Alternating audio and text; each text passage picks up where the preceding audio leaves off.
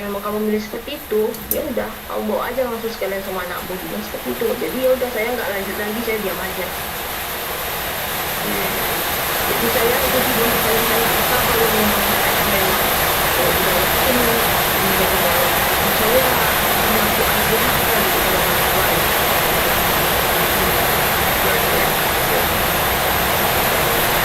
Pak Awal sudah mendengar semuanya. Dua satu dulu ya pertanyaan dari Mbak Maria tadi yang mengatakan Islam itu menyembah batu, Islam itu menyembah ke menghadap kepada Ka'bah. Kita di dalam Islam itu tidak ada satu ayat pun juga kalau kita itu menyembah batu. Itu yang pertama. Yang kedua, kenapa kita itu sholat itu menghadap ke Ka'bah? Ada yang adalah perintah. Perintah dari Allah.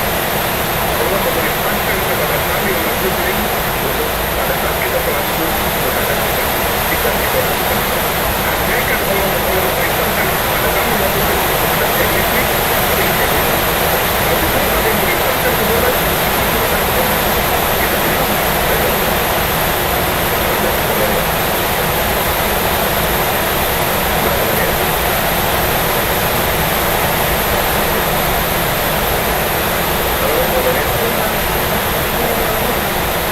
seperti itu ya. Jadi kami umat muslim itu bukan semata-mata menonton. Apapun yang diperintahkan oleh Allah, kami laksanakan. Itu poin intinya. Kami tidak boleh makan daging babi, ya. Kami laksanakan sebagai seorang hamba. Kami laksanakan. Ada yang namanya ini aja kawan aja yang akan kawan lebih yang tentang kamu menunggu sambil ini kunci dengan dua pertanyaan satu ya. Yang pertama soal batu ya. Yang pertama mengenai soal Islam menyembah batu, dan yang kedua itu mengenai soal lempar, dan yang ketiga itu tadi mengenai soal aku udah mengatakan Anak durhaka, anak durhaka membawa ke anak durhaka. kalau untuk yang kita pada seperti nama tadi Islam ini kan sering disebut dengan nama batu lah, jadi dia begini lah, begitu lah, itu kan pilihan yang kita beri.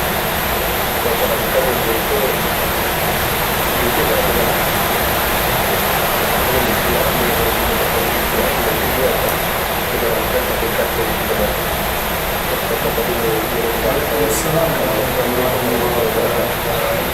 Waalaikumsalam warahmatullahi wabarakatuh. Silakan dilanjut. Iya, lanjut. Silakan dilanjut. Iya, lanjut.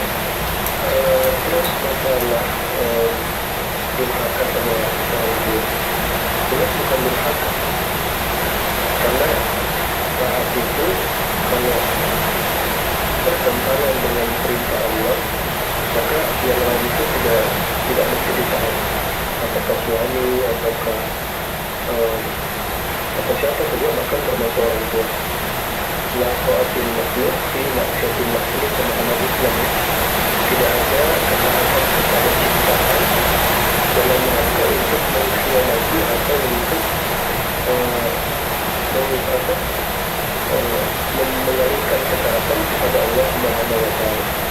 Dengan kata lain, kalau orang tua itu perintahkan kita yang baik-baik, yang tidak berlawanan dengan perintah Allah, wajib kita ikuti. Tapi kalau ternyata dia perintahkan kita untuk misalnya mempersekutukan Allah, menduakan Allah, sembah selain Allah, dan itu tidak mesti kita ikut. Jadi yang kita dengar itu yang baik-baik. Itu pun ya, sekalipun itu kita tidak boleh mengurangi rasa hormat kita, atau kita menjadi anak yang kehilangan kasih sayang kepada mereka, itu tidak boleh. Jadi apakah dikatakan anak itu durhaka kalau dia tidak taat kepada orang tuanya? Tergantung. Kalau yang diperintah itu ternyata perintah Allah, maka itu bukanlah ketidaktaatan, karena dia melakukan itu dia menghindari perintah orang tuanya demi Tuhan yang maha benar, maka itu tidak, insya Allah bukan termasuk ada dosa. Dia pasti bukan ada dosa. Nah, tapi pergauli mereka dengan baik, terus pergauli mereka dengan baik, itu yang Allah perintah. Nah, silahkan mungkin Anda Zuma langsung saja di azan. Ya, saya belum paham deh materinya apa. Ya, saya belum paham dek materinya apa. Begini, Ya, pertanyaan dari siapa Mbak Maria ini, yang pertama itu eh, Islam itu menyembah Ka'bah, menyembah batu.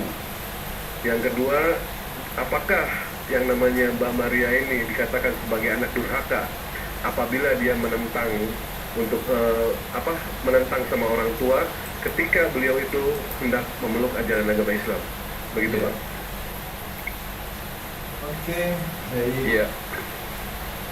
Jadi yang pertama Oke, yang perlu baik. diketahui bahwasanya Jadi yang pertama yang perlu diketahui bahwasanya menyembah Umat kepada Islam. pencipta langit dan bumi ya. Menyembah kepada pencipta langit dan bumi ya. Yang pertama yang perlu ditahu itu dulu. Batu nggak mungkin menciptakan langit dan bumi kan gitu. Apalagi batu Hajar Aswad ini kan kita tahu benda mati gitu ya kan. Nah, kenapa kemudian umat Islam itu di dalam beribadah mengarahkan wajahnya menghadap ke Ka'bah Baitullah? Itu perlu dipahami dulu ya. Kalau di dalam Islam itu kan perintahnya jelas, hadapkanlah wajahmu kan.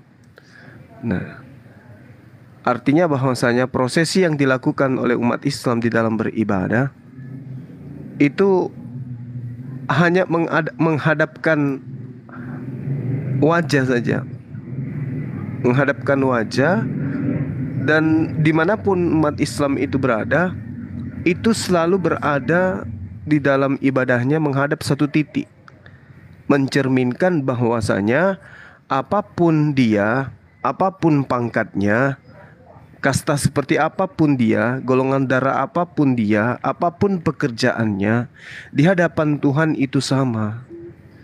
Dalam beribadah tidak ada kasta, semua harus menghadap kepada pencipta langit dan bumi. Satu arah. Ini ajaran tauhid. Jadi tidak bermacam-macam kemudian di dalam beribadah.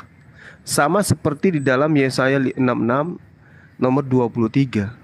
Sabat berganti sabat, bulan berganti bulan, tahun berganti tahun. Manusia ya harus sujud menyembah kepadaku. Nah, siapa yang mempraktekkan itu? Hanya umat Islam yang kemudian sujud beribadah menyembah kepada Allah di dalam ibadah, prosesi ibadah. Nah, apakah itu sudah dicontohkan? Karena di situ ada batu. Mana tahu umat Islam itu disebut nyembah batu disebabkan karena di hadapan umat Islam ketika beribadah ada tumpukan batu gitu ya. Nah, kalau saya mengambil literasi dari Islam, ya itu mungkin dipakai untuk menutupi. Oh, jangan sampai umat Islam itu benar-benar nyembah batu. Faktanya dia menutupi keberadaannya penyembahan batu itu dengan dalil-dalil Al-Quran. Nah, sekarang mari kita lihat. Ya, saudara-saudari kita ini kan memahami Bible itu katanya firman Tuhan atau sabda Nabi lah ya. Kita lihat dalam Yosua 8 misalnya nomor 31. Seperti yang diperintahkan Musa hamba Tuhan kepada orang Israel, menurut apa yang tertulis dalam kitab hukum Musa, suatu mezbah dari batu-batu yang tidak dipahat, yang tidak diolah dengan perkakas besi apapun, di atasnya lah mereka mempersembahkan korban bakaran kepada Tuhan dan mengorbankan korban keselamatan. Poin ini harus dicermati bahwa ternyata masih ada di dalam kitabnya teman Kristen zaman dulu. Tuhan mengajarkan kepada para nabinya orang Yahudi untuk mengambil sebuah batu-batu lalu membentuknya seperti mezbah, lalu kemudian mereka beribadah di sana. Ulangan 27 nomor 5. Di tempat itu harus juga kamu dirikan bagi Tuhan Allahmu sebuah mezbah dari batu-batu yang belum pernah dikerjakan dengan alat-alat besi. Begitu juga di dalam Hagai 2 nomor 16. Maka sekarang perhatikanlah mulai dari hari ini dan selanjutnya, sebelum ditaruh orang batu demi batu untuk membangun bait Allah atau Baitullah. Itu juga tertuang di dalam kitab Wahyu nomor bab 11 nomor 1. Ya, kemudian diberitakan kepadaku sebatang bulu seperti tongkat pengukur, rupanya dengan kata-kata yang berikut: bangunlah dan ukurlah bait suci Allah dan mesbah dan mereka yang beribadah di dalamnya. Jadi prosesi seperti itu kemudian itu bukan dijadikan sebagai penyembahan. Ya, sedikit lagi dari Yosua 6 misalnya. Coba Anda buka di kitab Yosua itu. Demikianlah tabut Tuhan mengelilingi kota itu, mengedarinya sekali saja. Kemudian kembalilah mereka ke tempat perkemahan yang bermalam di tempat perkemahan itu. Keesokan harinya Yosua bangun pagi-pagi, lalu para imam mengangkat tabut Tuhan. Maka berjalanlah juga ketujuh orang imam yang membawa ketujuh sangkakala tanduk domba itu dengan tabut Tuhan. Sambil berjalan mereka meniup sangkakala, sedang orang-orang bersenjata berjalan di depan mereka dan barisan penutup mengikuti tabut Tuhan. Terus kemudian dikatakan, demikianlah pada hari kedua mereka mengelilingi kota itu sekali saja. Jadi prosesi ibadah mengelilingi tawaf itu sudah dipraktekkan nabi-nabi terdahulu di dalam pengajaran Bani Israel. Ya, lalu kemudian di data nomor 15 Yosua 6, tetapi pada hari yang ketujuh mereka bangun pagi-pagi ketika fajar menyingsing dan mengelilingi kota 7 kali dengan cara yang sama. Tawaf sudah dipraktekkan. Lalu kemudian terkait dengan batu, bisa kita lihat di dalam Yosua 24 ya. Yosua 24 nomor 26 nomor 27. Yosua menuliskan semua itu dalam kitab hukum Allah, lalu ia mengambil batu yang besar dan mendirikannya di sana di bawah pohon besar di tempat kudus Tuhan. Kata Yosua kepada seluruh bangsa itu, sesungguhnya batu inilah yang akan menjadi saksi terhadap kita, sebab telah didengarnya kepada firman Tuhan, kepadanya segala firman Tuhan yang diucapkannya kepada kita. Sebab itu batu ini akan menjadi saksi terhadap kamu, supaya kamu jangan menyangkal Tuhanmu. Jadi tidak ada masalah dengan batu. Yosua, kemudian Daniel, kemudian Yakub, kemudian Musa, itu tidak ada masalah dengan batu. Jadi kalau dia umat Islam sekarang hari ini kemudian beribadah menghadap ke Baitullah yang di sana ada batu, itu nggak ada masalah, karena kita tidak menyembah batunya. Nggak ada yang umat Islam itu menyembah batu, nggak ada. Allah Subhanahu Wa Taala itu adalah hakikat yang maha hidup dan menghidupkan, yang maha kekal. Kemudian beliau bukan benda, apalagi benda mati ya. Saya kira seperti itu terkait dengan umat Islam itu menyembah batu. Lalu kemudian di dalam Al-Quran terkait dengan pengabdian terhadap ibu, apakah kemudian kita durhaka? Kalau menyembah kepada Allah, tidak ada lagi yang bisa kita katakan sebagai prioritas di dalam beragama kecuali penyembahan kepada Allah. Ya, wa'budullah wa la tusyriku bihi syai' wa bil walidaini ihsana. Sembahlah Allah dan jangan kamu mempersekutukan dengan dia dengan satu apapun. Artinya perintahnya itu sembah Allah dulu. Jangan mempersekutukan Allah dengan apapun, berarti tinggalkan agama yang ada sekarang ini dulu. Agama yang menyembah selain Allah dulu itu. Lalu kemudian apa kata Allah? Dan berbuat baiklah kepada kedua orang tuamu. Jadi yang pertama sembah Allah dulu. Yang pertama itu jangan menduakan Allah dulu. Ini dulu, selamatkan diri kita dulu ke situ. Setelah kita ada pada posisi kita itu sudah menyembah Allah dan tidak menduakan Allah dengan apapun, barulah kita kemudian berbuat baik kepada kedua orang tua. Itu perintah Al-Quran. Apakah durhaka? Tidak, nggak durhaka. Kenapa? Karena perintahnya adalah untuk supaya manusia ini beribadah kepada Allah dulu. Itulah tujuan baginda Rasulullah Muhammad SAW itu diutus. Al-Quran menerangkan sedikit lagi ya, di dalam surah An-Nahl, bismillahirrahmanirrahim, bil bayyinati waz zubur wa anzalna ilaika dzikr litubayyana lin-nasi ma nuzzila ilaihim wa la'allahum yatafakkarun. Jadi Rasulullah Muhammad SAW itu diutus untuk menjelaskan, menerangkan kepada kita, kepada saya, kepada Mbak Dharma, kepada Dinda Alwan, kepada Mbak Maria, kepada Akhi Abbas, Ako, dan juga Dewa, bahwa baginda Rasulullah Muhammad SAW itu diutus untuk menerangkan hukum-hukum Allah ya kepada kita. Rasul Muhammad SAW itu yang menjelaskan. Maka oleh karena itulah kita harus mengikuti beliau dulu.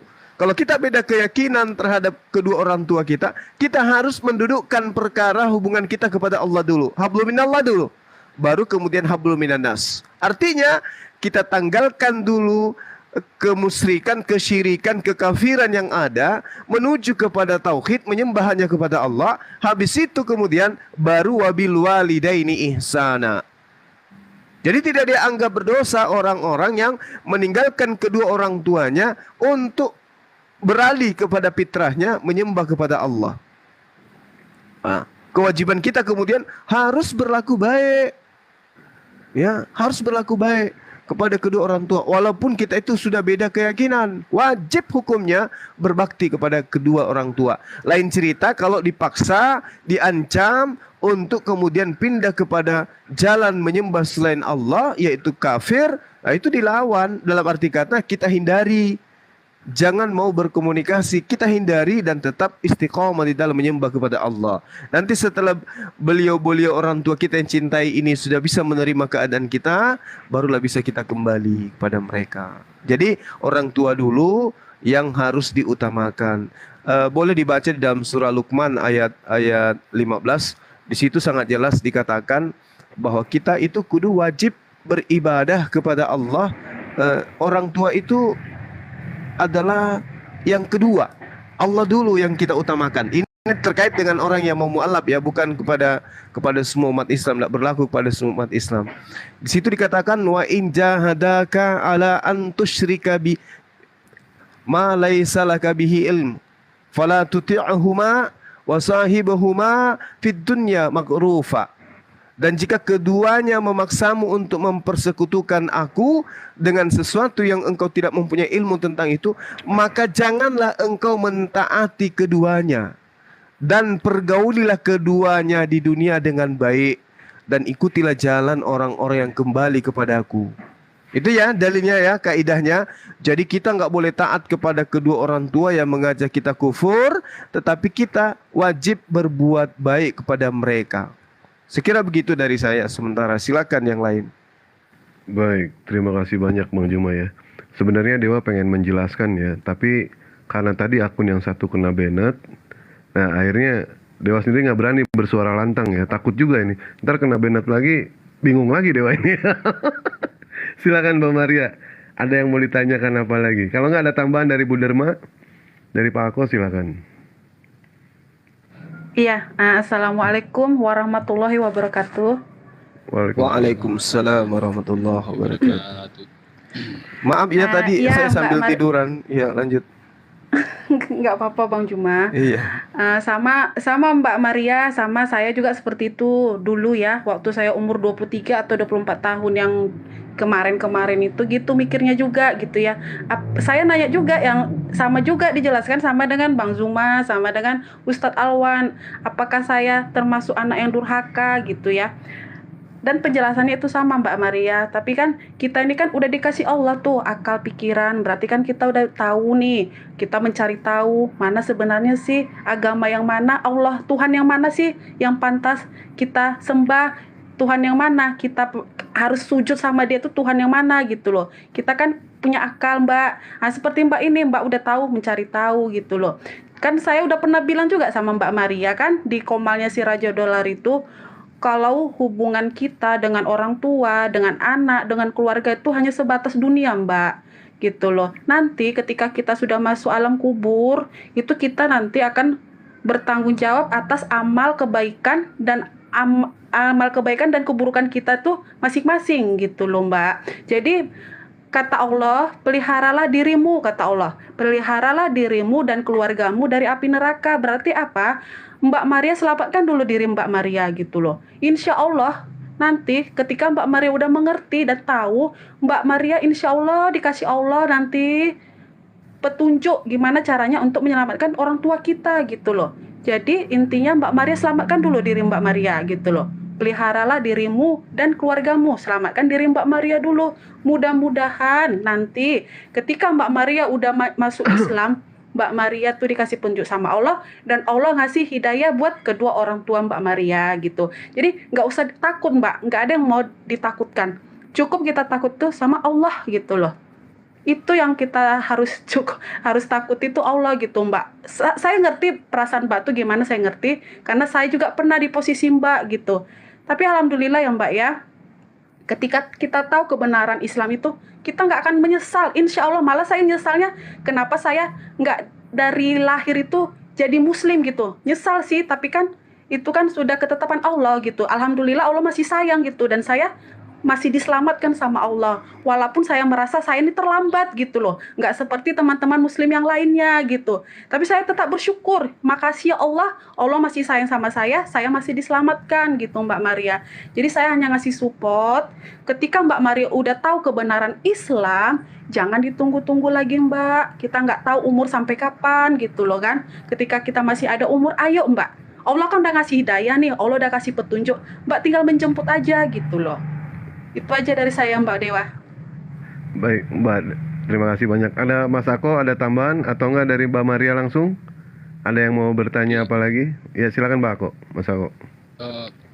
Enggak, dari Kakak Maria aja tadi. Dia masih ada mau bertanya.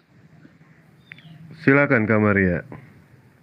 Ayo Ces, ayo Ces, semangat Ces. Saya masih ada yang saya belum tahu nih Bang. Tuh asal usul Islam ini Bang. Terus apakah nabi-nabi sebelumnya juga beragama Islam atau apa gitu Bang? Silakan Bang Juma. Apakah atau enggak dari Pak Alwan, nggak apa-apa. Apakah nabi-nabi sebelumnya itu beragama Islam? Iya, Dinda Alwan dulu silakan. Silakan. Ya, saya mungkin ringkas saja ya. Iya, karena Islam itu kan artinya pasrah, tunduk, dan Rasulullah SAW itu bukan yang membawa ajaran Islam, tetapi melanjutkan ajaran-ajaran dari para nabi. Makanya di dalam Al-Quran kan dikatakan kalimatun sawa'um bainana wa bainakum, itu kalimat yang dibawakan oleh para nabi dahulu sampai sekarang itu adalah kalimat yang sawa atau kalimat yang sama. Apa kalimat yang sama itu? Kita sembah Allah dan jangan mempersekutukan dengan Dia. Itu kalimat yang selaras yang dari dulu didengungkan dan digaung-gaungkan oleh para nabi, baik itu Musa, Isa, Ibrahim, kalau mungkin di sana kenalnya Abraham. Itu bahasa yang sama gitu. Jadi jawabannya iya. Nanti bisa dijabarkan sama Kanda Zuma. Silakan Kanda. Silakan Bang Juma.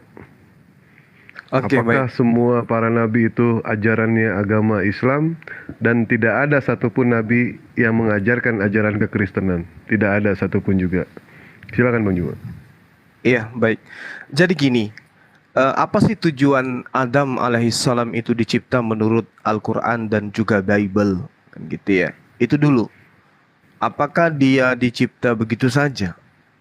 Atau dia dicipta untuk menjadi pemimpin di atas muka bumi? Jika yes dan ya, berarti ada kaidah, ada aturan. Kenapa manusia itu harus punya aturan? Karena manusia itu adalah makhluk free will. Contoh nih sekarang, kalau Mbak Maria masuk di kamar, bebas enggak Anda melakukan apa saja? Bebas. Sampai pada poin bunuh diri pun Anda bisa lakukan. Ada yang bisa larang? Enggak ada. Enggak ada. Tapi kalau hewan mau bunuh diri, bisa nggak tuh kambing bunuh diri? Gimana caranya Dewa, kambing bunuh diri?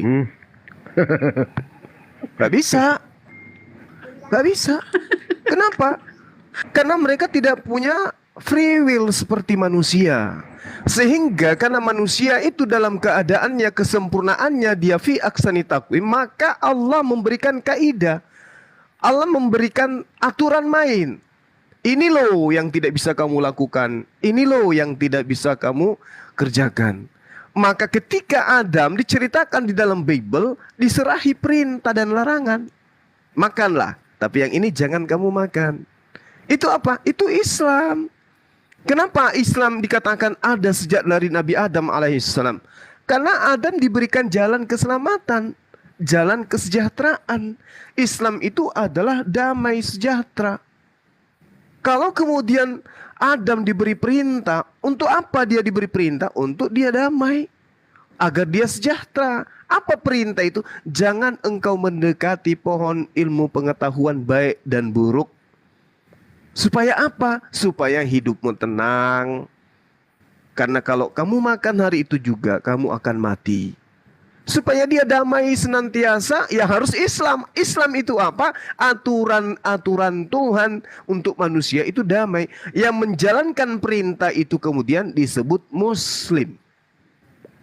Makanya Al-Quran mengatakan, wa ma khalaqtul jinna wal insa illa liya'budu. Aku tidak menciptakan manusia kecuali untuk beribadah kepadaku. Nah, ini aturan. Aturan inilah yang disebut Islam. Yang beribadah kepada Allah berdasarkan perintah disebut Muslim. Jadi seluruh Nabi itu Muslim. Semua Nabi itu mengajarkan Islam. Tidak ada satupun Nabi di dalam pengajaran Al-Quran yang tidak Muslim. Semua Muslim. Kenapa? Karena mereka menjalankan perintah Islam. Apa itu? Aturan Tuhan. Makanya dikatakan innad din indallah Islam. Agama, jalan sesungguhnya yang diridai, yang direstui, yang dicintai, yang disukai di sisi Allah hanyalah Islam. Apakah Abraham mengajarkan Islam? Yes. Musa? Yes. Daud? Yes. Salomo? Yes. Isa? Yesus? Apakah demikian juga? Yes. Apa buktinya? Jika engkau mencintai Allah, maka taatilah perintah-perintahnya. Itu jelas tuh. Jika engkau ingin selamat, maka taatilah perintahnya. Itu kata Yesus tuh. Berarti kalau engkau ingin selamat, menjadi Islam lah, menjadi Muslim lah. Apa itu? Berserah diri kepada perintahnya. Kan gitu. Aku tidak berkata-kata dari diriku sendiri. Aku berkata-kata apa yang diperintahkan untuk aku katakan. Apa perintah itu? Sembahlah Allah Tuhanku dan Tuhanmu. Ani a'budullah rabbi wa rabbakum. Wahai Maria, jangan kau menyentuh aku. Tapi pergilah kepada saudara-saudaraku. Katakan kepada mereka, aku akan pergi kepada Tuhanku dan Tuhanmu. Nah, itu jelas tuh.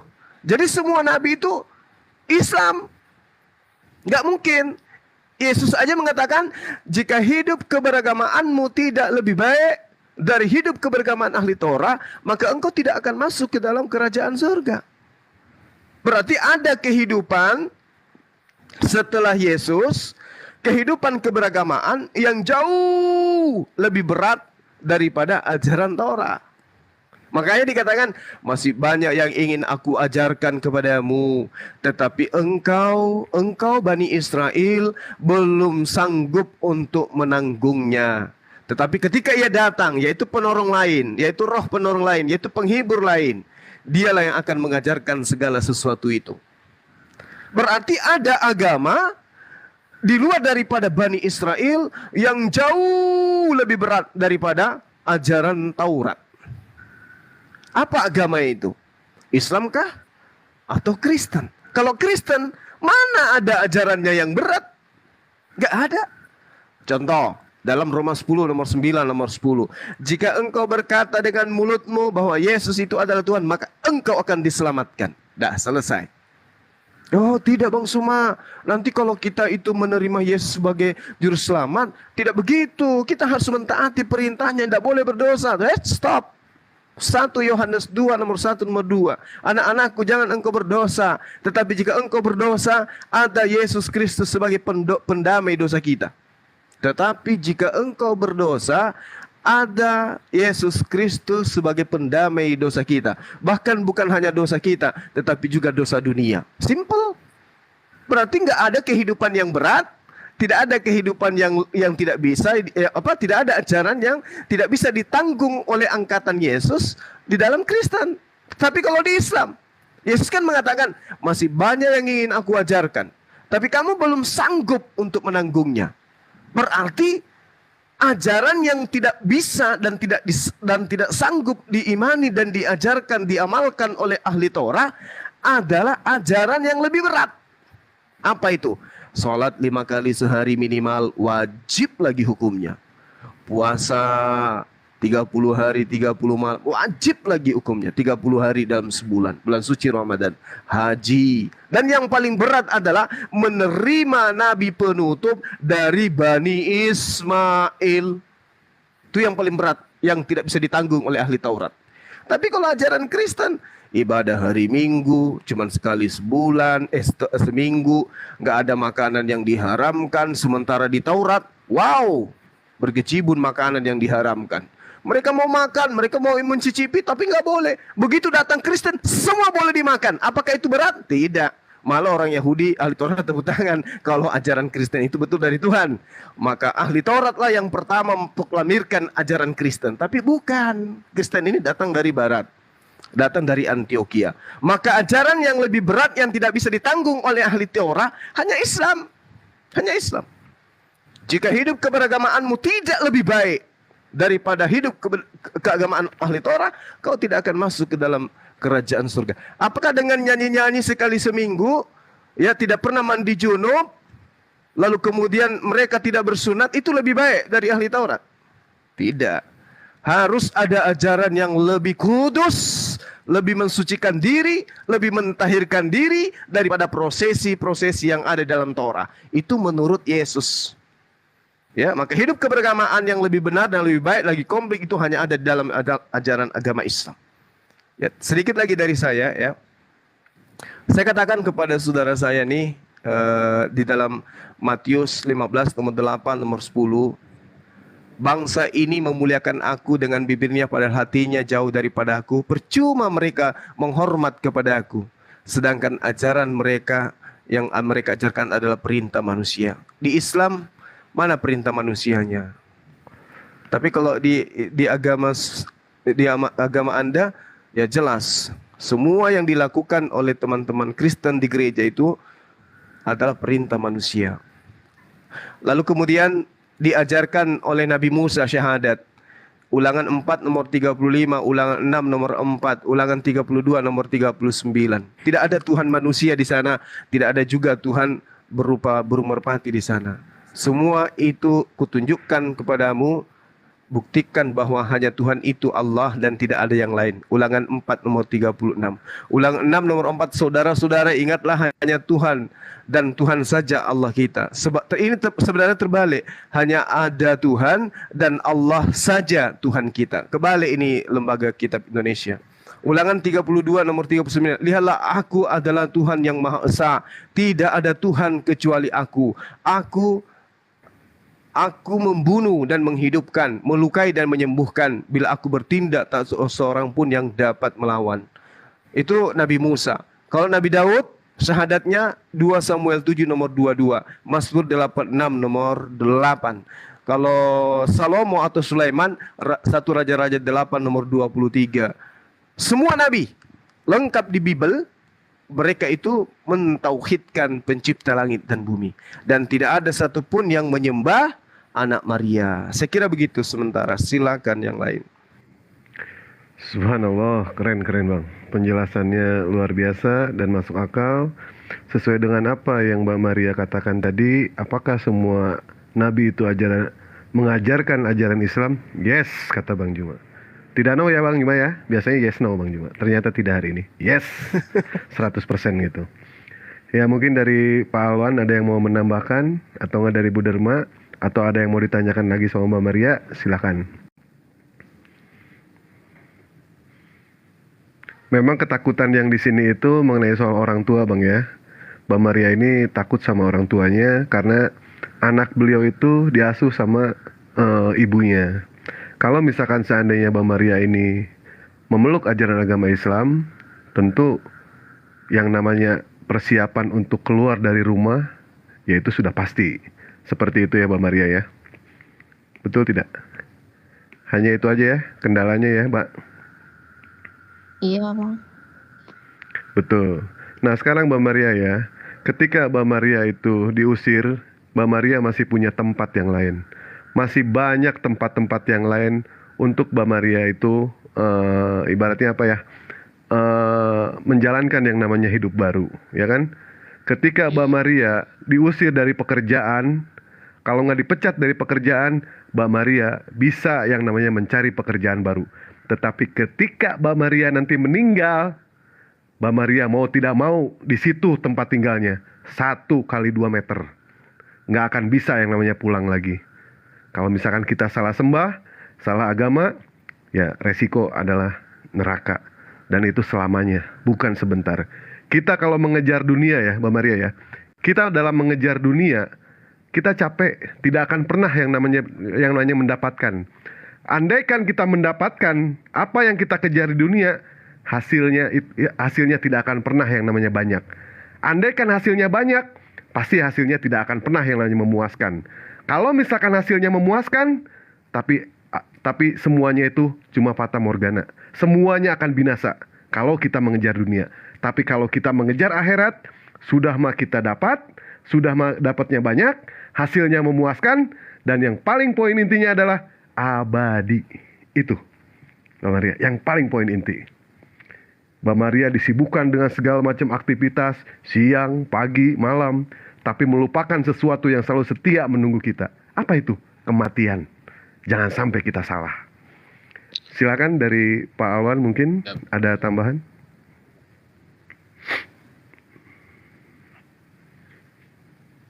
Dari Mbak Maria, ada yang mau ditanyakan lagi? Nanti kalau diusir tinggal aja di samping rumahku. Kontrakan masih ada kosong. Tenang aja lah Kak, CS. Boleh. Kebetulan Mbak Maria ini seorang janda anak 2. Mau dikawinin langsung boleh sama Dewa? Siap Dewa. maaf, bercanda Mbak Maria ya, bercanda. Bang Dewa nanti aja tuh Bang Dewa. Nggak, kebetulan kan lagi bujangan ini Dewa. Gimana Mbak Maria? Masih ada yang mau ditanyakan lagi? Dewa harap sih Mbak Maria menyadari akan kekeliruan agama yang dianut sebelumnya. Itu Mbak Maria. Silakan ditanyakan aja. Yang banyak nggak apa-apa. Ditanyakan yang banyak. Yang banyak. Apa Bang? Saya masih bingung itu Bang tentang hadis dan Al-Quran. Sebenarnya yang jadi pedoman utama yang mana gitu Bang? Silakan Bang Juma, Pak Alwan. Dinda Alwan silakan Dek. Pak Alwan. Iya. Beliau kebingungan mengenai soal Al-Quran sama hadis. Sebenarnya yang mana yang harus dipegang? Al-Quran atau hadis? Begitu ya pertanyaannya ya, Mbak Maria. Iya. Silakan, Alexandro Alwan Despale, silakan. Jadi kalau masalah apa sumber Islam ya, Quran dan hadis itu harus diterima dua-duanya sebagai sumber Islam. Kenapa? Karena dua-duanya itu merupakan pegangan. Wa in tamassaktum bihima lan tadillu abada. Kalau kita berpegang pada keduanya itu, insya Allah kita tidak akan tersesat selama-lamanya. Yaitu kitabullah wa sunnati Rasulullah Sallallahu Alaihi Wasallam. Jadi Al-Quran itu bisa kita katakan sebagai kitab suci daripada orang Islam atau umat Islam. Sementara hadis itu adalah tuntunan daripada Nabi Sallallahu Alaihi Wasallam. Jadi itu kombinasi yang sama-sama. Tapi untuk hadis sendiri itu harus kita pastikan sumbernya itu otentik, benar-benar datang daripada Rasulullah Sallallahu Alaihi Wasallam. Makanya di dalam Islam itu dikenal istilah hadis yang sahih atau hadis yang mutawatir dan berbagai macam istilah untuk menegaskan bahwa hadis itu benar datang daripada Nabi Muhammad Sallallahu Alaihi Wasallam.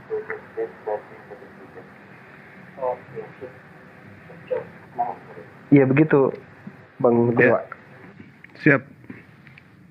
Kira-kira seperti itu ya, Mbak Maria ya. Islam itu memegang keduanya, Al-Quran sama hadis. Kita pegang dua-duanya. Ini tidak bisa yang namanya dilepaskan.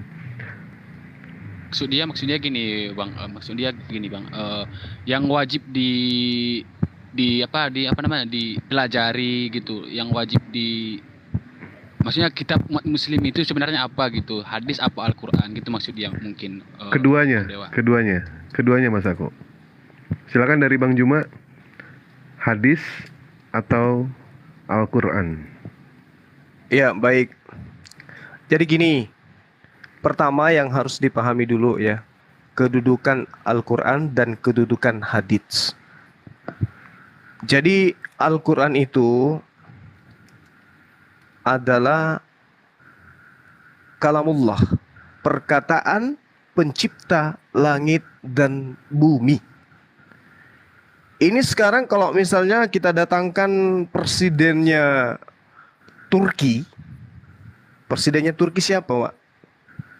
Erdogan Mahadewa Thoyyib. Oke. Nah, kalau presidennya Turki datang sekarang di Indonesia, berbicara dengan bahasanya dia, kira-kira yang mau menjelaskan ke kita itu siapa? Karena hanya di Indonesia ini cuma saya yang bisa ngerti bahasa Turki, yang lainnya nggak ada yang ngerti. Kira-kira yang menjelaskan perkataan Bapak Presiden ini siapa? Saya aja kan? Iya. Nah, saya aja yang menjelaskan ke antum semua, kepada kalian semua. Karena saya wakilnya, saya ditunjuk. Saya ditunjuk oleh beliau untuk sebagai penjelas.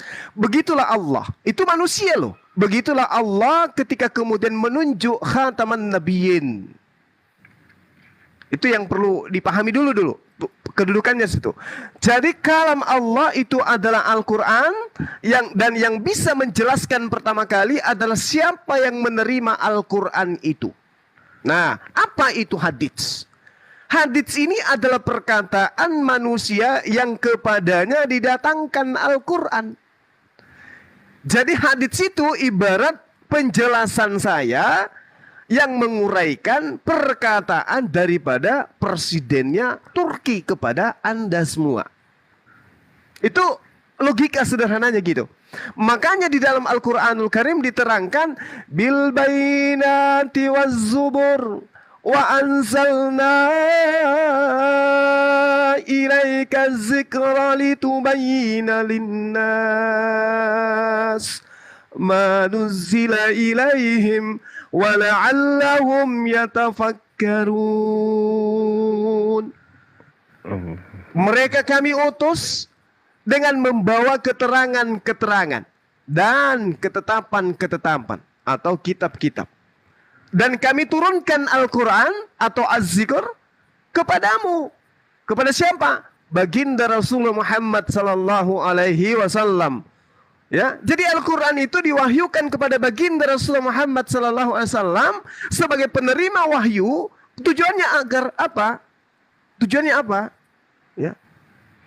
Litubayyina linnas, agar engkau menerangkan keinginanku, agar engkau menerangkan kehendakku, agar engkau menerangkan kepada manusia apa yang telah diturunkan kepada mereka, dan agar mereka memikirkan wala'allahum yatafakkarun. Jadi kata Allah di dalam Al-Quran, di dalam surah Ali Imran kalau nggak salah, apa yang dikatakan oleh Allah? Kul, katakanlah wahai Muhammad, kul in kuntum tuhibbunallah, jika engkau mencintai pencipta langit dan bumi yang mengutus Adam, Abraham, Isa, Yakub, Daud, Salomo, Musa, Yesus, Nabi Muhammad sallallahu alaihi wasallam, maka fattabi'uni, maka ikutilah aku. Nah, perintah mengikut kepada baginda Rasul Muhammad sallallahu alaihi wasallam berarti perintah untuk mendengarkan petua, nasihat, perkataan, perbuatan, ketetapan baginda Rasul Muhammad sallallahu alaihi wasallam. Itu jelas itu. Qul in kuntum tuhibbunallah fattabi'uni yuhibbukumullah wa yaghfir lakum dzunubakum wallahu ghafurur rahim. Siapa yang mengikuti baginda Rasul Muhammad sallallahu alaihi wasallam, maka Tuhan akan mengampuni dosa-dosanya. Allah akan mencintainya. Itu kaidah dalam Al-Quran. Jadi kalau ditanya, apa itu Al-Quran? Al-Quran itu adalah ketetapan Allah. Apa itu hadis? Hadis itu penjabar dari ketetapan Allah. Nah, kenapa dikatakan penjabar? Karena Rasulullah yang diperintahkan untuk menerangkan. Itulah hikmah. Qul in kuntum tuhibbunallaha fattabi'uni yuhibbukumullah wa yaghfir lakum dzunubakum wallahu ghafurur rahim. Nah, sekarang kalau kalam Allah, kalau Al-Quran itu bahasa Arab. Kapan dituliskan dan kapan kemudian dihafalkan? Pada saat baginda Rasulullah Muhammad sallallahu alaihi wasallam menerima Al-Quran itu. Waktu itu juga dia menyampaikan kepada sahabatnya menghafalkan. Selama baginda Rasulullah Muhammad SAW masih hidup, Al-Quran itu sudah utuh 30 juz. Al-Quran itu sudah sempurna, dihafalkan dan dituliskan. Lalu kapan hadits itu ada, dituliskan? Hadits itu ada sejak baginda Rasulullah Muhammad SAW itu menerima wahyu, tetapi tidak dibukukan layaknya Al-Quran firman Allah. Tidak dihafalkan layaknya Al-Quran yang adalah firman Allah. Kenapa? Karena Rasulullah memerintahkan, jangan kau menulis dariku selain daripada wahyu yang kuterima dari Allah. Kenapa Rasulullah melarang menulisnya? Karena Rasulullah tidak mau sahabat-sahabatnya mencampur adukkan antara kalam Allah dengan haditsnya, dengan perkataannya. Oleh karena itulah kemudian hadits kalau ditanyakan oleh orang-orang Kristen, hadis itu kan datang 200 tahun setelah baginda Rasulullah SAW. Keliru. Hadis itu sudah ada, tapi nanti dibukukan setelahnya. Itu yang dipahami. Kenapa? Karena tidak ingin Rasulullah itu sahabatnya mencampur adukkan. Kenapa demikian? Karena sahabatnya bukan Nabi. Sahabatnya itu manusia biasa. Bisa jadi khilaf kalau dia mencampurkan antara hadis dan Al-Quranul Karim. Nah, kenapa ada yang dikatakan sahih? Kenapa ada yang dikatakan dhaif? Kenapa ada dikatakan maudhu? 3 pokok ini aja dulu. Kenapa dikatakan maudhu? Karena ketika ada pemberitaan di abad selanjutnya dikatakan Rasulullah Muhammad SAW pernah bersabda. Apa sabdanya?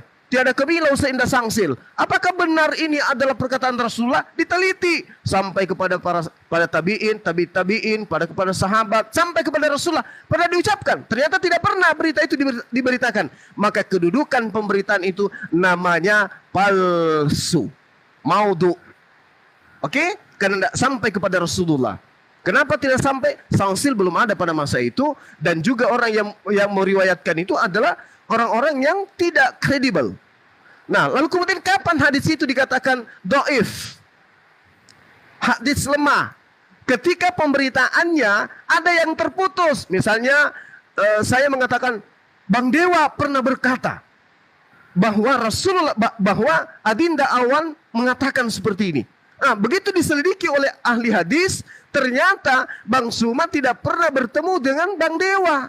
Tapi Bang Suma berani mengatakan Bang Dewa pernah berkata. Padahal Bang Suma tidak pernah bertemu dengan Bang Dewa. Itu dhaif namanya, itu lemah. Karena tidak bisa dipercaya. Dalam arti kata, tidak tersambung dia. Tidak pernah ketemu, tidak ada riwayat yang mengatakan mereka pernah duduk bersama. Mereka pernah belajar, mereka pernah mangkul antara guru dan kemudian murid. Gak pernah, berarti dia diragukan. Nah, kapan itu sahih? Ketika Ustadz Alwan mengajari Bang Dewa, nyata-nyata Bang Dewa duduk di depannya Dinda Alwan, lalu kemudian datang Bang Suma duduk di hadapan Bang Dewa mengatakan, saya menerima informasi dari Dinda Alwan. Dinda Alwan kemudian mengatakan, saya menerima informasi dari Akhi Ako, ya, Akhi Abbas. Lalu kemudian runut kembali, Dewa juga mengatakan, aku bertemu dengan Bang Suma. Bang Suma lalu mengatakan, saya menerima informasi dari Ako kepada Dinda Alwan, Dinda Alwan kepada Dewa, Dewa kepada saya. Berita itu itu baru disebut sahih. Karena orang-orang yang ada disebutkan itu pernah bertemu, pernah berjumpa, lalu kemudian mereka adalah orang-orang yang tidak cacat hukum, tidak cacat akhlak, tidak cacat kepribadian, tidak cacat ingatan, dan diiyakan oleh perawi-perawi yang lain, maka itu disebut hadis sahih. Kalau Al-Quran tidak ada sahih tidak sahih, karena Al-Quran ini jelas adalah kalam Allah. Saya kira begitu sementara dari saya. Kalau ada tambahan disilahkan. Ya, luar biasa penjelasan dari Bang Juma ini ya, Ikhwan Fillah ya. Cukup adrenalin juga ini ya. Sampai merinding ini ke dompet-dompet ini Bang Juma. Ya Allah, ya Rabbi, luar biasa. Ya, gimana Mbak Maria? Nabi Muhammad. Sampai keringat Tadi dingin penjelasan penjelasan Ya. dari Bang Juma sepertinya sudah jelas ya mengenai Jelas, soal Al-Quran dan hadis. Ya silakan Bu Dharma, mau ditambahin? Ya, Ya, tapi ayo. gini ya, keren juga ya Bang Dewa ya. Ketika Mbak Maria nih mau mempelajari Islam, dia langsung nanyakan hadis. Itu pun karena mungkin ada seperti lintas agama di TikTok ini. Kalau saya dulu Bang Dewa nggak tahu tuh hadis itu apa, yang taunya cuma Al-Quran gitu ya. Al-Quran, dan saya pun keluar dari rumah tuh cuman bawa ijazah saya gitu, berani-berani aja gitu kan. Yang saya tahu kan cuma Al-Quran, saya mempelajari Al-Quran. Saya tahu hadis itu setelah nikah gitu loh. Hebat nih Mbak Maria ini, hebat gitu, mempelajarinya itu nggak setengah-setengah dan mencari tahunya itu nggak setengah-setengah gitu loh. Iya, Tinggal aja, betul. ya kan hebat ya. Tinggal aja Mbak Maria ini ngucapkan 2 kalimat syahadat aja sih kayaknya Mbak Dewa, Bang Dewa, Mbak Maria ini Iya, gitu. Iya hebat. Kita tinggal nunggu dari Mbak Maria aja ya. Kalau misalkan Al-Quran itu ya dijelaskan secara detail, dijelaskan secara rinci, mau berapa tebal Al-Quran itu? Al-Quran itu hanya menjelaskan poin intinya. Poin intinya seperti ini. Dan yang menjabarkan itu semua adalah Rasulullah SAW. Dan kita diperintahkan untuk yang namanya menjabarkan juga gitu kan. Contoh seperti ini ya Bang Maria ya. Poin inti itu roti terbuat dari tepung. Nah itu poin intinya. Nah sebagai manusia yang berakal, kita yang menjabarkan nanti bagaimana caranya supaya masak roti ini enak. Ternyata campur garam, campur mecin, campur saus, campur kecap, dimasaknya seperti ini. Nah itu perinciannya dari Nabi Muhammad SAW. Kalau Al-Quran itu murni 100%. Al-Quran itu perkataan dari Allah langsung. Tidak ada campuran dari siapapun juga. Setinggi apapun otoritas manusia itu, tidak ada sama sekali. Bahkan perkataan Nabi Muhammad, sumbangan 1 ayat pun tidak ada. Al-Quran murni 100%. Tidak ada campuran dari Pertamax, oli kastrol, ataupun dari bensin pertalit. Tidak ada. Tidak ada. Murni ini. Dijamin 100%. Begitu Mbak Maria. Mungkin ada yang mau ditambahkan lagi, Mbak Maria, silakan. Apalagi Ces? Iya, Apalagi? silakan. Iya, mumpung ini nih. Gampangnya itu nanti di sininya aku. Yang penting Mbak Maria selamatin dulu diri sendiri. Setelah Mbak Maria selamatkan diri sendiri, Mbak Maria berdoa untuk menyelamatkan. Bagaimana caranya menyelamatkan anak, menyelamatkan orang tua, doakan. Hanya itu aja yang bisa dilakukan sama Mbak Maria. Belajar dulu Islam supaya nanti ketika Mbak Maria ditanya sama orang tua, insya Allah Mbak Maria bisa menjabarkan, bisa menjelaskan. Minimal belajar 1-2 bulan untuk memahami Al-Quran, pengajaran Al-Quran, dan yang paling poin intinya itu adalah posisi Yesus. Siapa itu Yesus menurut Yesus? Itu poin intinya. Karena yang namanya Islam dengan Kristen itu yang pertama itu adalah mengenai soal ketuhanan. Itu Mbak Maria ya, ketuhanan. Letak Yesus Ya. itu siapa sebenarnya? Itu Mbak. Ya apalagi sekarang udah berumur 50 tahun, apalagi gitu. Jangan dilama-lamakan.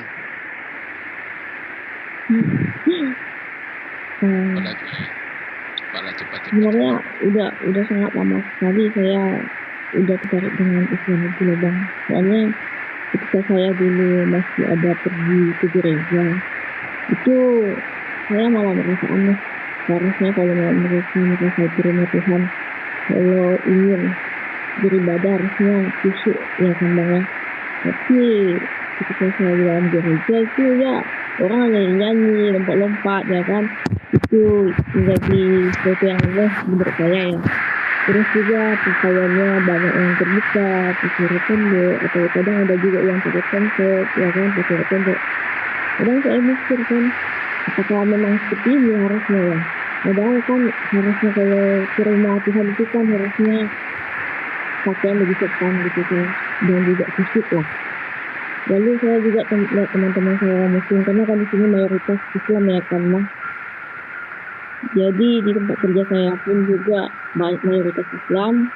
Ketika melihat mereka beribadah dengan khusyuk, terus hormat gitu kan, maksudnya mensucikan tempat ibadahnya. Di situ saya mulai tersentuh loh bang.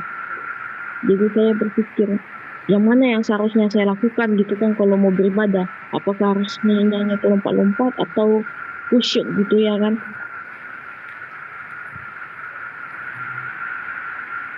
Oh, Ces, tolong kuatkan suaranya, Ces. Gak kedengaran yang di bawah, Ces. Kedengar sih kedengar. Lanjut aja nggak apa-apa. Apalagi yang meragukan gitu. Lanjut aja, Mbak Maria. Ya bang, saya mau tanya itu, kalau saya sudah jadi mualaf, itu apakah saya harus beriman sama Nabi Muhammad gitu? Silakan dari Pak Alwan gantian atau Bu Derma. Apakah ketika nanti saya menjadi seorang mualaf, saya harus beriman kepada Rasulullah Shallallahu Alaihi Wasallam? Silakan. Ya pasti ya, namanya kita beriman kepada Rasulullah Sallallahu Alaihi Wasallam itu bagian daripada syahadatain, ya, bersyahadat bahwa bersaksi bahwa tiada Tuhan selain Allah dan Rasulullah atau Muhammad itu adalah utusan Allah. Makanya dinamakan syahadatain. Begitu. Jadi kenapa? Karena yang mengajarkan tentang Rasulullah Sallallahu Alaihi Wasallam ini ya, sekalipun banyak stigma buruk di luar sana dan itu banyak dibawakan oleh orang-orang yang benci dengan Rasulullah Sallallahu Alaihi Wasallam, tapi bagi mereka yang menuntut ilmu, belajar baik-baik dengan akidah yang benar, dengan ilmu yang benar, maka mereka justru akan mendapati pribadi Rasulullah Sallallahu Alaihi Wasallam yang sebagaimana di dalam Al-Quran digambarkan, laqad kana fi Rasulillahi uswatun hasanah. Sungguh di dalam diri daripada Nabi SAW itu ada suri tauladan yang baik. Bahkan kalau kita lihat sirahnya, bentuk daripada kata itu kalau diterjemahkan itu ada 3 penekanan. Jadi kalau dikatakan laqad, kemudian ada lam taukid di situ, lam takkid, lalu ada kata qad juga di situ menunjukkan taukid atau penguatan. Jadi bisa kita artikan benar-benar, sungguh-sungguh, betul-betul. Pada diri Rasulullah SAW itu ada suri tauladan yang baik. Nah, Rasulullah SAW ini haruslah diimani oleh seluruh kaum muslimin, oleh semua yang percaya kepada Islam harus mengimani beliau sebagai Nabi. Kata Rasulullah SAW, bahkan kalaupun umat Abu Musa ada hadir pada sekarang, maka dia akan menjadi umat daripada Rasulullah. Dan kalau ada Isa atau Yesus itu bahkan datang pada saat ini, dia akan menjadi umat Rasulullah Sallallahu Alaihi Wasallam. Jadi wajib hukumnya. Begitu mungkin ya kira-kira. Baik, terima kasih banyak Pak Alwan. Dari Bang Juma, apakah ketika kita nanti menjadi seorang mualaf, kita itu wajib beriman kepada Rasulullah Sallallahu Alaihi Wasallam? Iya baik. Jadi gini, tujuan kita itu hidup ya. Berapa menit saya dikasih ini? 5 menit ya. Sepuasnya Bang, sepuasnya lah. Sekarang nanti bosan yang lain. Sebenarnya dia udah bosan, tapi nggak apa-apa, terus aja. Ya, saya sambil tiduran ini, ngantuk kali, tapi nggak apa-apa. Iya. Begini, jadi Tuhan itu, saya mulai dari mana tadi? Jadi kehidupan kita sebagai manusia itu, yang kita cari itu adalah keselamatan kan, hidup kekal. Nah, Yesus mengajarkan hidup kekal itu adalah mereka mengenal Engkau satu-satunya. Kalau sudah satu, berarti nggak boleh ada 2-nya, apalagi 3-nya. Kalau mau memperoleh hidup yang kekal. Terus kemudian mengenal Yesus sebagai utusan, itu memperoleh hidup yang kekal. Nah, ini ajaran siapa? Ajaran baginda Rasulullah Muhammad sallallahu alaihi wasallam.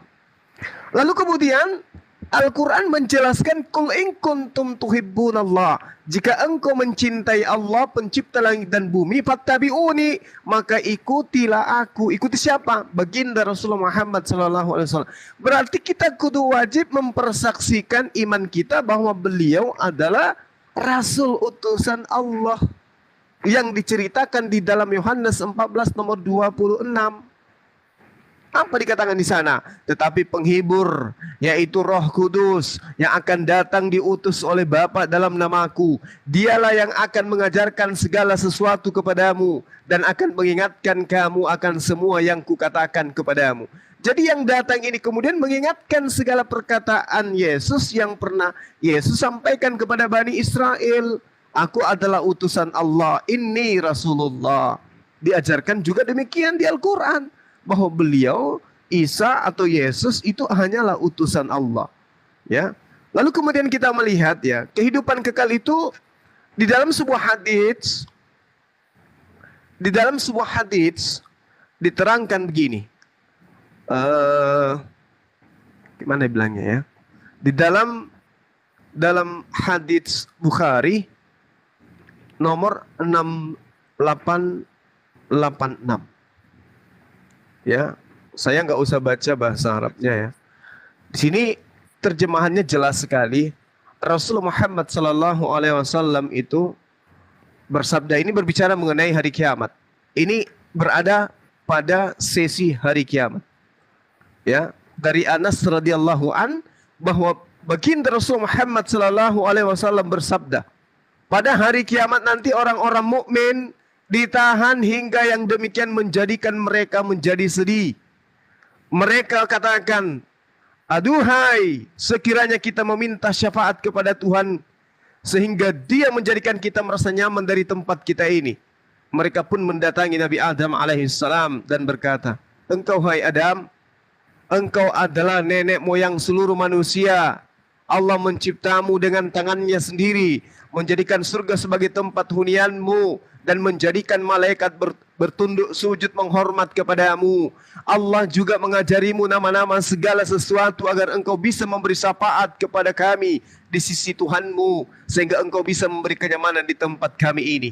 Namun Adam alaihissalam menjawab kepada mereka, di sini saya tak berhak memberi syafaat, wahai cucuku. Ya, Rasulullah Muhammad SAW kemudian melanjutkan sabdanya. Lantas Adam mengingatkan kesalahan yang pernah dilakukannya, yaitu memakan pohon larangan, padahal telah dilarang. Dan ia kemudian katakan, coba kalian datangi Nabi Nuh. Kemudian Adam mengajak orang-orang ini mendatangi Nabi Nuh. Nabi Nuh juga begitu. Aku tidak punya hak memberi syafaat untuk kalian. Ya, dan Nabi Nuh pun menyebut kesalahannya yang pernah dilakukan, yaitu bertanya kepada Tuhannya dengan tanpa ilmu sambil dia katakan, cobalah kalian datangi Abraham atau Ibrahim. Beliau itu adalah Khalilur Rahman. Beliau itu adalah kekasih Allah. Lalu kemudian Rasulullah mengisahkan dalam hadisnya, ya, mereka pun mendatangi Ibrahim. Lalu Ibrahim alaihissalam menjawab, maaf, di sini saya tidak berhak memberi syafaat untuk kalian. Lalu Nabi Ibrahim menyebutkan kesalahannya, yaitu 3 kebohongan yang pernah dilakukannya sambil berkata, cobalah kalian datang kepada Musa, seorang hamba yang Allah beri syafaat, memberi kitab Taurat kepadanya, mengajaknya bicara langsung, mendekatinya kepadanya dengan sedekat-dekatnya. Lalu kemudian Rasulullah Muhammad SAW melanjutkan sabdanya, mereka pun mendatangi Nabi Musa alaihissalam.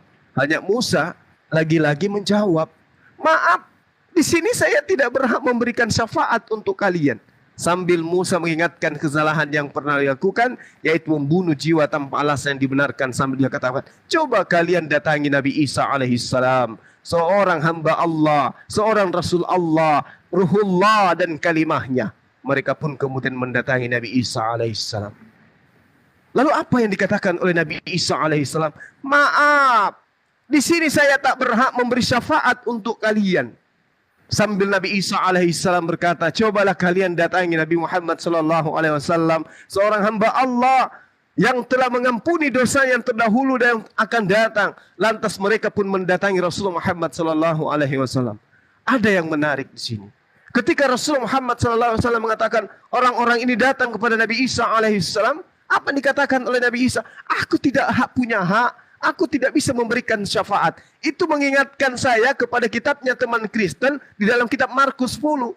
Apa yang dikatakan? Tentang surga, tentang siapa yang akan duduk di sebelahku di surga, baik itu di sebelah kananku atau di sebelah kiriku. Aku tidak berhak memberikannya. Itu akan diberikan kepada orang-orang bagi siapa itu telah disediakan.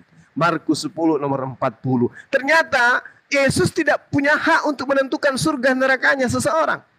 Belum lagi ketika kita membaca di dalam 1 Yohanes 3 nomor 2. Nasib orang-orang pengikutnya Nabi Isa itu tidak jelas nantinya, belum diketahui. Nah, ketika dalam hadis dikatakan, ternyata Nabi Isa pun mengatakan begitu. Aku tidak berhak memberikan syafaat untuk kalian, sama seperti Markus yang tadi. Cobalah kalian mendatangi Rasulullah Muhammad sallallahu alaihi wasallam. Lalu kemudian ketika mereka itu datang, ya, lantas Rasulullah Muhammad SAW mengatakan, ketika mereka mendatangi aku dan aku minta izin kepada Tuhanku di rumahnya dan aku diizinkan menemuinya, jika aku melihatnya maka aku tersungkur sujud. Allah lalu membiarkan aku sekehendak Dia membiarkanku kemudian. Lalu Allah berfirman kepada aku, angkat kepalamu wahai Muhammad.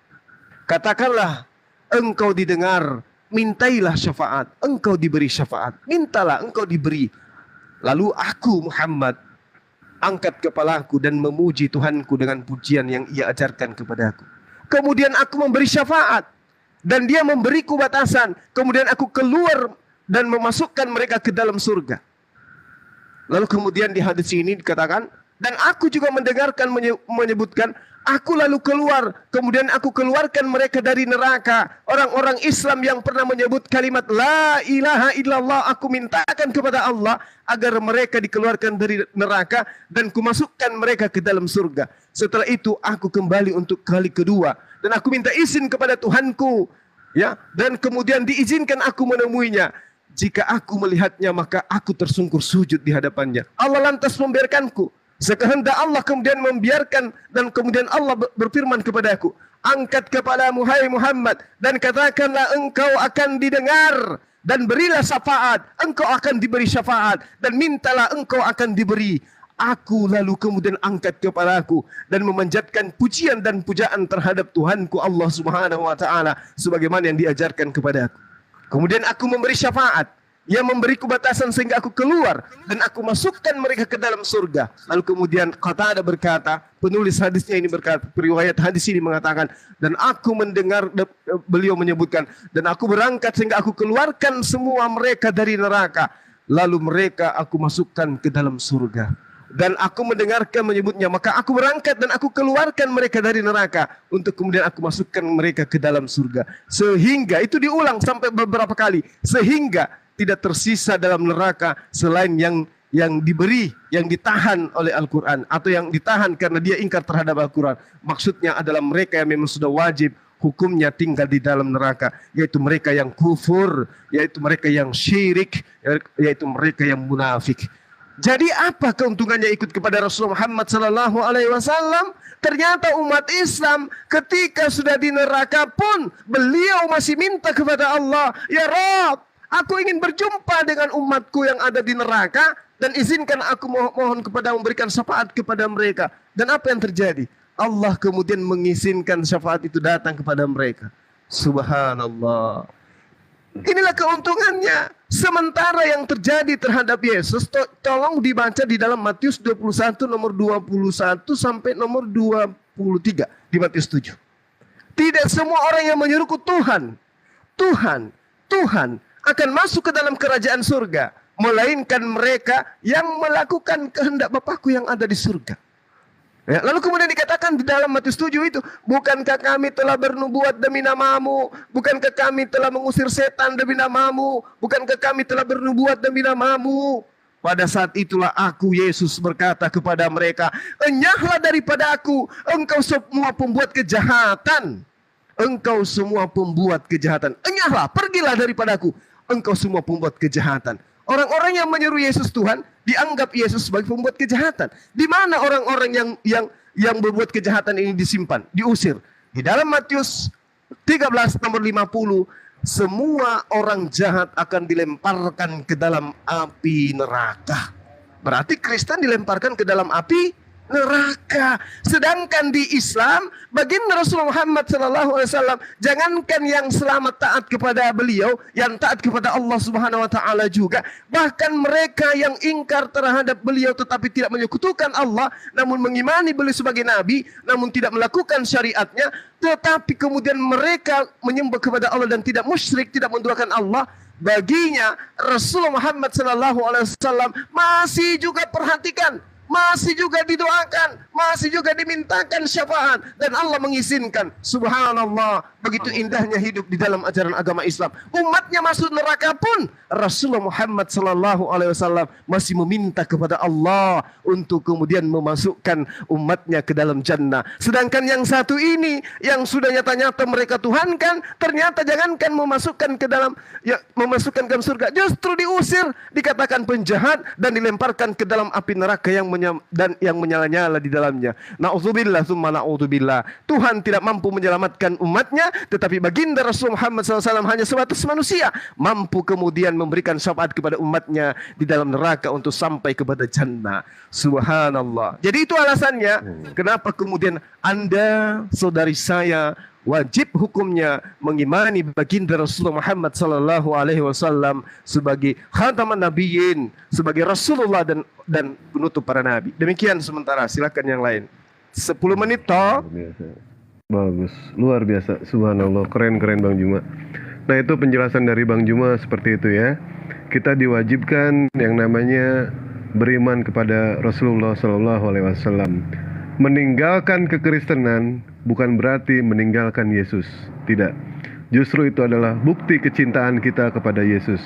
Masih banyak yang harus aku sampaikan kepadamu, tetapi jika roh kebenaran itu datang, ikutilah dia. Kalau kau tidak mengikuti dia, kau akan kuminta pertanggungjawaban. Ini jelas. Kalau benar Mbak Maria itu cinta kepada Yesus, ikuti apa yang Yesus katakan. Ternyata masih ada yang namanya pengajarannya belum lengkap.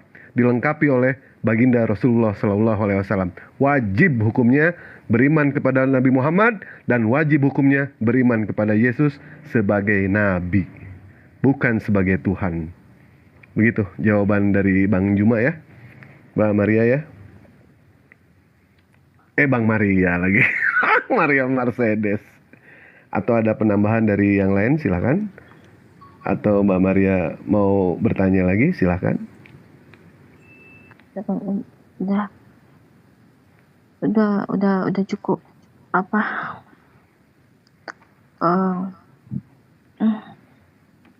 Udah. Saya udah puas untuk semua jawabannya, Bang. Alhamdulillah, kalau udah puas. Apa Mbak Maria mau menerima yang namanya ajaran agama Islam? Iya, Bang. Alhamdulillah, Rabbil Alamin. Alhamdulillah, Masya Allah. Nggak sia-sia tadi puasa 1 jam. Alhamdulillah. Puasa Ada aja. Saya Mbak Maria ya, jujur ya, kepada Ikhwan Fillah, kepada Bang Juma yang saksikan ya. Tadi saya Bang, selesai sholat Isya, saya berdoa Bang. Saya berdoa untuk Mbak Maria. Saya sebut nama Mbak Maria. Bukan hanya Mbak Maria, semua saya sebut tanpa terkecuali. Saya sebut semuanya. Terlepas itu doa saya didengar, insya Allah didengar. Dikabulkan atau tidak, saya seorang manusia biasa. Tidak tahu. Yang jelas, saya tidak bisa menyelamatkan banyak orang. Minimal, saya bisa menyelamatkan 1 orang. Nah ini dari Mbak Maria. Alhamdulillah, barakallah. Kalau misalkan tahu bersahadat, memeluk ajaran agama Islam, insya Allah minimal kunci surga Mbak Maria sudah dapatkan. Kalau misalkan toh ragu dengan orang tua itu takut, ya sembunyi-sembunyilah. Backstreet apa namanya? Backstreet. Malum, lidah orang Jerman begini nih Mbak Maria. Lidah orang Jerman. Backdoor Bang Dewa, backdoor. Backdoor, ya, benar. Ya Allah, ya Rabbi. Ya, silakan. Tapi sebelumnya Dewa tanya dulu ya Mbak Maria ya. Boleh ya? Nanya ke Mbak Maria ya. Iya. Baik. Pada saat Mbak Maria menerima Islam, apakah ada satu paksaan? Tidak, Bang. Nggak ada. Apakah kami melakukan yang namanya intimidasi kepada Mbak Maria? Tidak ada, Bang. Alhamdulillah. Apa itu benar dari hati Mbak Maria untuk menerima Islam? Iya, Bang. Alhamdulillah. Silakan Pak Ustadz Alwan atau enggak Bang Juma, silakan.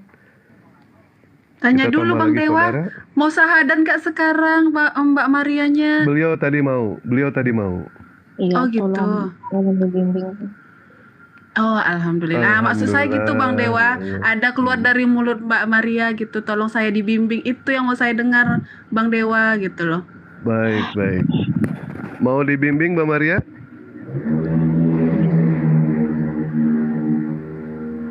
Mbak Maria? Iya, iya, Bang. Baik, siapa yang mau bimbing Mbak Maria di sini? Apakah mau sama Pak Ustadz Alwan, Bang Juma?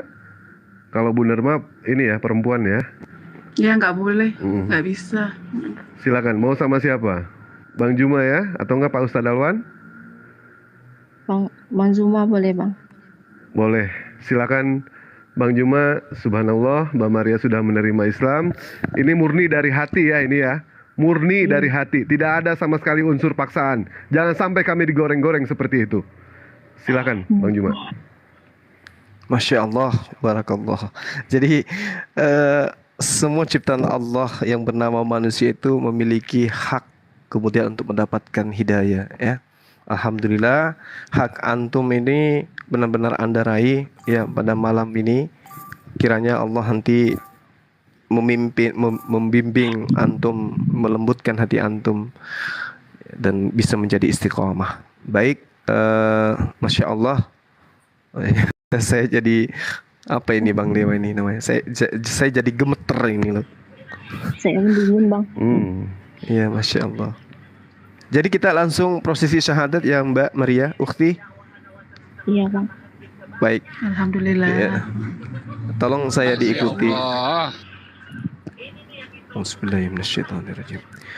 Bismillahirrahmanirrahim. Bismillahirrahmanirrahim. Dengan menyebut nama Allah Dengan menyebut nama Allah yang Maha Pemurah lagi Maha Penyayang. yang lagi Maha Pemurah dan Maha Penyayang. Asyhadu Allah ilaha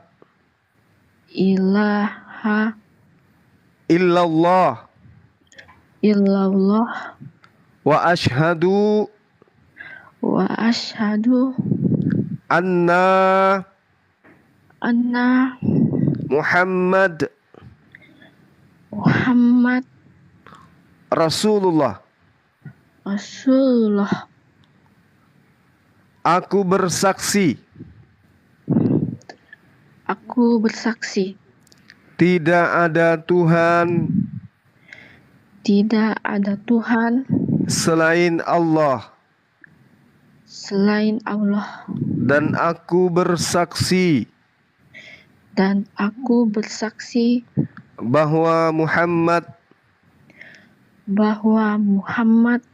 utusan Allah.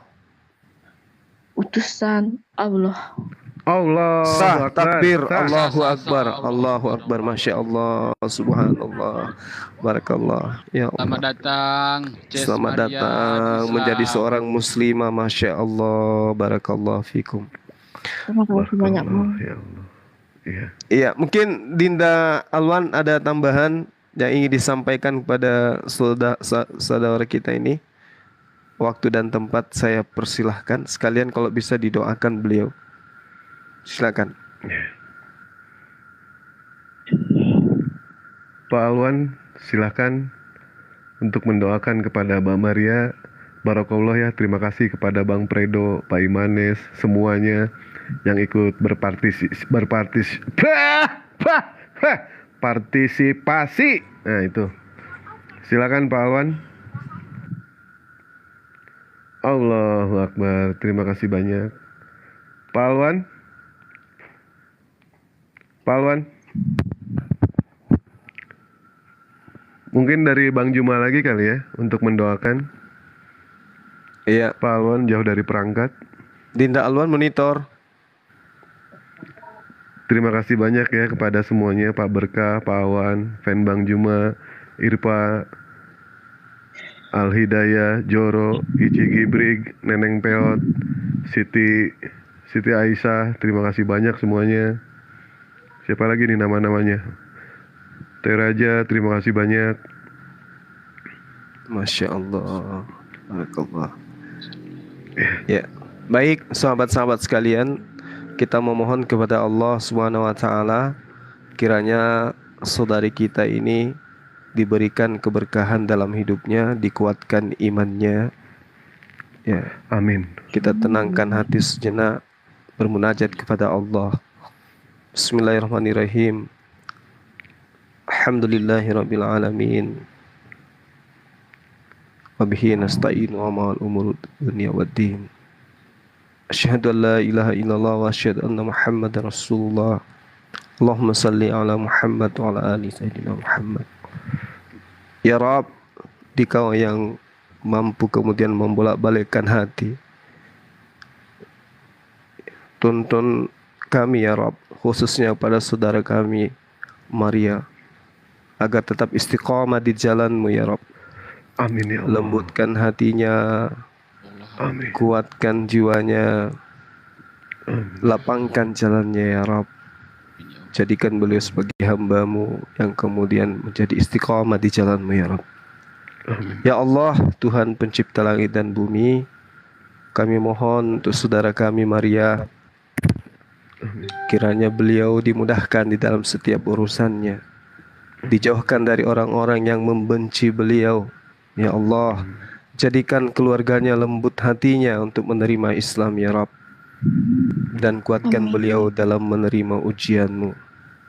Ya Allah, ya Tuhan kami pencipta langit dan bumi, satukan hati kami ya Rabb, perkuat ukhuwah kami ya Rabb, sehingga kami mampu merapatkan barisan di dalam menjaga agama-Mu.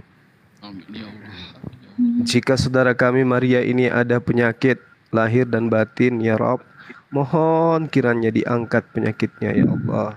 Amin.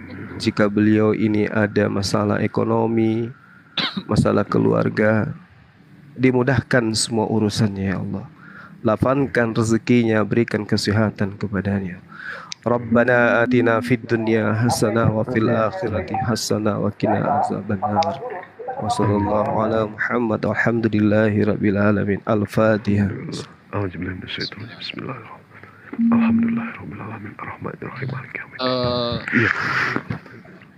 Jadi gimana Bang soal sertifikat mualafnya Bang? Masya Allah. Ya nanti dikirim aja fotokopi Iya, KTP-nya. Iya dipoto. Nanti ada Dinda Alwan. Ke Dinda Alwan langsung nanti dibuatkan. Iya, nanti di DM saya. Insya Allah nanti saya buatkan sertifikat mualafnya insya Allah. Ya, soalnya kan dia kan masih sembunyi-sembunyi kan. Tentu saja dia nggak berani kalau di dekat rumahnya dia mengurus itu, takutnya ketahuan gitu.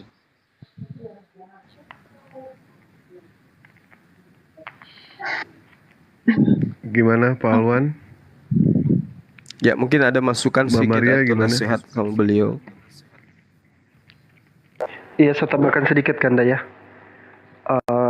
Bismillahirrahmanirrahim. Alhamdulillah nahmaduhu wa nasta'inuhu wa nastaghfiruh. Malam ini kita kembali mendapatkan saudari baru. Semoga Allah Subhanahu wa taala memudahkan urusan ya. Kalau kita dengar sejak awal beliau menghadapi ini pasti dengan pikiran yang banyak ya, banyak masalah yang beliau hadapi, khususnya bagaimana menyampaikan ini kepada keluarga dan bagaimana nanti menghadapi masa-masa setelah masuk Islam.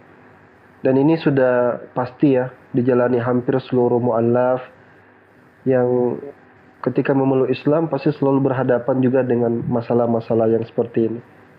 Nasihat kami mungkin mengikuti Gurunda tadi sudah disampaikan. Kalau yang bisa kita tambahkan adalah pertama, yakinlah bahwasanya di atas kesulitan itu pasti ada kemudahan. Alal usri yusra. Kemudian juga Allah berfirman, "Wa may yattaqillah yaj'al lahu makhraja wa yarzuquhu min haitsu la yahtasib." Barang siapa yang bertakwa kepada Allah Subhanahu wa taala, pasti Allah akan berikan dia jalan keluar. Allah akan berikan dia solusi dari arah dan diberikan rezeki dari arah yang tidak disangka-sangka.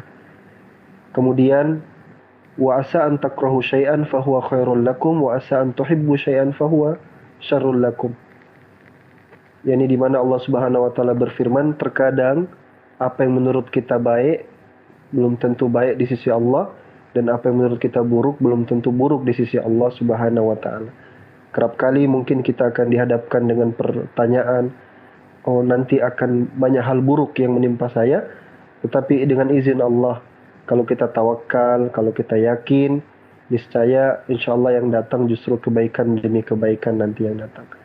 Oleh hari ini mungkin ketika memutuskan memeluk Islam, saudara itu menjadi lebih jauh. Orang tua mungkin akan benci, teman-teman dekat mungkin akan menjaga jarak, tapi yakinlah insya Allah pasti akan ada masanya di mana Allah semua menggantikan itu. Dan itu janji. Rasulullah SAW mengatakan, "Man taraka syai'an lillah badalallahu khairan minhu." Barang siapa yang meninggalkan sesuatu karena Allah Subhanahu wa taala, niscaya Allah akan menggantinya dengan yang lebih baik daripada yang ditinggalkannya. Kalau ditinggalkan teman-teman, insya Allah nanti dapat teman-teman baru yang lebih baik, lebih seiman. Ditinggalkan siapapun ya. Sementara orang tua terus didoakan, semoga mereka dan kami juga turut mendoakan, semoga beliau berdua diberikan kelapangan hati, tetap jaga silaturahim dengan mereka, tetap berbuat ihsan, berbuat baik kepada mereka, tetap menjaga hubungan dengan mereka. Kalau perlu didekati mereka dan ditunjukkan akhlak yang lebih baik lagi ketika setelah memeluk Islam ini. Semoga ukhti, semoga saudariku bisa melalui ini semua, dan kami hanya bisa mendoakan semoga bisa tetap istiqomah dalam iman dan Islam. Demikian, Assalamualaikum warahmatullahi wabarakatuh. Iya, terima kasih banyak ya.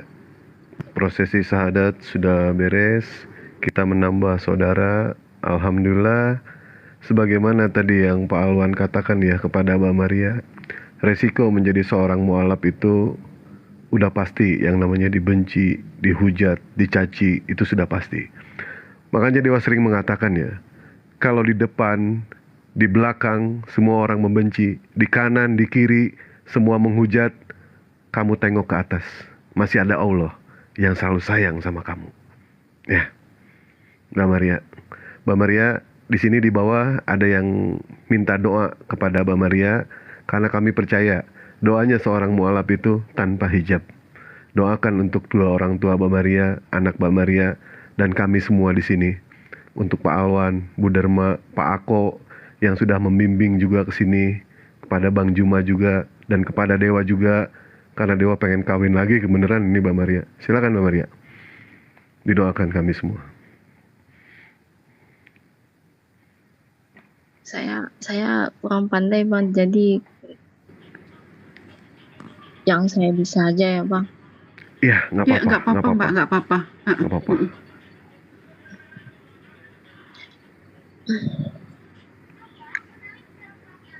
Ya Allah, berikanlah kesehatan serta rezeki yang lancar, dan apabila ada yang sakit supaya bisa diberi kesembuhan. Amin. Amin. Dan berkatilah semua orang yang ada di sini. Amin. Dan juga kedua orang tua saya, termasuk semua keluarga-keluarga saya, supaya bisa Amin. Amin ya Allah. mengikut jejak saya sebagai mualaf ya Allah. Amin. Amin ya rabbal alamin. Masya Allah, amin. Dan juga untuk semua umat muslim yang ada di dunia ini semoga bisa istiqomah. Amin. Amin ya Allah. Amin, amin ya Allah. Ya, terima kasih atas doanya ya, Mbak Maria ya. Semoga Mbak Maria beristiqomah dan dikuatkan dan sabar dalam menghadapi keluarga. Tetap yang namanya santun, yang namanya taat sama orang tua itu wajib hukumnya. Siapapun dia, walaupun berbeda akidah sekalipun, tetap kita wajib. Dengan catatan, pada saat nanti Mbak Maria diperintahkan untuk murtad kembali, itu kita berhak untuk melawan. Karena walaupun kita harus taat, kita pun ada yang namanya untuk melawan lah, untuk melawan kalau misalkan toh diajak ke jalan yang salah. Karena Rasulullah memerintahkan kepada kita itu, ketika seorang sahabat Rasul bertanya kepada Rasulullah, "Ya Rasul, siapa orang yang paling pantas kita taati?" Jawab Rasul, "Apakah dia mengatakan itu saya?" Tidak. Rasul tidak mengatakan aku, tetapi Rasulullah mengatakan ibumu. Siapa lagi ya Rasul? Ibumu. Siapa lagi ya Rasul? Ibumu. Siapa lagi ya Rasul? Baru bapakmu. Jadi jelas, yang namanya ibu mendapatkan 3 medali langsung. Medali emas, medali perak, medali perunggu. Sementara bapak di sini cuma hadiah hiburan. Tapi walaupun bapak cuma dapat hadiah hiburan, tetap kita wajib taat sama bapak. Artinya kepada kedua orang tua. Gitu ya, Mbak Maria ya. Jangan melawan sama orang tua, jangan bersuara keras sama orang tua. Bahkan mengatakan saja tidak boleh sama orang tua. Bayangkan, mengatakan tidak boleh. Karena kata-kata adalah kata-kata penghinaan. Kata-kata itu kata-kata penolakan. Kita tidak boleh mengatakan Tetapi kalau dikatakan berulang-ulang, nah ini bingung juga nih Dewa jawabnya. Ya, silakan dari Bang. Ya nambah. Boleh saya nambah ya Bang Dewa? Parah Bang Dewa. Astagfirullahaladzim. Astagfirullahaladzim ya Allah ya Rabbi. Saya nambah ya Bang Dewa ya. Saya nambah. Ya, silakan. Ya Allah. Silakan. Ya alhamdulillah ya Mbak Maria. Ini saya nggak bohong. Tadi sebelum maghrib, sore tadi saya di roomnya Gema Islam Ustadz Budi, saya bilang, "Bang Budi, mungkin nanti ada yang mau syahadat." Saya nggak kepikiran kalau Mbak Maria. Sebelum maghrib saya bilang juga tadi sama suami saya, "Ayah, kayaknya nanti ada yang mau syahadat." Alhamdulillah, ternyata hidayah itu dikasih Allah untuk Mbak Maria gitu ya. Dan tadi Mbak Maria mengucapkan 2 kalimat syahadat, Mbak Maria. Saya nangis Mbak, maksudnya gini ya. Saya nangis. Saya langsung ngadu nih sama Allah dalam hati. Ya Allah, kapan giliran orang tua saya gitu Mbak ya. Karena saya kan udah diselamatkan nih sama Allah. Pasti saya maunya, ya Allah, tolong dong selamatkan lagi nih orang tua saya gitu kan. Makanya tadi saya nangis gitu. Kapan giliran orang tua saya, ya Allah. Pasti setiap ada yang mengucapkan 2 kalimat syahadat Mbak Maria, saya pasti nangis. Saya ngadu lagi sama Allah. Giliran orang tua saya kapan ya Allah gitu kan. Hari ini hidayah Allah tuh dikasihnya sama Mbak Maria gitu.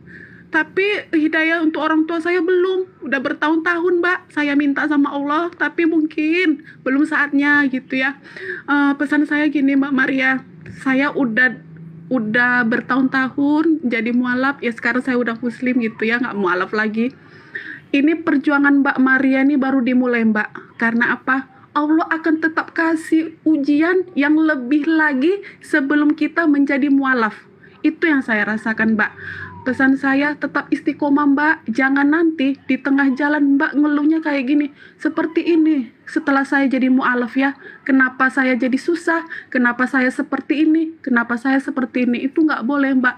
Itu hanya ujian kecil dari Allah. Allah hanya mau menguji kita. Apa benar nih hambaku si Maria ini benar-benar mau ikut sama aku? Itu sebenarnya Mbak.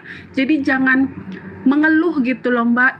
Alhamdulillah saya sampai sekarang ini masih dikasih Allah ujian, tapi saya senang Mbak. Saya senang, malah saya gini, apalagi ujiannya ya Allah gitu. Berarti Allah itu kan lebih memperhatikan saya. Itu pikiran saya gitu Mbak. Jadi pesan saya tetap istiqomah Mbak gitu ya. Tetap belajar dan belajar. Karena kita orang muslim itu wajib cerdas Mbak. Apa kata Allah? Bagi hambaku yang berpikir dan aku beri petunjuk, kata Allah. Berpikir itu apa? Kita harus cerdas Mbak. Kita harus banyak belajar gitu. Jangan malas gitu. Ya alhamdulillah lah, makasih. Saya minta doanya Mbak, kalau Mbak nanti udah belajar sholat, tolong Mbak bantu doakan orang tua Mbak juga Amin. didoakan gitu. Iya, Makasih Mbak Dewa. iya, Ya Kak. iya. Silakan, ada yang mau ditanyakan lagi? Eh, Mbak Maria Mercedes? Apa gimana? Saya awalnya belajarnya gimana itu ya Bang? Soalnya saya minim sekali kalau dekat rumah saya gitu Bang. Iya. Baik. Nanti Mbak Maria sering masuk aja ke komal-komal Islam, belajar. Kalau nggak DM Dewa nggak apa-apa. Atau nggak nanti minta nomor handphone Dewa, insya Allah Dewa kasih. Asal jangan minta handphonenya ya. Kalau minta handphonenya nggak mungkin. Soalnya satu-satunya ini handphone Dewa. Nah nanti tanyakan ke Dewa apa mengenai soal bacaan apa. Kalau untuk bacaan sehari-hari, insya Allah Dewa tahu. Kalau bacaan sholat, insya Allah Dewa tahu. Kalau hanya membaca Al-Quran, insya Allah Dewa bisa. Tetapi kalau mengaji, Dewa belum bisa. Jujur aja, Dewa belum bisa ngaji. Tapi kalau baca, bisa.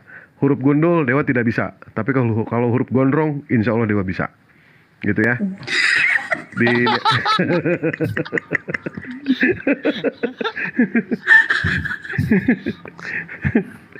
Dasar. ini jangan tidur nih, Bang Juma tidur lagi nih. Enggak, aku tertawa loh. Bang Juma lagi Wah. capek itu.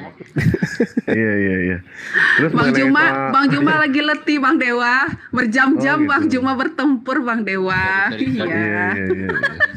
Oh tadi nyimak ya? Itu Bang Juma. Ukti ya? Masya Allah. Oh, tadi, Bang, Bang luar Juma, biasa. Juma. Aku juga Luar nyimak biasa, tadi. Bang. Luar biasa nyimak. Iya, Semua iya. nonton kan dah. Enggak, Alhamdulillah. Iya. ini Nonton juga tadi. kalau cewek itu sunat nggak itu cewek? Nggak wajib. Enggak wajib. Nggak. Tapi saya dulu sunat Bang Juma. Saya dulu sunat. Ya, Tapi nggak wajib ya Bang Juma. Iya. Oh, nggak wajib ya. Jangan bahas sunat wanita kalau ada Bang Dewa. Pasti nanti jatuhnya bahaya. wajib. Iya, wajib. Kalau dia itu pasti wajib. Baru mau ngomong lewat itu. Habis itu dia yang harus tiba-tiba dia jadi bidan dia itu nanti. Astagfirullah. Iya benar Bang Juma, benar. Udah skip aja ganti yang lain Skip lagi. aja, ya. Masya Allah. Tadi juga ada yang japri, tapi saya kelupaan nomornya yang mana. Banyak kali yang japri. Mau syahadat berdua, dia sepupuhan, tapi saya cari takut keluar dari HP ini langsung keluar juga. Ya udah nanti aja lah. Alhamdulillah Bang, semakin hari itu banyak yang mualaf ya. Jadi- Dinda Alwan, jadi- Dinda Alwan ada nggak yang perlu dikoreksi tadi itu saya dek? Sebenarnya tidak kan, Dak. Saya sering bilang kalau Gurunda itu saya lebih suka beliau berhadapan dengan banyak orang saja gitu. Loh, Mbak Maria, Mbak itu Mbak Derma kemana? Ya, mental mungkin. Iya. Gitu ya. Ada Maksud mungkin. saya nah ini ada Bunda Okta nih, Bang Juma. Beliau adiknya mau bersahadat insya Allah ini. Lagi nunggu waktu pengen ngobrol sama Bang Juma sama Dewa katanya. Ngomong nggak Bang? Boleh saya ngomong nggak Bang? Iya boleh. Silakan Afi. Silakan. Mas Ako. Ya Bang, teman saya ini kan ada anak 2. Beliau mau kiranya mau pulang lah urus anak-anak gitu. Soalnya ada yang ditinggalkan di rumah. Gitu. Gitu kan Ces. Kayaknya dia mau turun kayaknya. Mau pulang ke rumah. Soalnya kan dia di rumah teman gitu. Oh ya nggak apa-apa, nggak masalah. Ya, yang paling penting ini sertifikatnya ini gimana? Soalnya kan dia nggak bisa ngurus sendiri. insya Ya, Allah nanti nanti Dinda kirim Alwan. saja. Iya, kirim saja DM ke saya. DM ke saya. Oke, Di follow dulu Pak Alwan KTP-nya. ya, Mbak Maria ya. Iya. Follow Iya, Maria. follow saya. Maria. Follow saya, kirim KTP-nya. Insya Allah nanti saya bikinkan suratnya, surat Iya. sertifikatnya. Ya itu aja sih Bang. Iya. Terus untuk nama katanya, apakah mau ada ganti nama Oh, iya. dari Mbak Maria? Atau gimana, Mbak Maria?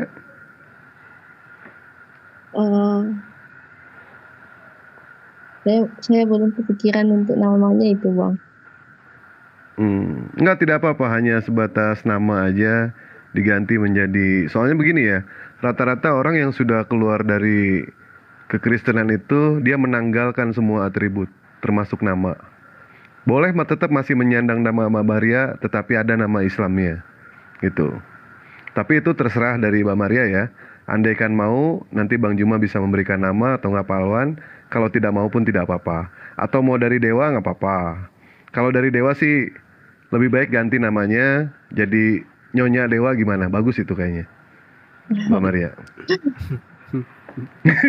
Tawa, Bang Juma tawa. Nahan ketawa kita dari tadi nih. Nanti Maria mungkin ya Bang ya. Kenapa? Kenapa Mbak Mar? Mariam gitu mungkin Bang. Jadi nggak Mariam. terlalu Iya, Beda Mariam. jelas perubahannya. Nanti di WA dibicarakan, nanti di WA dibicarakan kalau enggak. Ya Bang. Biar lebih jelas. Bicarakan, Biar lebih Bang. jelas. Mau tambah belakangnya tambah Mahadewa nggak? Nggak usah. Atau gimana? Nggak usah ya?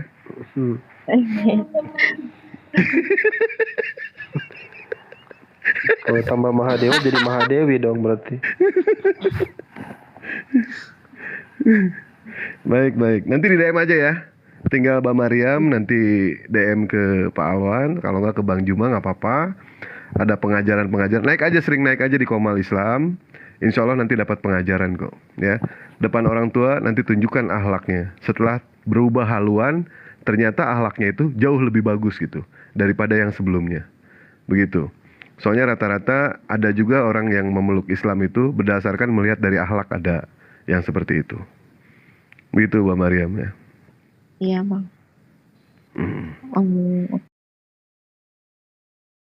Kasih banyak ya Bang Dewa, Bang Juma, Bang Alwan, Iya. terus kakak yang tadi, terus juga aku kasih banyak ya. Dan juga yang nonton, yang hadir di sini, terima kasih banyak. Sama-sama. Sama-sama Mbak Mariam.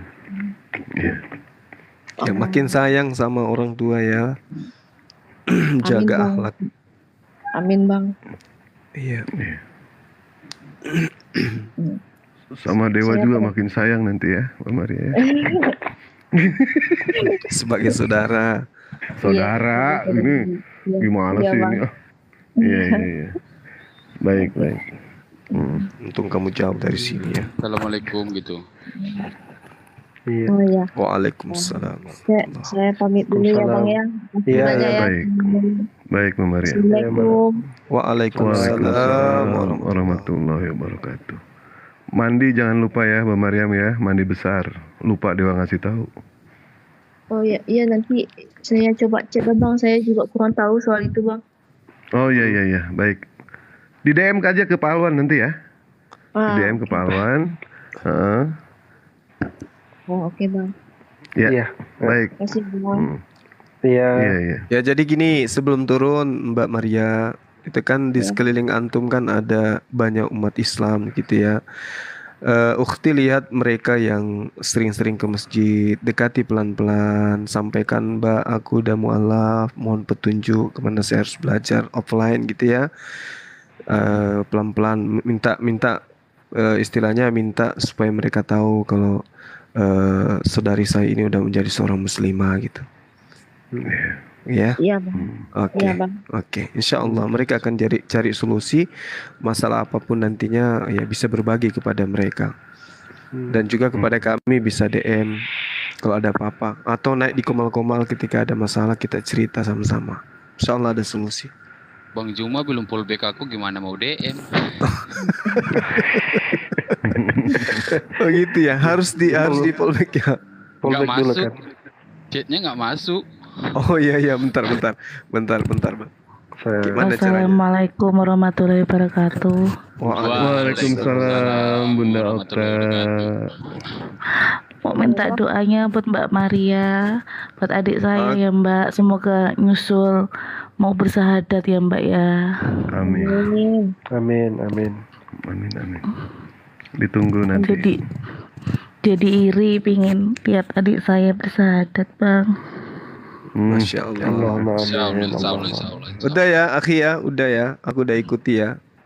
Terima kasih Bang Juma, Masya Ustadku. Allah. Iya, gimana Mbak Ukhta? Apa masalahnya? Bang, Adiknya udah pernah diajak dialog? Bang, potong dulu Bang. Sebentar. Saya mau Mbak potong Maria. dulu ya Bang. Oke, silakan. Baik, Mbak Maria. Jangan lupa ya di ini ya, di follow ya, Mbak Maria ya. Ya, iya Bang. Oke Bang. Baik, Makasih ya, baik. Bang. Siap. Ya, Bang, sama-sama tolong Mbak Maria. pandai turunnya Bang. Iya. Apa? Saya nggak pandai turunnya, kayak mana keluarnya ini Bang? Waduh, masa mesti diturunin sama dewa ya? Ya sudah, baik Mbak Maria. Baik. Siap. Iya, jaga Dewa diri turunkan baik-baik di sini ya. Iya Jaga Bang. diri Makasih ya, baik-baik Mbak Bang. Maria ya. Ya. Kalau Jauh Ustadz sih. doa Dia dari tinggal di DM mana, aja, Pak Ako? dari DM aja. Tinggal di mana? Tinggal di Padang. Oh jauh ya, kalau deket aja itu di mandi nggak tahu kan mandi bareng sama dewa ini. Jauh sih ya. Gimana Bunda? Bunda Okta, gimana? Bunda Okta. Iya, cuma minta doanya aja, Bang. Pengen adik saya jadi muslim biar kumpul keluarga lagi. Waduh, ini yang mau naik banyak lagi, ada Pak Ade Sugi, Pak Abdullah, Pak Ade bentar ya, Pak Abdullah. Ya lanjut. Setiap kali ditanya kapan Dek mau syahadat. Assalamualaikum. Nanti. Waalaikumsalam warahmatullahi wabarakatuh. Tapi dialog sudah dibuka, Mbak Ukhta. Udah Ustadz. Bang Zuma. Iya. Iya Bang Zuma. Iya. Iya gimana? Udah dialog sama beliau dan beliau mau bincang-bincang tentang lintas agama. Enggak, saya selalu dengerin Bang Zuma debat. Karena saya kirimannya setiap hari itu saya kirimin ke dia. Katanya iya nanti selalu seperti itu terus Bang. Makanya saya sampai kapan saya bilang gitu. Kita umur nggak ada yang tahu. Betul. Saya nggak mau nasib seperti ibu. Saya bilang gitu. Saya nggak mau kamu seperti ibu. Seperti kata meninggal dalam keadaan belum bersyahadat. Saya selalu bilang gitu ke adik terus. Masya Allah. Doakan aja terus, Masya Allah kasih hidayah. Selalu Ustaz, Bang Zuma selalu seperti itu. Saya selalu deketin terus. Kapan dek? Saya selalu seperti itu. Masih gadis adiknya? Udah punya anak 2 Bang. Bang dulu pernah cerita sama Bang Zuma. Oh iya. Yang ditinggal suaminya itu Bang. Makanya dia sekarang dari nafkah sendiri. Makanya saya bilang kapan dek, kapan. Saya selalu gitu terus. Anaknya ikut Siapa beliau? Ikut iya. suami? Enggak, ikut ibunya. Oh iya. Nah kemarin juga dikirimin foto anaknya udah pakai itu bukena. Saya seneng banget. Terus kapan? Aku bilang gitu kan. Masya Allah. Iya, Tanda-tanda itu. Pantes enggak Kak? Dia bilang gitu. Pantes, aku bilang gitu. Ya udah kapan? Aku bilang gitu. Terus dia bilang, bentar lah, belum siap. Selalu seperti itu, belum siap. Sampai kapan? Saya bilang gitu. Sampai kapan kamu tunggu siap? Ya, soalnya kan anaknya kan mungkin belum mengenal Islam. Selalu kan setiap malam kan diajak ke sekolah minggu. Makanya kan aku juga bilang kapan sekalian anaknya diajak sekalian. Aku bilang gitu. Siapa tahu bisa mengenal lebih dekat. Aku bilang gitu. Dijadwalkan aja nanti Bunda Okta. Nggak perlu bersahadat, nggak perlu. Maksudnya belajar dulu aja, ya kan? Dia seorang janda ya, Bang Juma ya. Sih Bang, iya. Kan keluarga semua Muslim Bang. Jadi kan mungkin dia udah paham soal itu kan Bang. Emangnya saya kiranya ganjalannya tuh apa gitu loh Bang. Dia nggak pernah mau ngaku. nunggu apa, saya bilang gitu, Kak, ada yang mengganjal gitu loh. Iya. Itu yang saya bingung. Makanya saya Kalau dituker bisa nggak, Bunda, dituker sama dewa tulangnya? Bisa nggak kira-kira? nggak bisa, Bang. Oh, maksudnya dewa jadi tulang punggung, dia jadi tulang rusuk dewa. Kayaknya bisa deh itu kalau misalkan seperti itu. Mulai. Bang Dewa. Ya tolong dibilang aja. Berarti sama kayak tadi ya, anak 2 juga Mbak, yang tadi. Iya, makanya saya tadi setiap dia bersyahadat saya nangis. Kapan adik saya bisa seperti itu, Sair? Kapan saya bisa ngelihat adik saya bersyahadat? Kapan? Saya selalu gitu terus. Insya Allah masih cepat. Iya, insya Allah. Sama kayak aku, Kak. Mudah-mudahan dijamah secepatnya hatinya. Aku. Sama Bang Dewa dijamah sama hatinya Pak. Iya. Untung saya belum tua. Bang Dewa, kenapa tadi aku doanya ke Kamaria nggak disampaikan? Nah, udahlah hari ini nggak jadi itu. Aduh, buat abang. Semuanya disampaikan sama dewa ya kan, cuma karena terlalu rame mungkin ya di bawah ya. Yang jelas pokoknya insya Allah nanti kalau dia ngobrol lagi sama dewa minta doanya kepada beliau. Alhamdulillah kita nambah saudara. Tadi yang ya, bersyahadat itu yang bersyahadat tadi itu juga 2 anak gitu ya?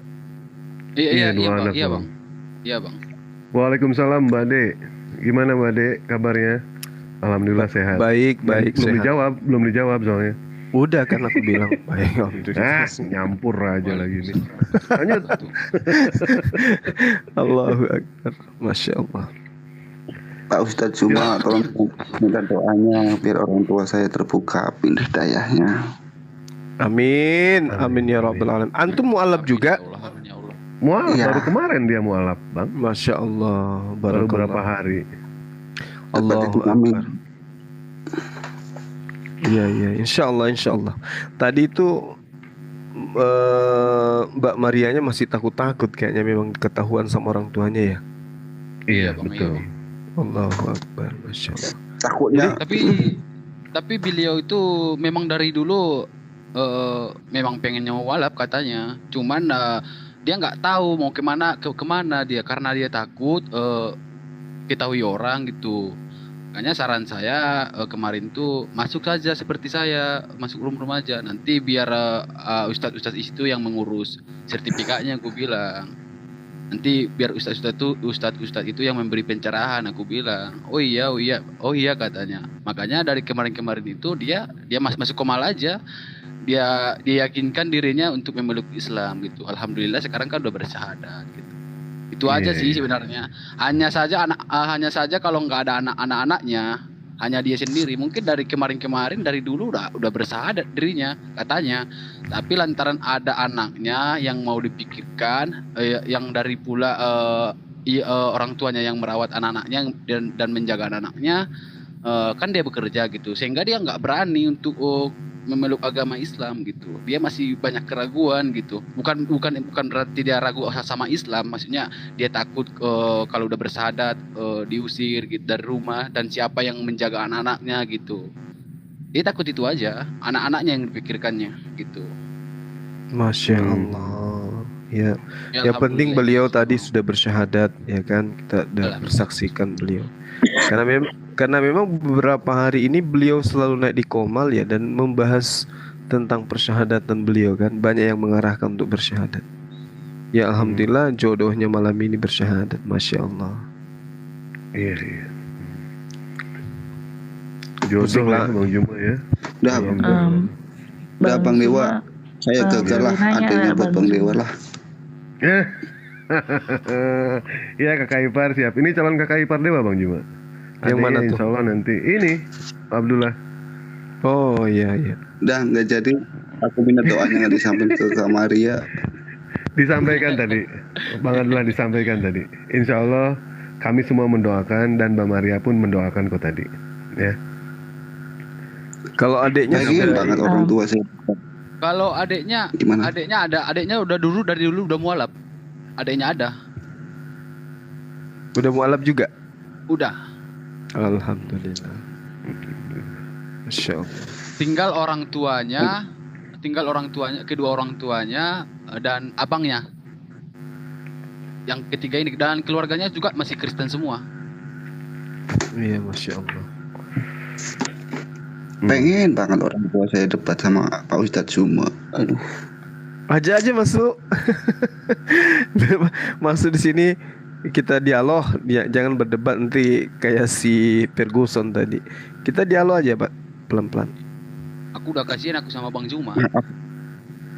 Bapak saya Gak kasih ada sih yang Pak. kasih minum tadi sama Bang Juma.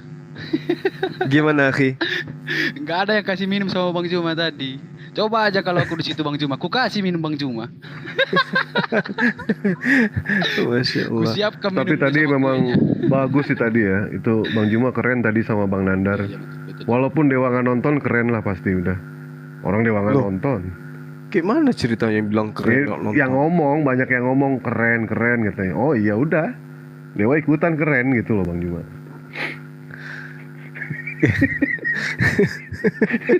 Fergusonnya lari tadi, kabur Gitu. dia nggak tahan gitu. Iya. Kalau si Kiamat ku buat kayak anak kecil dia. Ku panggil anak malah dia, anakku kamu itu nggak ada apa-apanya. Mau bahas hadisnya dipelintir-pelintir. Si Ferguson juga sama aja pun. Kerjaan cuma melintir hadis dan juga memaknai terjemahan Al-Quran dengan asal-asal gitu. Oh ada Mbak De di sini. Mbak De kangen sama Bang Juma. Mau naik toh Mbak De. Kalau kangen jangan malu-malu Mbak De ya.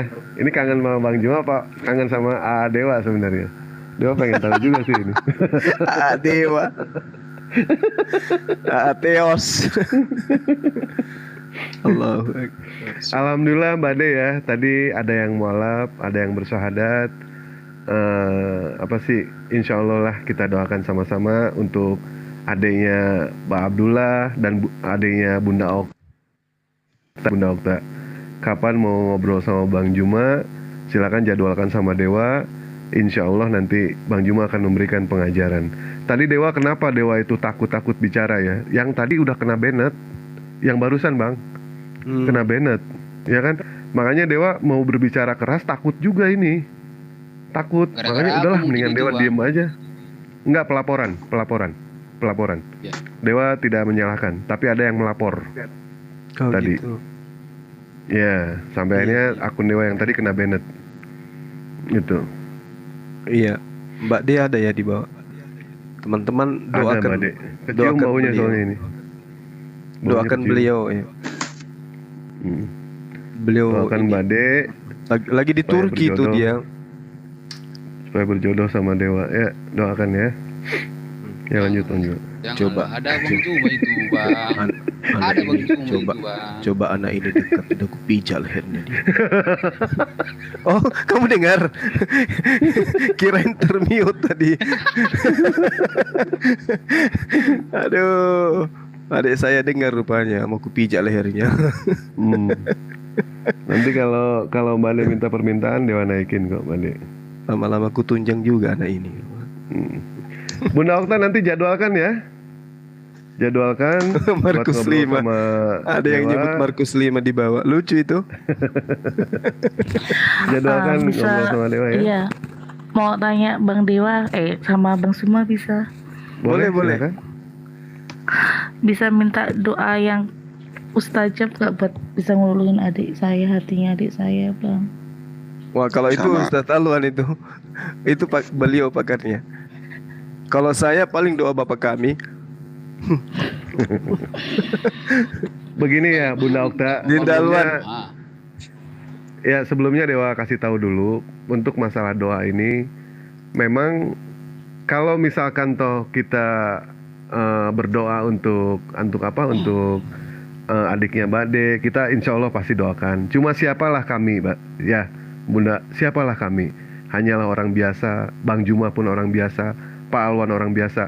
Bahkan doanya Rasulullah, bayangkan, doanya Rasulullah tidak Allah kabulkan. Apalagi seorang Mahadewa gitu kan. Tapi kami harus berusaha gitu, sebisa mungkin.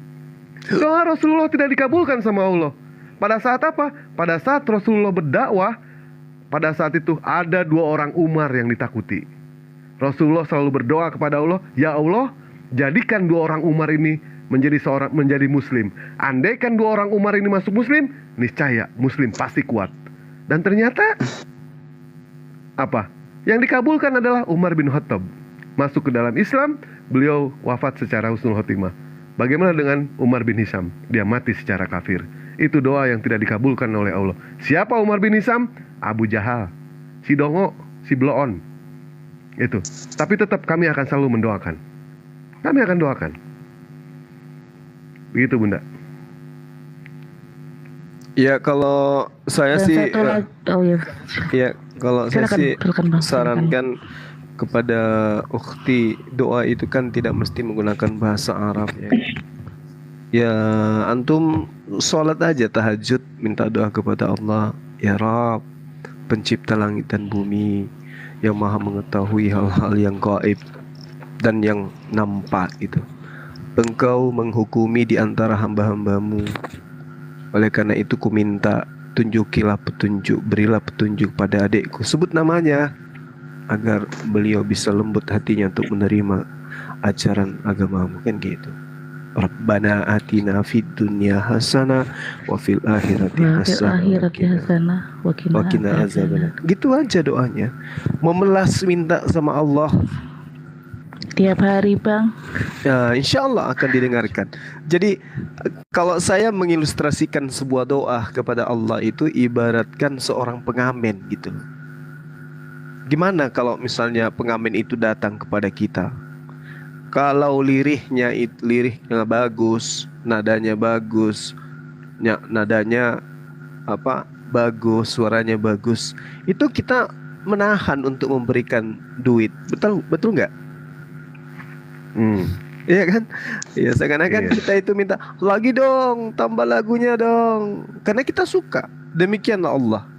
Kenapa orang-orang kita kira bahwasanya orang Islam itu yang taat ibadah itu mereka tidak minta rezeki? Minta juga.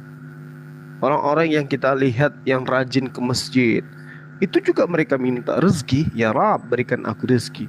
Tapi kemudian Allah suka doanya.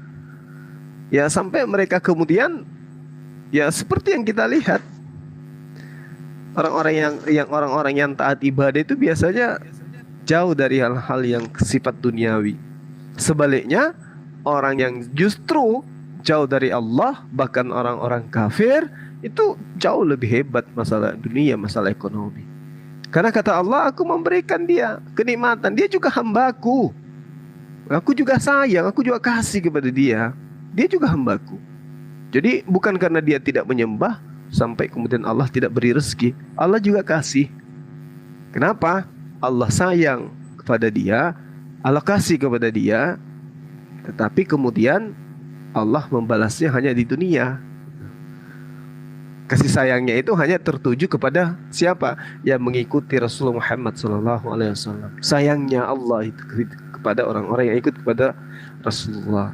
Tapi kasihnya kepada siapapun, Hindu, Buddha, siapapun itu, Allah itu maha kasih kepada mereka. Oh ini tidak menyembahku, ini oksigennya jangan terlalu banyak, sedikit aja.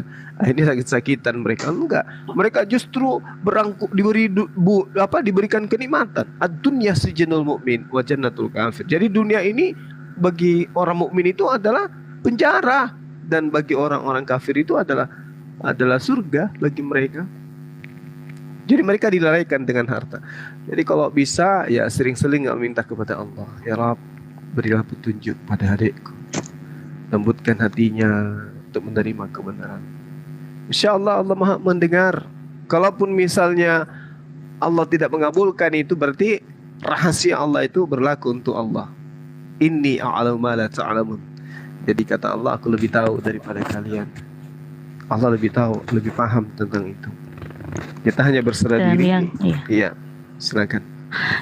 Yang terakhir buat Bang Meledak, walaupun kamu hina Nabi kami, kamu ngatain poligami kayak apa, kayak kita tetap bakal sampai kapanpun tetap mencintai Nabi Muhammad SAW.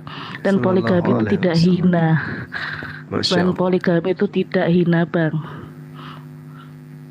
Yang hina itu intinya yang hina itu poligami Tuhan. Poligami Tuhan yang hina. Tuhan. Ya tadi ada ketika dia ngatain adik saya yang takut buat berpoligami. Yang hina itu mempoligamikan Tuhan. Itu yang paling hina, ya. Iya Kak Okta, pesan buat adenya suruh baca surat Yasin ayat 61. Wa ani buduni hadza siratum mustaqim, dan hendaknya kamu sembah aku. Inilah jalan yang selurus-lurusnya. Sudah, itu udah jelas. Jadi juga pas Bang Dewa debat sama Kiapan juga saya kirim ke linknya ke dia. Ini loh Islam Bang sesungguhnya Dewa. tuh seperti Zuma. Bang Zuma, iya maaf. Bang Zuma. Ini loh Islam sebenarnya, tidak pernah menghina agama lain, nggak pernah ngata-ngatain agama lain. Saya selalu bilang gitu Kak dia, kamu jangan salah sembah. Saya selalu bilang gitu. Yang kamu sembah tuh bukan Allah yang sebenarnya. Saya selalu bilang begitu Bang. Mungkin karena doktrin ya, mungkin juga karena dia dari doktrin juga, saya juga nggak tahu. Makanya buat dia mungkin susah seperti itu. Jadi ini meledak di bawah Anda bertanya, Allah itu punya anak tidak? Nggak usah dijawab Bang. Nggak apa-apa. Allah itu punya anak tidak? Anda yang salah paham tentang penamaan anak Allah atau anak Theos. Yang perlu Anda pahami itu, bagi kami Isa itu anak ibu. Bagi Anda Isa itu anak bapak. Fakta di lapangan yang benar yang mana? Yesus adalah anak ibu. Dia tidak punya bapak.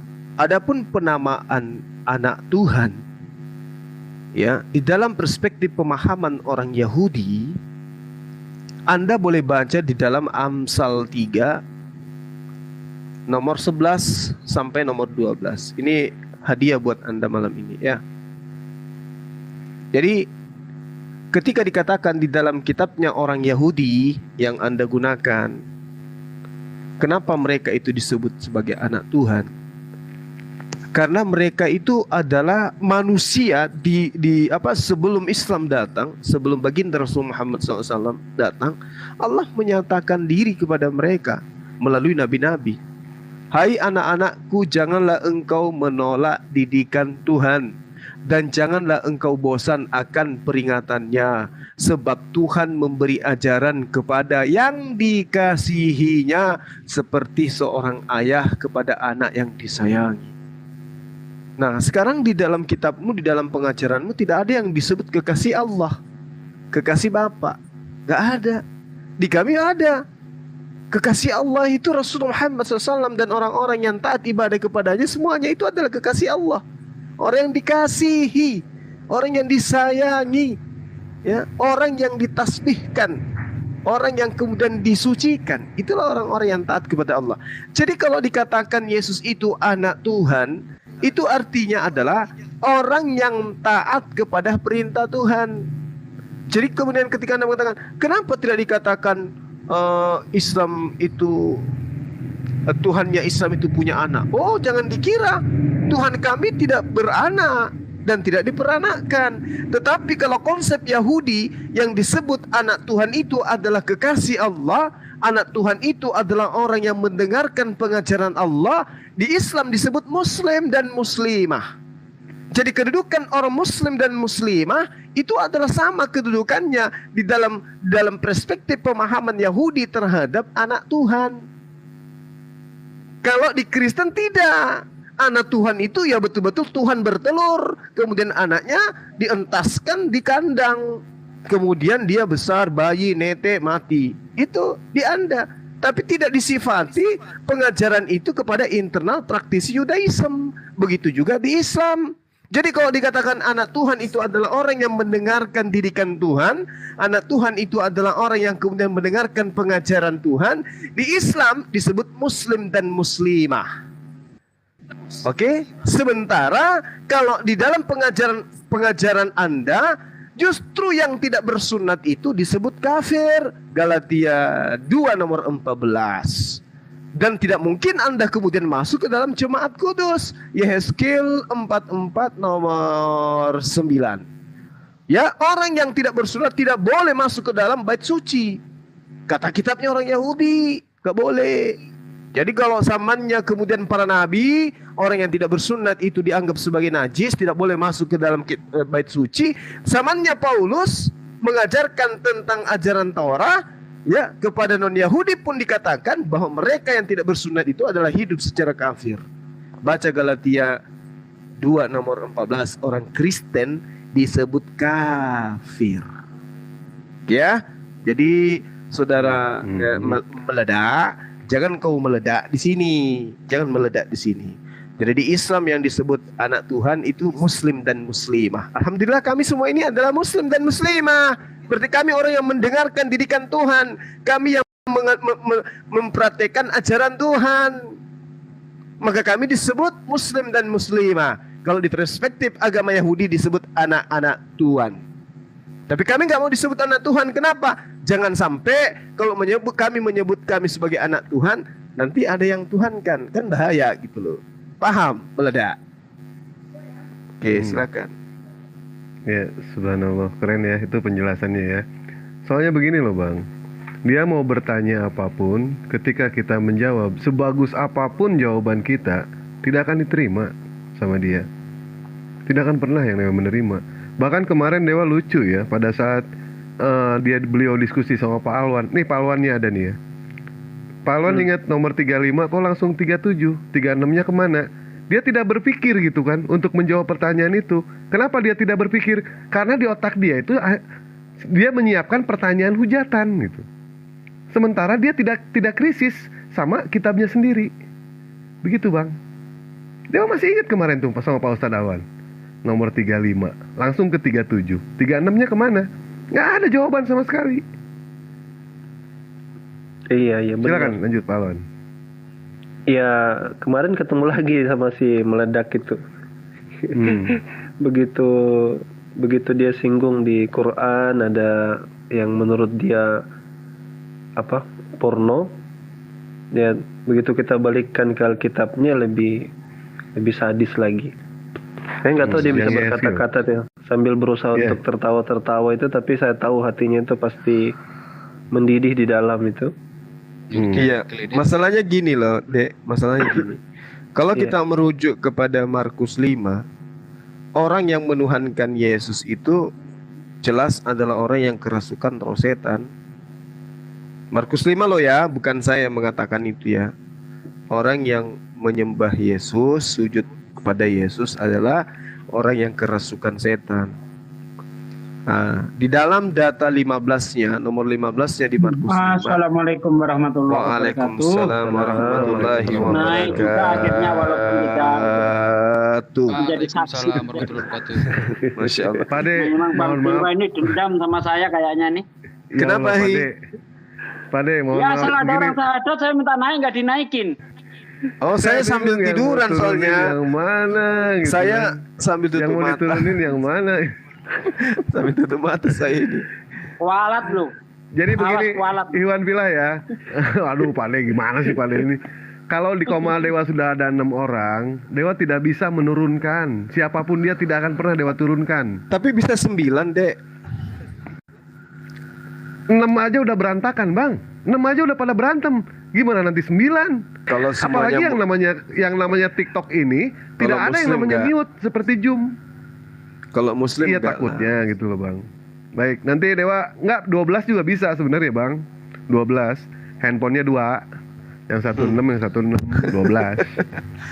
Apa yang diutarakan oleh saudara kita di bawah non MZ, ya, dia katakan ingat ya, mustahil ada yang murtad dari debat. Mu'alaf lah yang tiba. Contoh Rumin. Ya betul, itu betul. Dan sering kali itu terjadi. Saya belum pernah menemukan ada yang murtad gara-gara berdebat. Saifuddin Ibrahim murtad bukan karena debat. Siapa lagi? Yang di penjara itu siapa lagi namanya? Kosman. Iya, Kosman. Di penjara bukan karena debat. Ya. Terus siapa lagi? Banyak lah. Nah, kalau di Islam itu banyak. Pendeta Jance, kemudian siapa lagi? Banyak lah pokoknya. Yang dari Papua itu? Iya, banyak pokoknya. Sudah banyak. Mereka semua mualaf itu dari proses pencarian. Adik saya juga, adik angkat saya seorang dokter, sebentar lagi S2, juga berdebat dengan saya. Alhamdulillah beliau sekarang udah lebih Islami daripada saya sendiri. Itu proses debat juga. Dokter dari Chinese juga beliau itu. Dan boleh dibilang dia orang dari kalangan mereka ya, orang terkaya di Sulawesi Selatan ini. Alhamdulillah di Ambon dia punya rumah makan terbesar di sana, rumah makan Kendedes. Nah, mereka pasti dengar nih, keluarganya yang Chinese pasti tahu. Itu adik angkat saya. Gara-gara beliau saya syahadatkan, saya pernah didatangkan aparat di rumah. Yang satunya tarik tangan saya yang kiri, yang satunya tarik tangan saya yang kan, kayak mau disalib aja saya diperebutkan. Allah. Masya Allah. Lucu itu ya. Ya gitulah. Ini sebenarnya pukulan telak untuk debater-debater Kristen ya. Mereka sudah susah payah untuk menghujat Islam, memelintir ajaran-ajaran Islam. Justru yang terjadi sebaliknya. Bukan orang Islam banyak yang murtad, justru orang Kristen banyak yang mu'alaf. Harusnya mereka itu, otak mereka itu dipakai. Semakin mereka menghujat Islam, semakin banyak orang penasaran akan Islam. Mereka perhatikan antara debater Islam dan debater Kristen. Mana yang lebih berkualitas. Mana yang lebih menguasai materi. Itu mereka bandingkan. Gitu loh. Sehingga orang-orang yang tidak mau lagi terpaku oleh doktrin, mereka menggunakan akal sehatnya. Akhirnya apa? Banjir mualaf. Mereka udah kalah telak. Kalau saran saya ya untuk debater Kristen, berhentilah kalian menghujat Islam. Pakai metode lain. Kalian udah kalah telak di sini. Ya, karena faktanya nggak ada orang yang murtad gara-gara lihat video kalian. Lihat hujatan kalian, nggak ada yang murtad. Justru banyak orang-orang yang mu'alaf ketika mendengarkan debat-debat kita. Terutama guru saya Akhi Juma ini. Masya Allah, banjir mu'alaf di TikTok. Allahu Akbar. Masya Allah Akbar. Jadi ini loh teman-teman, adalah sesuatu yang tidak rasional kemudian. Ada orang menjelaskan sebuah buku kimia, tapi dia tidak bisa baca buku itu. Yang percaya siapa? Makanya saya sering mengatakan gini dari zaman Facebook. Teman-teman Kristen itu ketika dia mengkaji Al-Quran, itu laksana anak TK yang membaca sampul buku kedokteran, baru sampulnya dia buka praktek. Sama seperti Kiamat, Herdi. Baru sampulnya yang dia buka praktek. Jadi orang-orang yang percaya kepada mereka itu orang sedeng semua. Orang pasien sakit jiwa semua yang percaya sama mereka tuh. Sudah tahu ini tidak lulus dokter, buka praktek, dipercaya. Minta resep pula tuh sama mereka. Kan lucu gitu loh. Bagaimana mungkin orang yang paling bodoh sebodoh-bodohnya, bagaimana bisa menjelaskan tentang Islam? Sementara dia membaca kitabnya Islam aja nggak bisa. Sementara untuk mengkaji Al-Quran, bukan hanya sekedar bisa baca, ya, harus bisa bahasa Arab, harus bisa nahwu, harus bisa ilmu syorab dan seterusnya, baru bisa menjelaskan, apalagi sampai kepada kritik Al-Quran. Wow, gila ilmunya itu. Ini sekarang coba kita lihat di hadis Bukhari Muslim 6886. Di situ diterangkan begini. Habis itu tidak dibaca sepenuhnya. Kayak mana kira-kira umat Islam bisa dimurtadkan dengan pola kayak begitu coba? Umat Islam mana yang mau dibodohi dengan orang yang kayak begitu? Penjual obat? Nggak akan ada. Yang ada, saya nasihati dia, Bung, kamu dengan polamu seperti ini, ya tujuanmu itu untuk mengangkat harkat agamamu yang hanya terjemah. Tapi kamu tidak akan bisa dengan pola yang kamu lakukan. Kenapa? Pertama, kamu tidak bisa bahasa Arab. Jadi kamu tidak punya kredibel untuk menjelaskan hadits. Saya aja, pernah enggak kau lihat saya itu mengkaji hadits? Enggak mau saya. Karena saya bukan pakar hadits. Harus ada disiplin ilmu yang mengkaji hadits itu. Tapi kalau you dengan saya membahas hadis, saya katakan, ya saya sambil tutup mata, dua-dua mata saya. Ini saya sudah tahu. Kenapa? Kamu nggak bisa baca, saya bisa. Ketika kemudian Anda mengatakan di dalam hadis Rasulullah, di apa tadi dikatakan itu? Sunan Daud ayat 3710 kata dia tadi kan. Itu yang dia bahas itu, katanya umat Rasulullah itu dikatakan bahwasanya umat Rasul itu nanti adalah sesungguhnya umat Rasul itu adalah pendusta. Umatku itu adalah separuh adalah pendusta. Nah, jadi dia identikkan bahwasanya hadis ini menjelaskan bahwa agama Islam itu adalah pendusta dan umatnya Rasulullah Muhammad SAW itu adalah umat pendusta, dan pendusta itu adalah bukti bahwa Tuhannya umat Islam itu tidak benar. Padahal hadisnya sangat jelas di sana mengatakan tidak seperti itu. Yang diterangkan di hadis itu tidak sesuai dengan apa yang ditafsirkan. Ya, tidak seperti apa yang ditafsirkan. Di situ dikatakan wala taqumus saah hatta talhaka kabailu min ummati bil musyrikin wa hatta ta'buda qabail min ummatil asnan wa innahu sayakunu fi ummati kazzabu thalatha kulluhum yas'umu annahu nabiyyu. Dia tidak tahu itu. Kalau orang awam, ya bisa mereka berbodoh, tapi minimal kayak saya ini tahu. Di situ dikatakan di akhir zaman nanti, ya umatku itu ada yang pendusta dalam umatku. Jumlah mereka 30 orang, semuanya mengaku bahwa dirinya adalah nabi. Itu yang dikatakan di hadis itu. Padahal aku ini kata Rasulullah, wa ana khatamun nabiyyina la nabiyyi ba'di. Padahal saya ini adalah penutup para nabi. Tidak ada nabi setelah saya. Dan yang mengaku nabi itu 30 orang. Tapi hadisnya dia tidak jelaskan. Dia hanya mengatakan, oh umat Islam itu begini.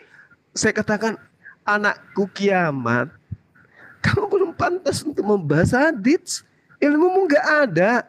Cuman modal Google, kemudian Anda baca hadisnya, lalu terjemahan hadisnya, lalu kemudian Anda pahami. Sedangkan hadis itu dituliskan itu untuk diberikan kepada orang-orang yang paham, seperti kami umat Islam ini paham. Nah, kalau Anda tidak paham, malah Anda jadikan itu sebagai olok-olokan. Kenapa? Karena Anda tidak memahami.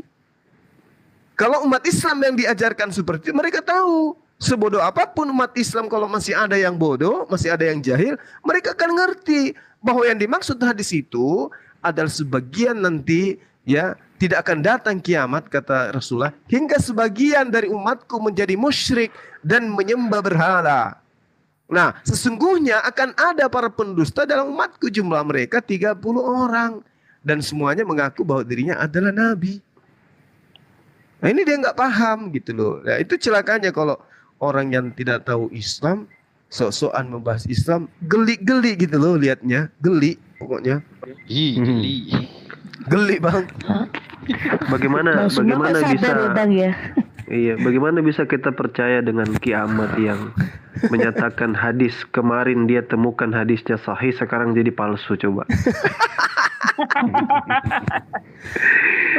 Saya teriaki tuyul dia kan dah. Alhamdulillah.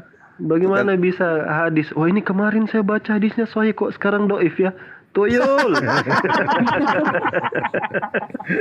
Sulapan. Itu cuma bisa sabar ya bang ya, bisa sabar ngadepin kiamat sama Ferguson. Kita yang di bawah aja udah gedek rasanya pingin. Bahkan tidak ada agama yang seperti Islam ya. Berdusta supaya ditertawakan orang itu nggak boleh oleh Rasulullah. Seperti contoh ketika ada stand up komedi gitu ya, itu dilarang di dalam Islam seperti itu. Membuat dusta supaya orang tertawa itu betul-betul dilarang di dalam Islam. Bagaimana mungkin Rasulullah itu mengatakan bahwa agama Islam ini agama menghalalkan dusta. Banyak ayat di dalam Al-Quran ya yang menjelaskan kepada kita bahwa kita itu dilarang dusta. Seperti contoh hadis Rasulullah bunyinya begini, hendaklah kalian senantiasa berlaku jujur, karena sesungguhnya kejujuran akan mengantarkan pada kebaikan, dan sesungguhnya kebaikan akan mengantarkan kepada surga. Jika seorang senantiasa berlaku jujur dan berusaha untuk jujur, maka dia akan dicatat di sisi Allah sebagai orang yang jujur. Hati-hatilah kalian dari berbuat dusta, karena sesungguhnya dusta akan mengantarkan pada kejahatan, dan kejahatan akan mengantarkan pada neraka. Jika seseorang sukanya berdusta dan berupaya untuk berdusta, maka ia akan dicatat di sisi Allah sebagai pendusta. Nih hadis Rasulullah nih. Mana nggak ada agama yang mengajarkan umatnya untuk jujur itu selain Islam, tidak ada. Ya kalau yang diajarin untuk berlaku mengajarkan dengan cara palsu ada nggak, Ahi? Wah, itu jelas. Itu kata Paulus, Yesus itu mau diberitakan dengan jujur atau palsu itu tidak mengapa. Itu dalam kitab mereka, bukan dalam kitab Islam. Iya, propasis itu artinya mengelabui atau maksud palsu. Mengelabui itu artinya apa ya? Ahi, mengelabui itu artinya apa? Membohongi. Mengelabui itu ya membohongi. Tipu daya. Ya. Tipu daya. Nah, kalau di Islam boleh kemudian melakukan siasat dengan 3 perkara tadi. Apa itu? Dalam perang, menyenangkan hati istri. Yang ketiga apa ya? Yang melindungi orang yang hendak dibunuh. Iya, betul. Menyelamatkan orang. Mendamaikan orang yang sedang berselisih. Itu boleh di Islam. Itu namanya siasat. Itu bukan bohong dalam arti negatif, itu siasat. Orang kalau berperang tidak ada siasat, gimana ceritanya itu, Bang? Mati ya kan? Nah, ya iyalah. Terus kemudian kalau kita pulang kerja dari kantor ya kan, udah berangkatnya pagi, pulangnya malam, terus di rumah ditanyai istri dari A sampai Z, itu akan mendatangkan kemungkaran. Kita akan marah karena kita masih biasa. Kamu dengan siapa, jam berapa, di mana, ngapain, kenapa bajunya rontok, kenapa sepatunya nggak dipakai, kenapa begini. Akhirnya melahirkan satu kondisi di mana kita tidak akan rumah tangga akan semakin panas jadinya. Jadi solusi yang diberikan oleh Allah, ya nggak apa-apa kita. Oh tadi saya sedang tidur, sedang istirahat. Meskipun tadi itu kita tidak istirahat, capek secapek-capeknya demi untuk menyenangkan hati istri agar tidak mendatangkan masalah yang lebih besar, itu boleh. Tapi yang ada di kitab mereka mengelabui, mendustai. Dengan apa itu? Apa? Untuk apa? Mendusta untuk apa? Untuk memberitakan tentang Tuhannya. Tidak apa-apa berdusta, tidak apa-apa dengan niat palsu, nggak apa-apa dengan mengelabui. Yang penting memberitakan tentang Tuhannya mereka. Loh, di Islam ada nggak boleh berbohong demi Allah? Oh no. Ada nggak kemudian kita bisa membohongi orang? Oh Mbak Okta, Allah Subhanahu Wa Taala itu akan suka sekali kalau Anda itu kemudian begini dan ada, nggak bisa. Nggak boleh kita. Tapi kalau ini boleh mereka menjajangkan Yesus dengan cara palsu, boleh. Di Islam itu yang boleh ketika dalam perang. Misalnya ada orang datang lari ke rumah, dikejar ya kan? Dikejar. Dan itu dipraktekkan oleh mereka. Iya, Contoh Ustadz Wafi pernah ditipu sama Torosoki di Komalnya Erwin. Apa kata Torosoki? Adakah manusia yang berani berkata kuduslah karena aku kudus selain Yesus? Saya naik, tunjuk ayatnya di mana. Yesus berkata kuduslah karena aku kudus. Karena setahu saya ayat itu ada di dalam Imamat 11 ayat 45. Kuduslah kamu karena aku ini kudus. Janganlah kamu makan binatang-binatang yang dinajiskan oleh Tuhan Allahmu. Dipakai oleh Torosoki itu kata Yesus. Wow, saya kejar hampir 2 jam nggak bisa jawab. Pendeta penipu, saya bilang, sekolah jauh-jauh sampai ke Jepang. Akhirnya cuma jadi penipu, diem dia. Laporin kalau kamu nggak terima saya katakan penipu gitu. Itu makanya Torosoki itu ketakutan sama saya itu. Yesus saja, ya ini yang diceritakan Alkitab. Bukan berarti saya menuduh Yesus itu bohong. Ini ya diceritakan Alkitab. Yesus ini udah nipu, nyolot pula ini. Nih di ayat Lukas 24 ayat 25, perhatikan kalau ada orang Kristen. Lalu ia berkata kepada mereka, "Hei kamu orang bodoh." Nih, Dia mau menipu, ngatain orang bodoh nih. Betapa lambannya hatimu sehingga kamu tidak percaya segala sesuatu yang dikatakan para nabi. Ayat 26. Bukankah Mesias harus menderita semuanya itu untuk masuk ke dalam kemuliaannya? Di mana para nabi siapa yang mengatakan Mesias harus menderita? Sebagaimana yang tertulis di dalam Lukas 24 ayat 46. Ada tertulis demikian, Mesias harus menderita, mati dan bangkit dari antara orang mati pada hari yang ketiga. Di mana ada tertulis seperti itu? Nih udah bohong, nyolot pula ngatain orang lamban bodoh. Nih Lukas 24 ayat 25. Lalu ia berkata kepada mereka, hai kamu orang bodoh, betapa lambannya hatimu sehingga kamu tidak percaya segala sesuatu yang telah dikatakan para nabi. Apa yang dikatakan para nabi? Bukankah Mesias harus menderita? Semua itu untuk masuk ke dalam kemuliaannya. Mana? Di mana nabi mengatakan Mesias harus menderita? Gak ada seperti itu. Bohong.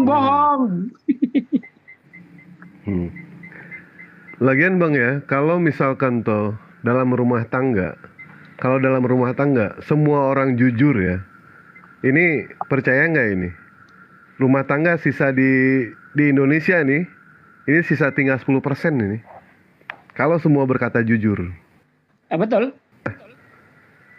Bayangkan nggak, kita tidak menutup kemungkinan ya, Islam itu ajaran sempurna. Bagaimana dengan manusianya? Manusianya itu bisa melakukan kesalahan.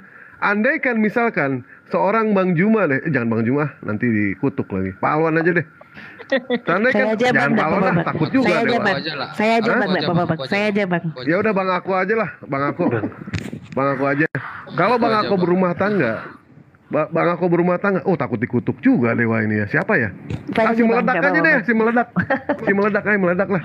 Kalau misalkan dia sudah berumah tangga, misalkan dia melakukan selingkuh ya, tidak menutup kemungkinan banyak umat muslim yang melakukan perselingkuhan, itu banyak, kita mengakui itu.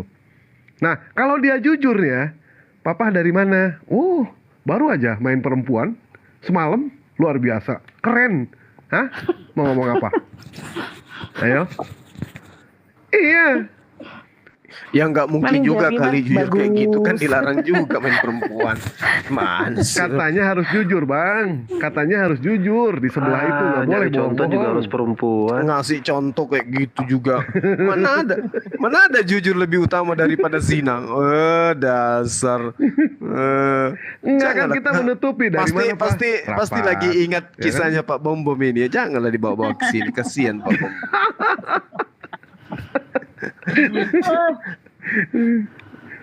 Nggak kebayang aja gitu Bang ya, kalau misalkan toh berumah tangga jujur. Taruhlah orang Kristen itu kan nggak boleh yang namanya berkata bohong, harus jujur. Kalau misalkan dia selingkuh Bang, dia bilang, istrinya bilang dari mana, ya kan?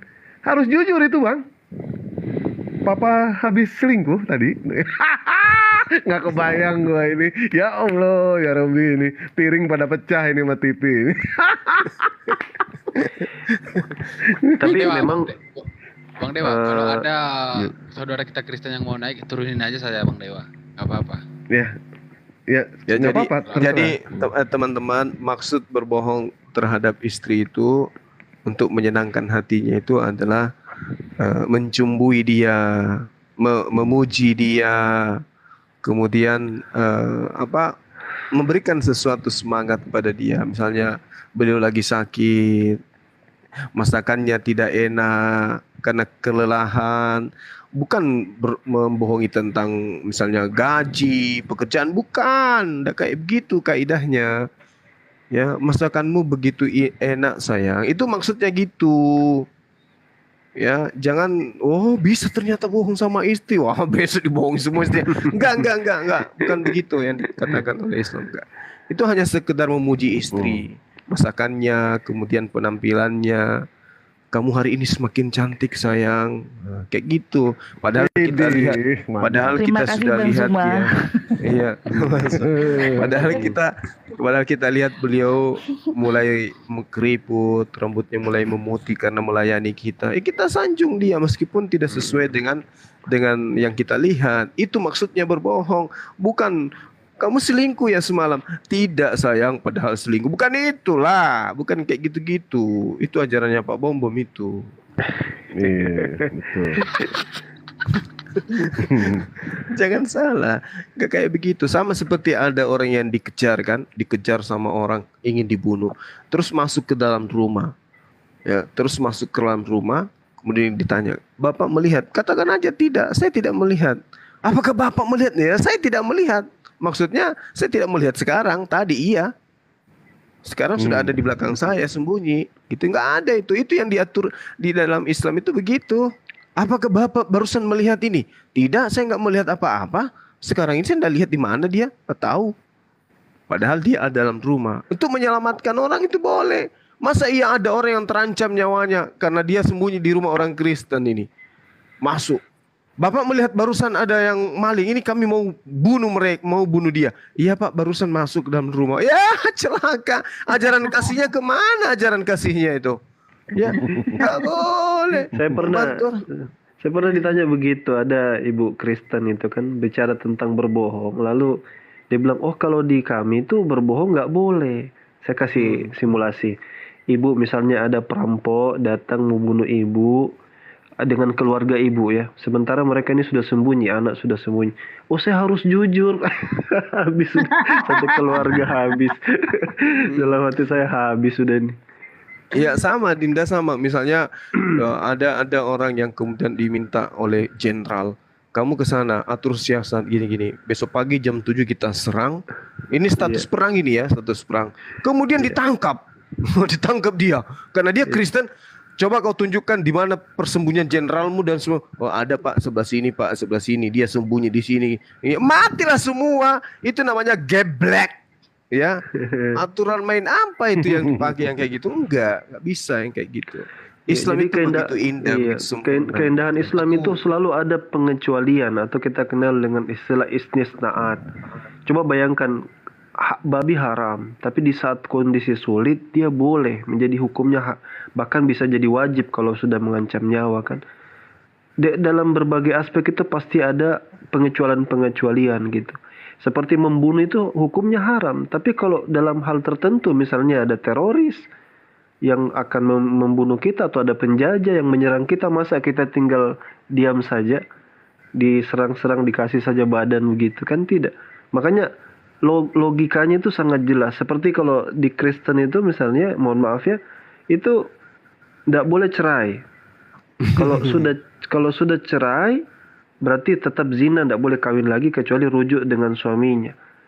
Ini kan sama sekali tidak ada pengecualian kalau seperti ini. Harus selama-lamanya dalam satu pasangan. Bagaimana kalau pasangannya itu pasangan yang salah? Iya, tukang selingkuh. Pukul misalnya. Ringan tangan ya, sedikit-sedikit petak. Ya, jitak apa segala. Karena ada laki-laki kayak gitu, minum anak jadi bola di rumah. Suami dihajar ya. Bagaimana sih perempuan? Oh, kalau katanya harus ikut pulang-pulang topinya miring. Didamaikan gitu. Kalau memang wataknya laki-laki begitu bagaimana? Apa mau tunggu sampai mati perempuan? Tapi di dalam Islam boleh, meskipun itu makruh ya, tapi boleh. Perempuan kalau suami tidak melanggar syariat boleh cerai. Ada pengecualian. Sama seperti adik saya dong Ustadz. Iya. Kemarin juga cerita ternyata dulu sama suaminya pernah juga seperti itu, diseret juga, dipukul, ditampar. Iya, anaknya yang cerita sendiri malahan. Mami pernah dipukul, dijambak sama papi, dia bilang gitu. Ya itu ujung-ujungnya suaminya selingkuh. Gak usah terlalu jauh. Gak usah terlalu jauh Mbak. Kalau saya itu tidak punya kasih, saya sudah berapa kali naik di komalnya Ica. Dia ngaku janda. Ya saya langsung bilang aja sama dia, pesina. Kan gitu. Iya kan? Karena mereka nggak boleh kemudian cerai kecuali dengan zina. Berarti kalau bukan suaminya ya dia yang berzina kan gitu. Tapi kan kita di ajaran kita itu nggak boleh.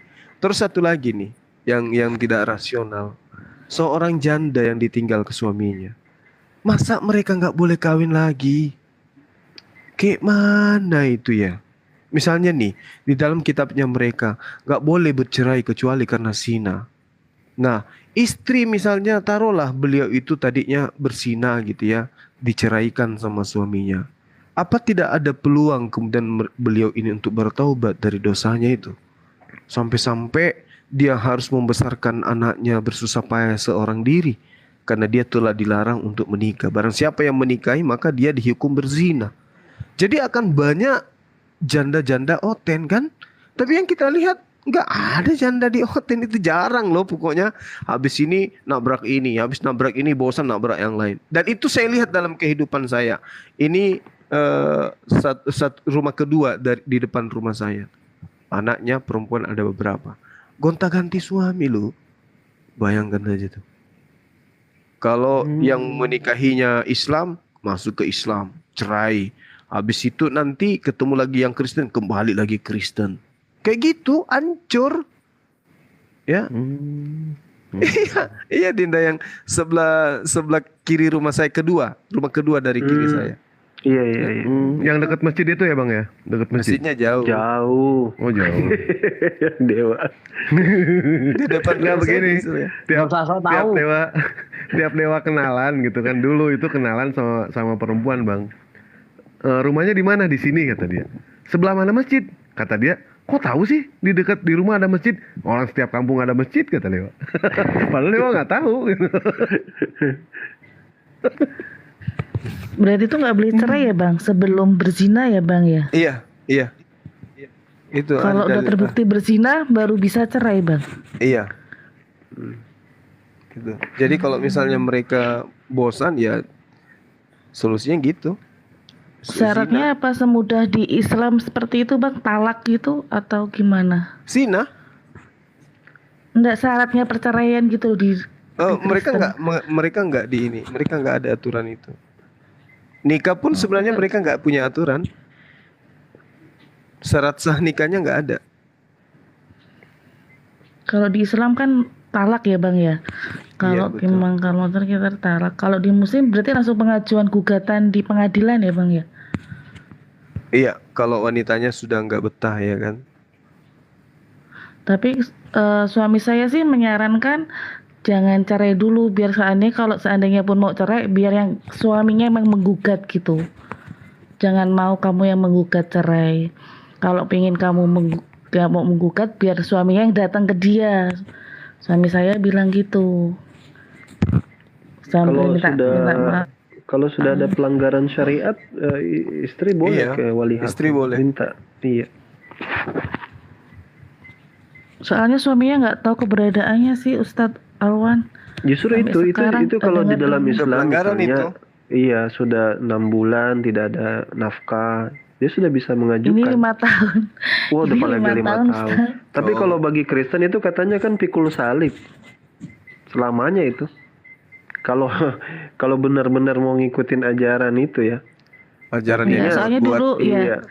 Suaminya dulu pergi kan 10 Muslim. tahun, 20 tahun tetap kalau tidak boleh kawin sama orang lain itu. Kecuali mati soalnya atau berzina. Ya, suaminya kan dulu Muslim, menikah sama adik saya tuh jadi Kristen, masuk Kristen gitu loh Ustadz. Apa mungkin dia nggak tahu seperti itu, agama Kristen seperti itu, saya juga kurang tahu. Soalnya keluarganya suaminya Muslim semua sih. Makanya kan mungkin dia nggak tahu ajaran seperti itu atau gimana. Mungkin mungkin dia masih mengikuti Islam ya, kalau nggak ada itu udah dianggap cerai gitu mungkin. Udah nggak ada kabar, nggak ada ngasih nafkah selama berapa bulan, mungkin dikiranya sudah cerai. Makanya ya suami saya tetap bersikeras jangan minta cerai. Kalau dia mau mengajukan cerai biar dia datang gitu loh. Minta tuntutan nafkah anaknya selama 5 tahun. Baru boleh kamu ngajukan cerai gitu loh. Kita bertanggung-jawaban selama 5 tahun kamu nggak menafkahi anak, di total 2 anak seberapa segini baru kamu mengajukan cerai. Takutnya kan enakan kalau udah cerai dia bisa nikah resmi sama yang istri yang ini gitu loh Ustaz.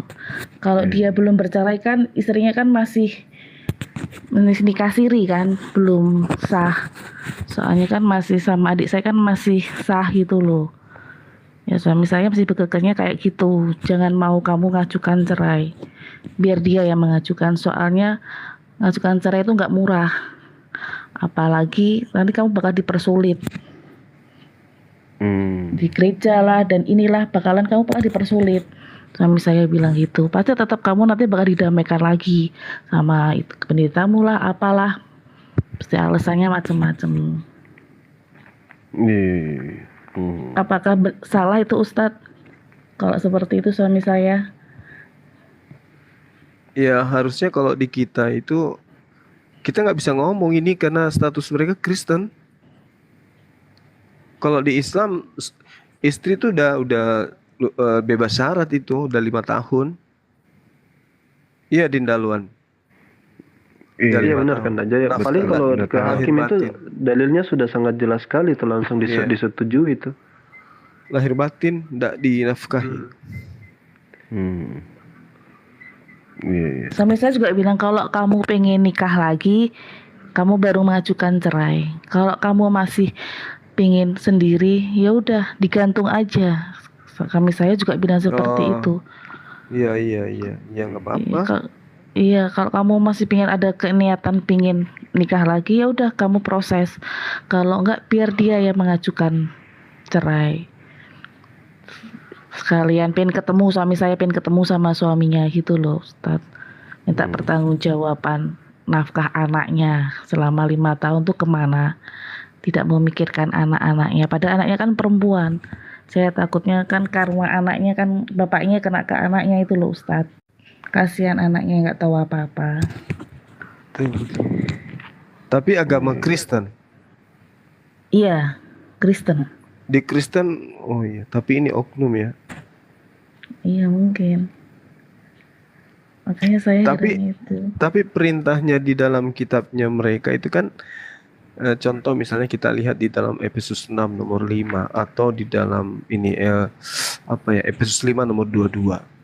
Hai istri, tunduklah kepada suamimu seperti kamu tunduk kepada Tuhan.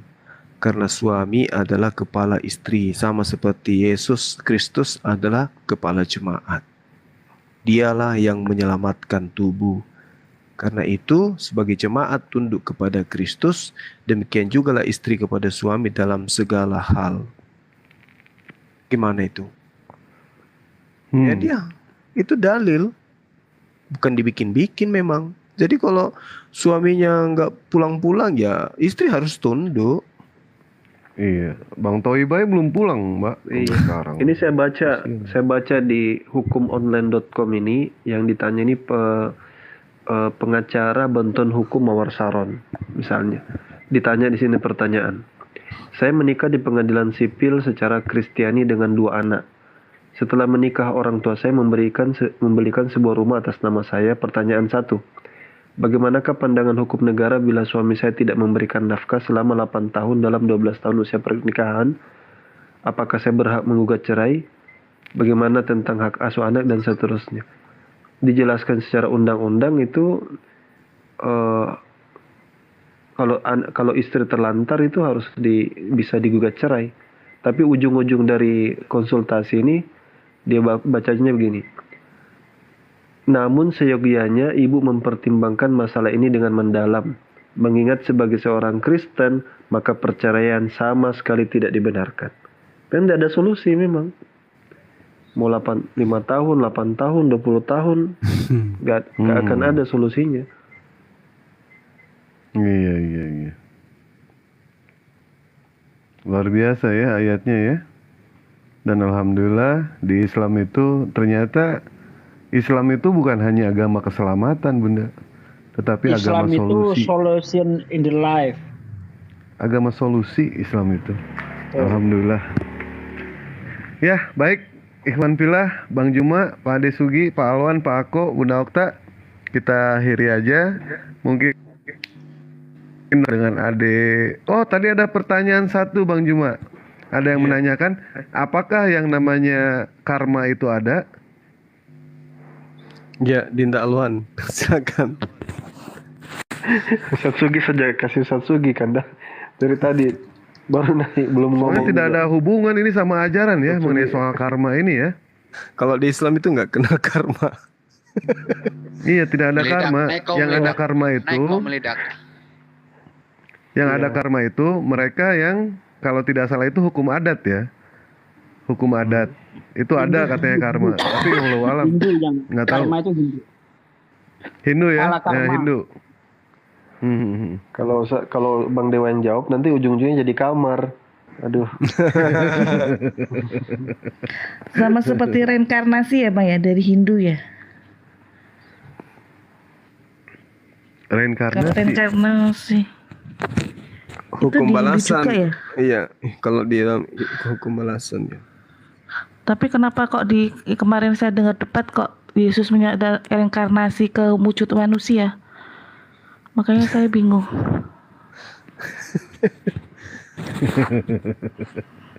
Ya, makanya setiap kali nggak usah dengerin bingung, itu Mbak. pusing. Ya, Nggak usah bingung. lebih bagus ini sebenarnya.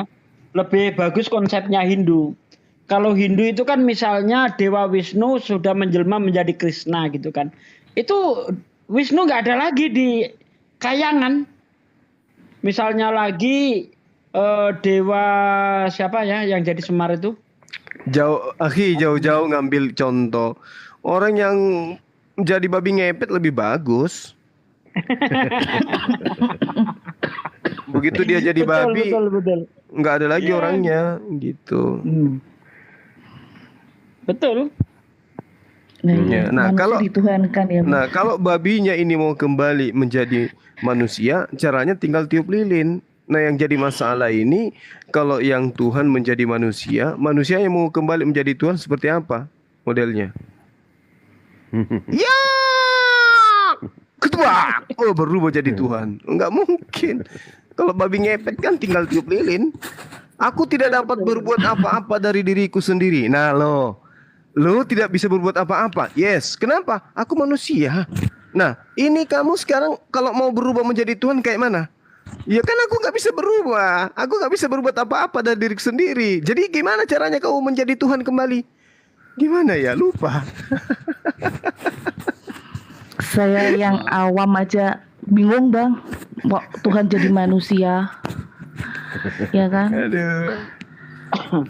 Caranya Yang baca menyebabkan Roma. Mbak Okta itu memeluk Islam apa Mbak? Di Islam itu Saya kan Muslim. Beliau Muslim. Iya. Tapi saya sangat mencintai Islam. Enggak, katanya tadi mau alap kan Mbak Okta ini? Enggak. Iya. Bukan, Nah, saya bukan. dari lahir Muslim. Tuh.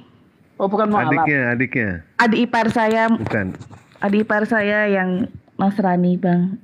Ustadz. Iya. Nanti insya Allah dijadwalkan saja ya, Bunda Okta ya.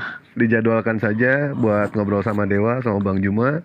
Nanti insya Allah kami akan mengenalkan ajaran Islam yang sebenarnya itu seperti apa, ya. Ya, dan Dijadwalkan meledak saja. nanya Nanti di DM saya aja. Nasrani atau Islam. Saya dari lahir Muslim dan tetap akan meninggal dalam keadaan Muslim. Amin. Gak akan murtad Bang meledak. Karena dijanjikan syafaat dari Nabi Muhammad. Itu aja pedoman saya, ingin mendapatkan syafaatnya aja. Di agama lain kan nggak ada ya Bang Zuma ya? Nggak ada. Yang ada itu Bang gini Juma, loh. sebelum saya turun tuh boleh Iya. bertanya nggak Bang Juma? Silakan. Bang Juma. Masih agak bingung sih. Yang sebenarnya yang membedakan Yahudi dengan Islam itu apa sih sebenarnya Bang Juma? Kan nabi-nabi sebelumnya itu kan turunnya di Israel.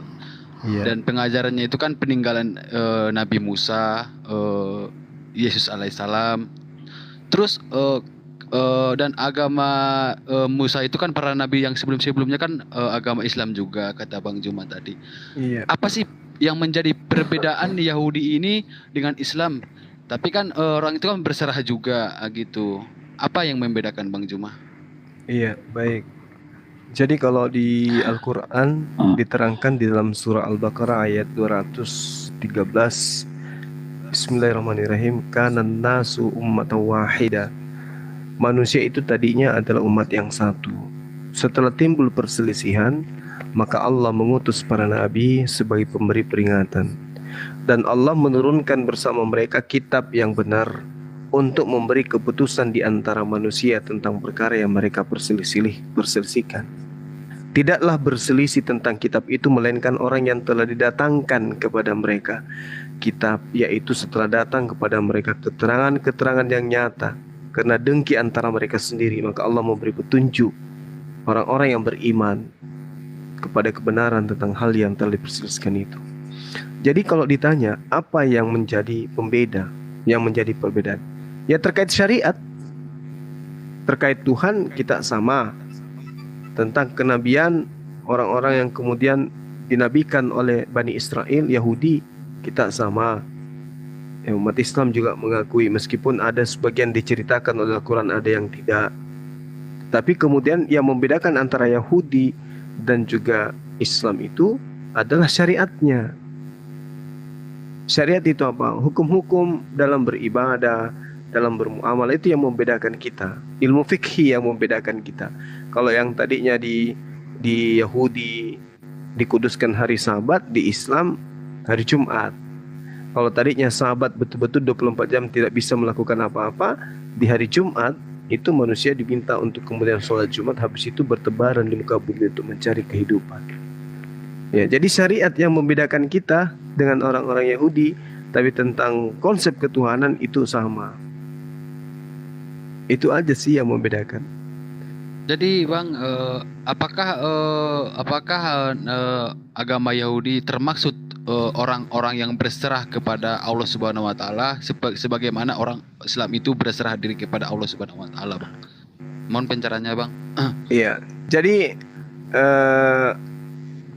dikatakan dalam Al-Qur'an, orang-orang beriman dan orang Nasara, di antara orang Yahudi, Nasara dan Sabi'in, siapapun di antara mereka yang beriman, kata Allah, mereka akan mendapatkan keuntungan gitu. Nah, ada di antara mereka yang beriman memang, itu diterangkan oleh Al-Qur'anul Karim, innal ladzina amanu wal ladzina hadu wan nasara was-sabiina man amana billahi wal yaumil akhir wa amila shalihan falhum ajruhum 'inda rabbihim wala khaufun 'alaihim wala hum yahzanun. Sesungguhnya orang-orang beriman, orang-orang mukmin, orang-orang Yahudi, orang-orang Nasara, orang-orang Sabi'in, siapa saja di antara mereka yang benar-benar beriman kepada Allah hari kemudian dan beramal saleh, dan bagi mereka, dan tidak pula mereka bersedih hati. Jadi orang Yahudi itu dulu ya, sama Nabi Musa ada yang beriman, Daud, Salomo ada yang beriman, sahabat Nabi Isa, Yesus ada juga yang beriman.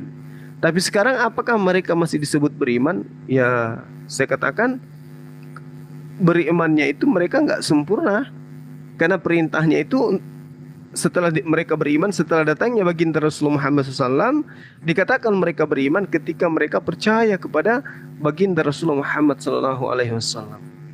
Contohnya Abdullah bin Sabah. Iya betul. Iya betul. Jadi orang-orang yang kemudian dikatakan beriman sehari ini adalah mereka yang menjadi Muslim, orang Yahudi. Makanya dikatakan oleh Rasulullah, sekiranya Nabi Musa hidup pada zaman ini, maka beliau pun akan menjadi makmum. Nabi Musa pun akan menjadi umatku sekiranya beliau hidup pada masaku. Itu Rasulullah sendiri katakan. Ya, jadi kalau misalnya sekarang ada orang Yahudi, praktisi Yahudi, menganggap mereka adalah penganut Torah, nyembah kepada Allah yang benar, mereka tidak dianggap sebagai orang yang beriman. Kenapa? Karena datang kepada mereka Rasulullah Muhammad SAW sebagai khataman nabiyyin, tetapi mereka kemudian menolaknya, berarti dia kufur. Dia dihukum kafir. Jadi jangan karena kita itu berdialog lintas agama Kristen, kemudian ada di antara mereka orang-orang Yahudi, praktis Yahudi ini ikut nimbrung, kemudian membela Islam, membela Allah Subhanahu wa taala, lantas kemudian kita mengatakan kita adalah satu akidah. Tidak. Oh, tidak.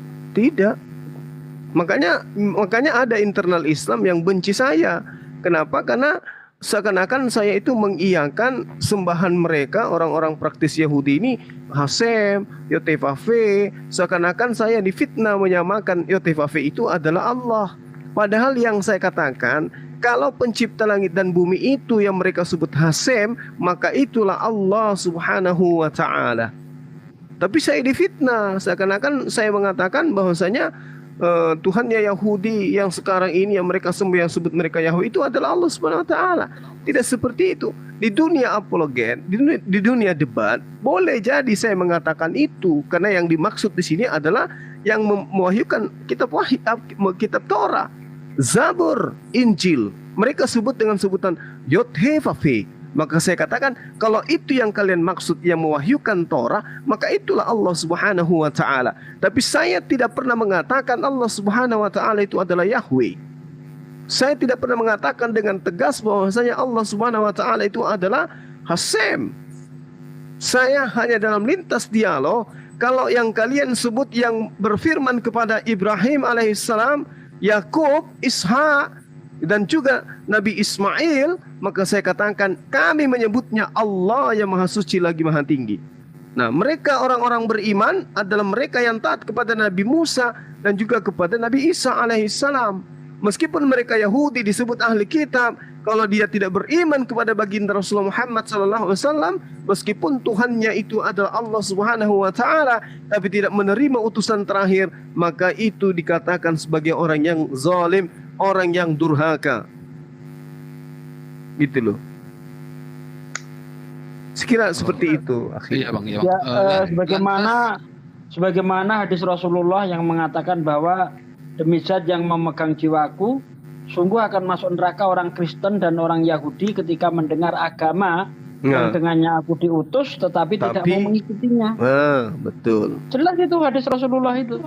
Jadi mereka ketika tidak mau mengikuti Rasulullah ya kafir jatuhnya. Innalladzina kafaru min ahlil kitab. Orang-orang kafir dari ahli kitab siapa? Kristen dan Yahudi.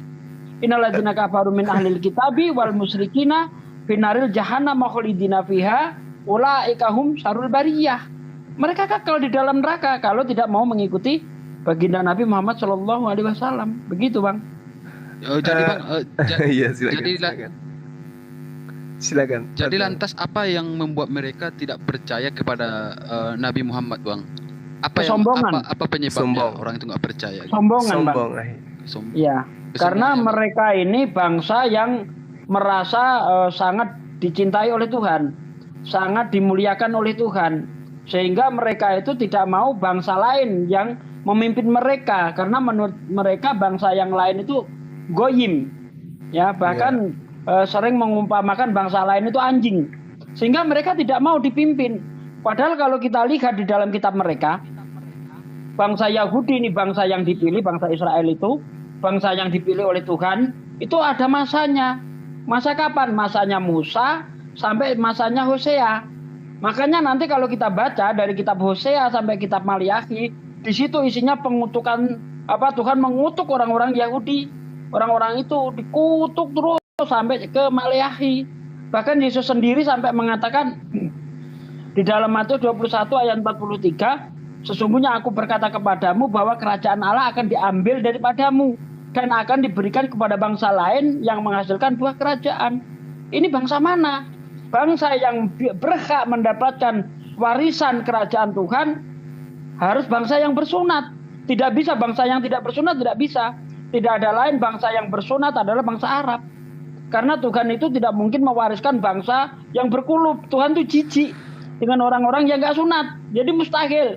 Diberi kerajaan Allah itu mustahil. Jadi harus bangsa yang bersunat sebagaimana perjanjian Abraham dengan Tuhan di Kejadian 17 itu akan menjadi perjanjian selama-lamanya. Awalnya bangsa ini terpilih, bangsa Israel, tapi karena tegar tengkuk, karena kesombongan, akhirnya bangsa ini ditinggalkan. Baca Hosea sampai Maliaki, orang Kristen nggak akan ngerti soal ini, kecuali orang-orang yang betul-betul mendalami Bible. Begitu. Lanjut. Ya, jadi gini, sedikit lagi dari saya. Ya, ini sebelum kita tutup, ya.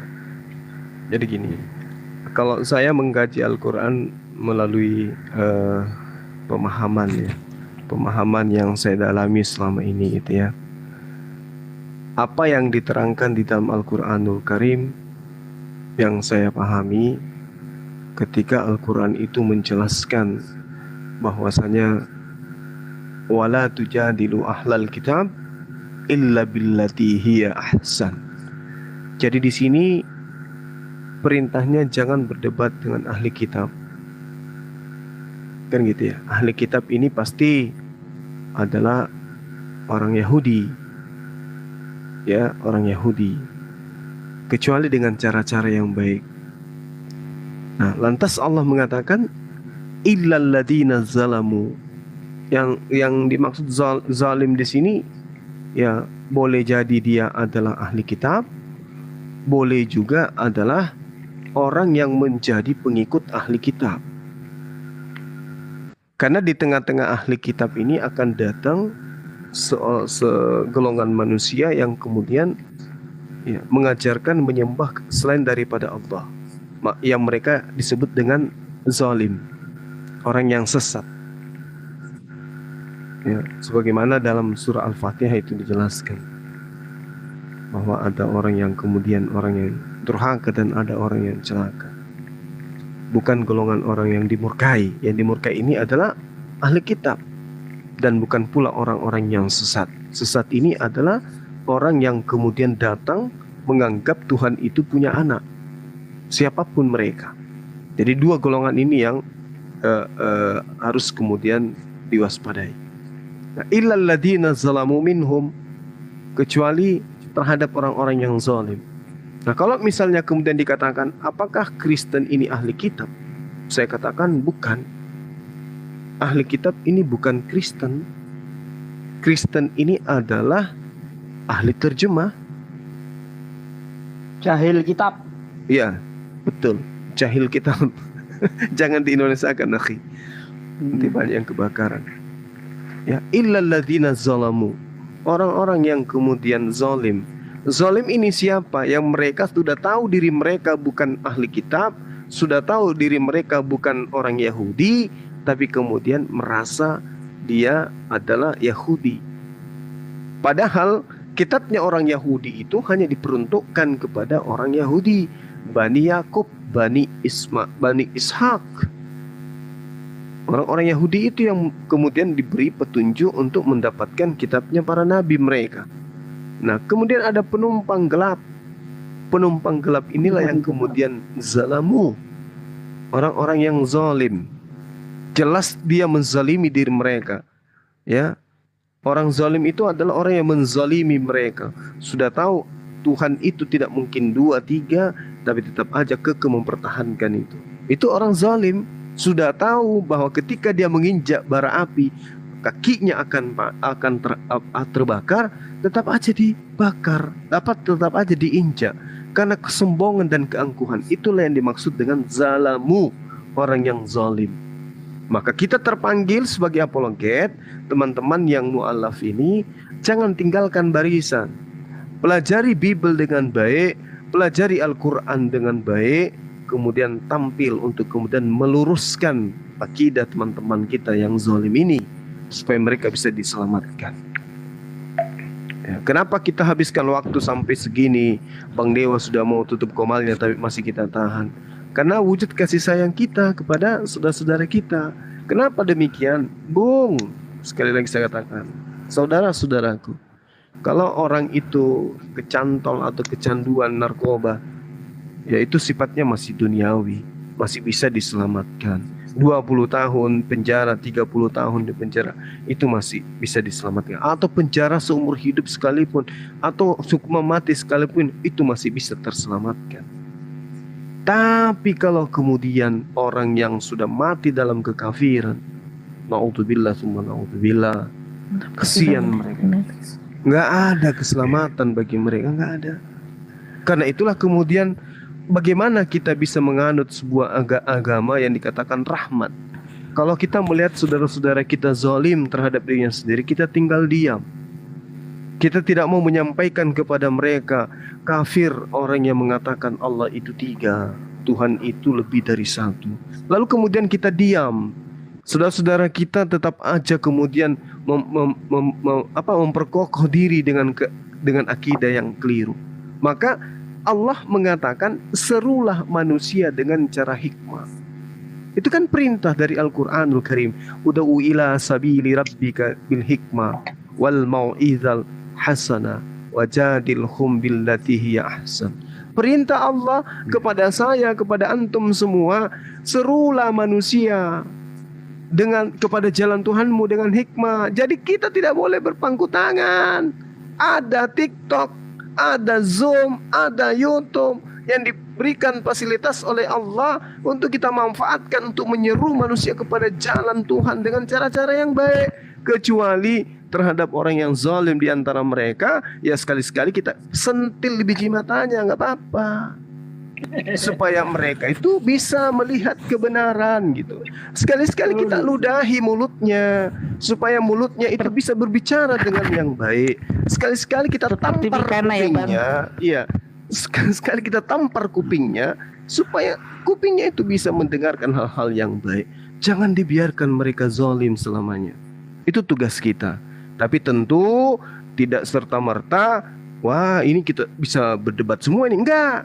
Kalau belum bisa membedakan antara hak dan batil, jangan coba-coba masuk di dunia debat. Harus sudah bisa membedakan itu. Minimal bisa baca Quran. Seperti saya ini, ilmunya cuma bisa baca Quran. Itu pun masih makhrajnya masih bengkok. Dan gitu ya. Tapi kalau nanti aku ini tapi kalau tidak ada Bang, sama sekali ilmu, jangan sekali-sekali. boleh tanya satu kali lagi, Bang? Iya, silakan Bang Dewa. Udah tidur dia itu. Enggak, tidur dari mana? Kuat deh Bang. Kenapa sekarang umat Nasrani kok pakai jilbab, pakai peci ya Bang ya? Saya pertama kali masuk TikTok ke Mikan tuh saya kira Muslim Bang. Sumpah saya nggak tahu kalau dia itu Nasrani. Makanya saya ikutin, kok saya lihat loh, kok lama-lama kok ada yang bilang Tuhan Yesus memberkati. Makanya saya heran, loh, kok pakai jilbab, pakai kudung. Biar saya jawab ya. Iya, silakan. Iya. Mereka seperti itu sedang mengamalkan kitabnya. Iya, sedang mengamalkan kitabnya. Ayat apa itu? Ayat Bulus. Di mana Matius 10 ayat 16. Lihat aku mengutus kamu seperti domba di tengah kawanan serigala, berbuatlah cerdik seperti ular, tulus seperti merpati. Nah, itu ayat yang dia pakai. Sehingga mereka tuh nyamar-nyamar, pakai pakaian muslim, supaya orang terjebak. Wah, ini muslim ini. Nggak taunya yang dibicarakan Yesus. Yesus Tuhan dan sebagainya. Itu menjebak orang-orang Islam yang awam gitu loh. Wah, ini berjilbab aja menuhankan Yesus. Kok saya enggak? Akhirnya ada pemikiran seperti itu. Ya, mereka itu berusaha ya bagaimana supaya orang itu murtad. Mereka sudah menghabiskan banyak dana, ya, banyak waktu, banyak trik, tetapi semuanya tidak efektif. Mereka ini orang-orang yang sudah puyeng sebenarnya. Karena bagaimanapun Islam ini dijelekkan, Islam ini semakin tumbuh. Ya, baik di luar negeri maupun di Indonesia. Kita tahu sendiri, hampir tiap malam tiada hari tanpa syahadat. Lihat, adakah orang murtad di TikTok ketika mendengarkan perdebatan kita? Nggak ada. Justru banyak orang yang mualaf ya mendengarkan ini. Mereka ini semakin panik. Apa yang harus saya lakukan gitu loh. Mereka itu ingin makar terhadap Islam. Wa makaru wa makarullah. Wallahu khairul makirin. Mereka itu tidak sadar kalau makar dia itu justru akan menjadikan Islam itu semakin berkembang. Kenapa bisa begitu? Karena Islam ini dijanjikan oleh Allah akan menang. Ya, idza jaa nasrullahi wal fath. Lihat tuh ayat ini. Ayat ini tidak mungkin dusta. Idza jaa nasrullahi wal fath wa ra'aitan nasa yadkhuluna fi dinillahi afwaja. Jika pertolongan Allah sudah datang, maka Allah akan memenangkan agama ini. Pertolongan Allah akan datang. Ya, Allah akan menolong agama ini. Idza jaa nasrullah. Ya, Allah memberi pertolongan terhadap agamanya dan agamanya pasti menang dan kamu akan melihat manusia berbondong-bondong memasuki agama Islam. Kalau sudah terjadi demikian, istighfar kata ayat itu. Ya, idza jaa nasrullahi wal fath wa ra'aitan nasa yadkhuluna fi dinillah. Kamu akan melihat manusia itu berbondong-bondong memasuki agama Allah. Ya. Wara'aitan nas yadkhulu apa tadi? Idza ja'a nasrullahi wal fath wara'aitan nas yadkhulu yadkhulu bidinillahi afwaja. Ya, di situ kita disuruh beristighfar. Kenapa? Karena kamu hanya jadi penonton. Makanya jangan sampai kita itu jadi penonton. Mari kita berlomba-lomba mensiarkan agama ini. Kalau kamu hanya jadi penonton, istighfar banyak-banyak. Mana bukti kecintaanmu terhadap Islam? Mari kita berbuat, kita berdakwah, mati-matian dalam dakwah, dakwah sampai mati, jangan berhenti dakwah sebelum mati. Terima kasih. Allahu Akbar. Ya, jadi itu ya, mereka nyamar-nyamar ya, Bunda ya. Nyamar-nyamar demi untuk mendapatkan domba, demi untuk memancing domba gitu. Dengan cara menipu. Tadi katanya juga itu. Kristen yang duluan ya Bang ya. Katanya dia mengaku Kristen yang duluan memakai hijab. Iya, tapi yang dipraktekkan siapa? Yang mempraktekkan? Saya juga nggak pernah lihat Kristen ke gereja pakai hijab. Nggak ada pakai bikini semua. Ada. Pakai syar'i gitu loh, pakai syar'i, pakai hijab, kan nggak pernah ada kan di gereja. Yang setahu saya sih pakai rok mini. Kayak soalnya rumah saya kan juga dekat gereja Bang, pakai rok mini, pakai baju-baju gitulah Bang. Memang gini, tadi saya sempat dialog dengan Mikana gitu ya. Saya katakan, kamu kok kenapa pakai jilbab gitu ya, sedangkan Tuhanmu aja itu ya seperti itu keadaannya. Saya malah dibilang menghujat. Padahal lantas B2 ya Bang ya. Iya. Lantas kemudian dia katakan, kami lebih duluan karena ada dalam kitab kami. Ya, di kitab Anda itu kan cuma diperintahkan bertudung. Kalau bertudung itu kan cuma menutup rambut, ya kan? Ya, bertudung aja pun mana batasan auratnya, ada nggak? Kan nggak ada. Tudungilah kepalamu. Ya kepala aja yang dipakai, kayak Ahisugi itu kan bertudung itu. Itu yang dikatakan. Kayak biarawati ya Bang. Biarawati juga seperti. Itu dia, bukan berjilbab begitu. Bukan seperti itu adanya. Itu artinya ada dua. Pertama mengolok-olok. Kedua ya kristenisasi. Yang ketiga. Kenapa nggak pakai salib ya Bang ya? Iya. Yang Maksudnya ketiga pakai hijab, pakai salib kan biar tahu dia Kristen. Iya. Yang ketiga sedang mempraktikkan isi kitabnya, perintahnya.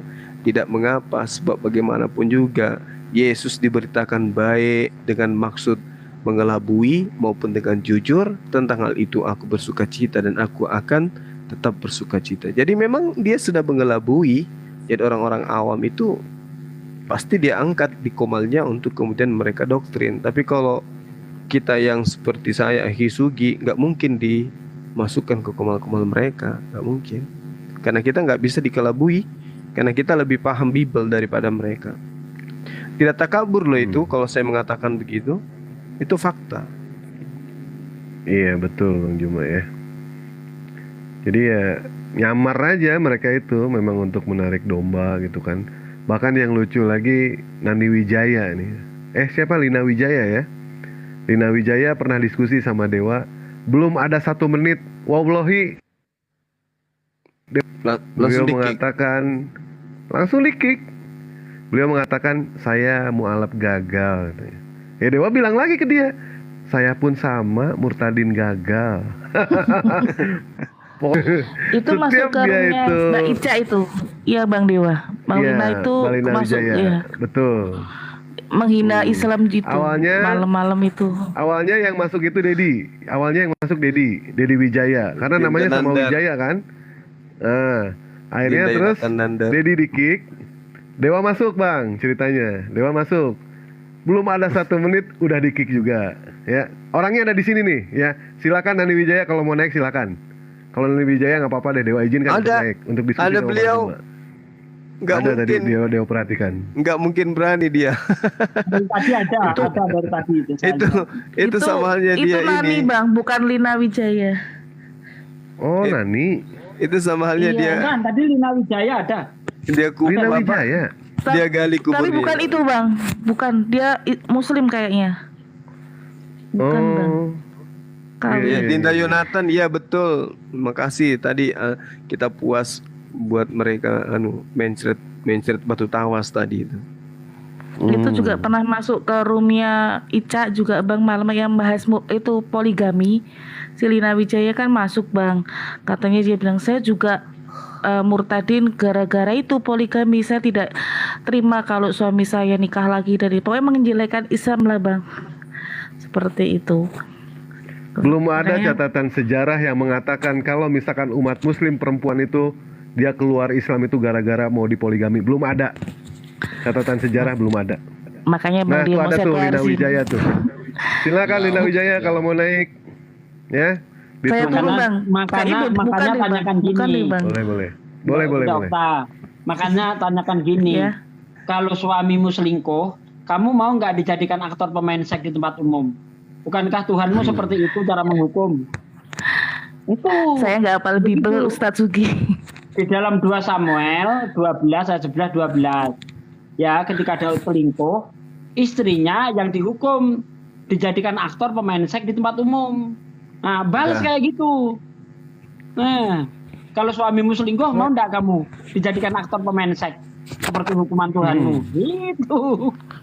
Parah. Banyak di sini si Meledak bilang banyak wanita Islam murtad karena sadar poligami tak rasional. Kita tahu ya, yang namanya perempuan itu kita mengakui.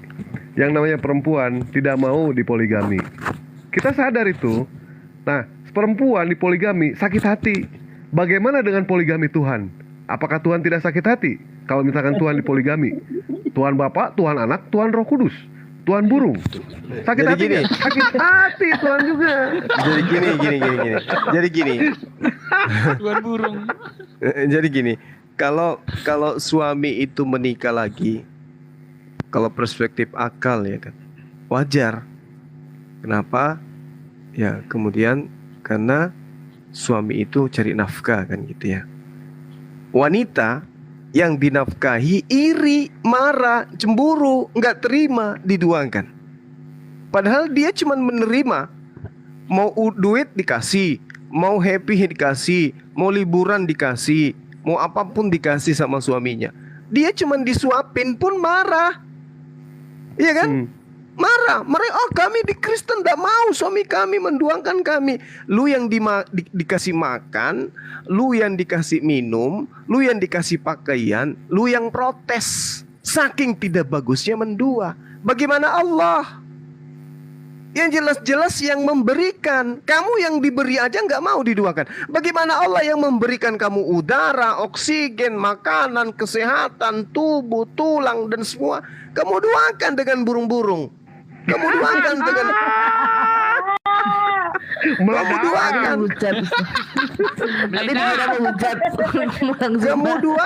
kamu duakan dengan bayi manusia. Seenggak bayi Yahudi kamu duakan dia dengan itu. Apa enggak murka Allah itu? Maka wajar kalau kalian itu dakhalal jannah, masuk dakhalal nar. Wajar kalau kalian itu khalidina fiha abada. Satu lagi Bang. Abada. Netek lagi. Iya. Jadi wajar kemudian kamu aja yang disuapin, bangun tidur periksa dompet suami, minta duit. Mau ini minta duit. Kamu yang dihidupin loh. Suami siang malam cari nafkah, lu dihidupin, lu juga yang mau membatasi suamimu. Bagaimana Allah yang menciptakan segala sesuatunya terus kamu duakan dengan burung-burung? Iya kan? Murka Allah itu. Iya, jadi jangan. Kalau kamu aja menghujat, Bang. Kalau karena menghujat. kamu aja yang kemudian dikatakan sebagai manusia ciptaan yang skala dirimu itu hanya makhluk. Ya, apalagi dia yang berdiri sendiri, yang maha kuasa atas segala sesuatu, yang menciptakan kita dari tidak ada menjadi ada. Lawang suamimu itu bukan kamu yang ciptakan kok. Kalau dia mau menduakan kamu ya wajar lah. Bukan kau yang ciptakan dia. Nah, Tuhan yang menciptakan engkau. Kemudian engkau menduakan Tuhan, bahkan mentigakan Tuhan. Kayak mana ceritanya Anda itu bisa selamat? Sementara Tuhan yang kamu kenal dalam perjanjian lama, dia adalah Tuhan pencemburu. Maka wajar nanti kamu itu akan dikuliti di sana dalam kehidupan kekal. Jangan pernah bermimpi masuk ke dalam surga. Tapi nggak apa-apa sih. Kalau kamu mau ke surgamu ya biarin aja. Karena di surgamu itu cuma memuji. Haleluya, haleluya, haleluya, haleluya, haleluya, haleluya. Coba aja kau sebut haleluya itu. Jangan dalam kehidupan kekal. Kalau Anda ngerti kehidupan kekal itu tidak ada akhirnya. Nah, di sana kamu hanya memuji haleluya, haleluya, haleluya, haleluya, haleluya, haleluya, haleluya, haleluya. Bayangkan itu kalau dalam kehidupan kekalmu itu misalnya 3.000 miliar tahun misalnya, ya anggaplah itu yang paling lama. Kayak mana mulutmu itu nanti bilang haleluya di sana? Haleluya, haleluya, haleluya. Apakah itu surga? Itu bukan surga, itu siksaan. Itu yang kedua. Itu yang pertama. Kemudian yang kedua, wajarlah kemudian ketika kalian itu menyembah bukan kepada Allah pencipta langit dan bumi, kemudian dimasukkan ke dalam neraka. Wajar. Ataupun kalau mau dikatakan kalian masuk ke surga kalian, silakan aja. Di sana ada perang naga. Gimana itu? Amerika dengan Irak perang, dunia meradang. Manusia dengan manusia. Ini yang berperang ular naga dengan malaikat. Lu mau sembunyi di mana tuh, Yul? Hah? Kau mau sembunyi di mana? Naga berperang, naganya punya malaikat. Terus berperang dengan malaikat Mikail. Wow. Malaikat di dalam kitabmu diceritakan berkepala 4. Kau mau lari kemana kira-kira sembunyi itu? Di kolongnya Yesus. Kau mau lari kemana sembunyi? Coba. Terus yang kemudian yang ketiga, kamu beribadah, kamu melakukan kebaikan, jasadmu yang melakukan kebaikan, rohmu itu hanya penopang kehidupanmu. Yang taat kemudian pergi ke gereja menyembah Yesus, itu adalah jasadmu. Begitu kau masuk ke surga, yang mengabdi ini tidak ikut, dia menjadi tanah. Terus yang menikmati itu adalah tubuh baru, tubuh kemuliaan. Lalu mana ajaran kasihnya? Yang satunya yang berusaha, yang menikmati yang lain. Nah sekarang, bahagia enggak kamu di surga kalau begitu? Pertama, apa kamu kira di surga itu kamu lupa ingatan? Kedua, apa kamu kira di surga itu kamu tidak akan mengingat-ingat lagi yang tentang dirimu adalah manusia? Pahami, kalau kamu masuk ke dalam surgamu dan kamu lupa kalau dirimu manusia, kamu lupa kalau kau pernah punya kelamin, kamu lupa kalau kau pernah punya lambung, perut, maka itu bukan surga, itu penyiksaan. Tapi kalau kamu sampai ke surga, kamu ingat nikmatnya makan coto, konro, kikil, kamu ingat makan sop Betawi, kamu ingat makan gado-gado, kamu ingat makan duren, kau ingat makanan yang paling enak ketika kamu di bumi. Lantas kemudian di sana kamu tidak bisa makan. Wow, apa itu namanya? Hah? Kamu punya pikiran di sana. Pikiranmu pasti loh, andaikan tanganku masih ada seperti dulu, andaikan mulutku masih ada kayak dulu, andaikan mataku masih ada kayak dulu, andaikan lambungku juga masih ada, maka aku akan makan, aku akan minum. Tapi semua itu tidak ada. Tapi pikiranmu masih ada, ingatanmu masih ada. Apakah itu kebahagiaan? Hah? Apakah itu kesenangan? Apakah itu adalah surga? Itu bukan surga, itu neraka, Bung. Umat Islam begitu indahnya, umat Islam itu. Begitu dia datang ke surga, kekuatannya yang di bumi itu berlipat kali lipat kekuatannya di sana. Laki-laki yang gagah di bumi, di sana jauh lebih gagah. Laki-laki yang kuat di bumi, begitu dia masuk ke dalam surga, beliau umat Islam itu laki-lakinya semakin kuat. Begitu juga perempuannya. Ada lambungnya, Bung. Ada perutnya, ada mulutnya, dilengkapi dengan buah-buahan, makanan yang paling indah, makanan yang paling enak. Apakah itu kamu nggak iri? Sementara kami menikmati makanan yang paling enak, tinggal mengatakan saya mau makan duren, durennya datang. Baru bilang durennya sudah ada. Mau makan jambu monyet, baru bilang jambu, monyetnya sudah duluan. Monyetnya datang. Enak itu surganya umat Islam itu.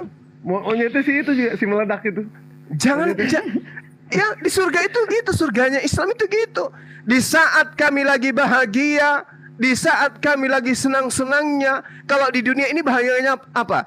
Kita ke Amerika, kita ke Dubai, kemana-mana bersama dengan keluarga, ya kan? Naik pesawat, kan gitu. Nah di surga, Bung, semua tempat yang indah ada di sana, fasilitas ada di sana, dan kami bertemu dengan anak istri kami, keluarga kami dalam kondisi yang sangat membahagiakan. Di saat kami bahagia, kamu lagi ngapain sana di surga lo? Waduh, susah di sini Bang Suma. Kenapa? Lambung saya ketinggalan di dunia. Padahal ada ayatnya di kitab saudara, nanti kamu akan makan minum kamu akan minum semeja dengan aku di kerajaan Bapak. Lah lambungmu lupa. Bapak.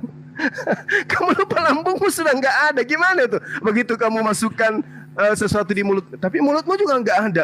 Memuji Tuhan. Loh, apa yang kau pakai memuji Tuhan? Telunjukmu juga nggak ada. Memuji Tuhan pakai apa ya? Pakai apa ya kira-kira Aizuki? Telunjuk. Kamu akan tersiksa, Bung. Di surgamu itu kau tersiksa. Jasadmu sudah nggak ada. Ya, kamu kemaluan udah nggak ada. Itu siksaan itu, Bung.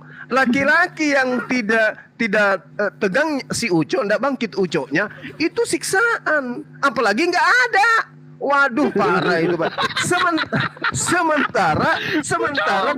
Sementara kondisimu masih manusia. Kamu nggak jadi malaikat di sana. Kalau kau jadi malaikat, maka kau akan menjadi makhluk yang berkepala 4. Sebelah depan Raja Wali, sebelah kiri elang, sebelah kanan manusia. Wah, bahaya itu. Di belakang singa. Kayak mana itu? Satu wajahmu aja sulit kamu mengaca, apalagi kalau sudah 4. Begitu beli lipstik, satu kali beli lipstik habis. Bagaimana itu muka serigala kamu Raja Wali kau kasih lipstik juga? Habislah kau. Karena kenapa? Di surga katanya kalian tidak kawin-mawin, hidup kalian seperti malaikat. Berarti wajah kalian ada 4 nanti. Bahaya itu. Bahaya. Kamu susah nanti yang mana mukamu yang asli. Nah kalau di Islam, subhanallah, Masya Allah, diberi pelayan-pelayan. Ya, diberi pelayan. Ada yang mengatakan meskipun hadisnya ya masih banyak yang mempertanyakan kesahihannya, 72 bidadari. Iya kan? Nah, bidadari ini kenapa disebut seperti itu? Karena pada saat Islam itu datang kepada orang yang gemar kemudian main perempuan, gemar minum khamar. Maka hadis Rasulullah seperti itu. Dikasih nanti gambaran bidadari, pelayan-pelayan. Indahnya di surga, surganya umat Islam. Sekarang kalau di rumah nih, di rumah kita nih ya, kita punya pelayan 1 orang aja. Bahagia enggak hidup kita? Begitu bangun ada kopi, ya, pulang kantor ada kopi. Begitu mau ke kantor bajunya sudah disetrika. Ada pelayan, Bung.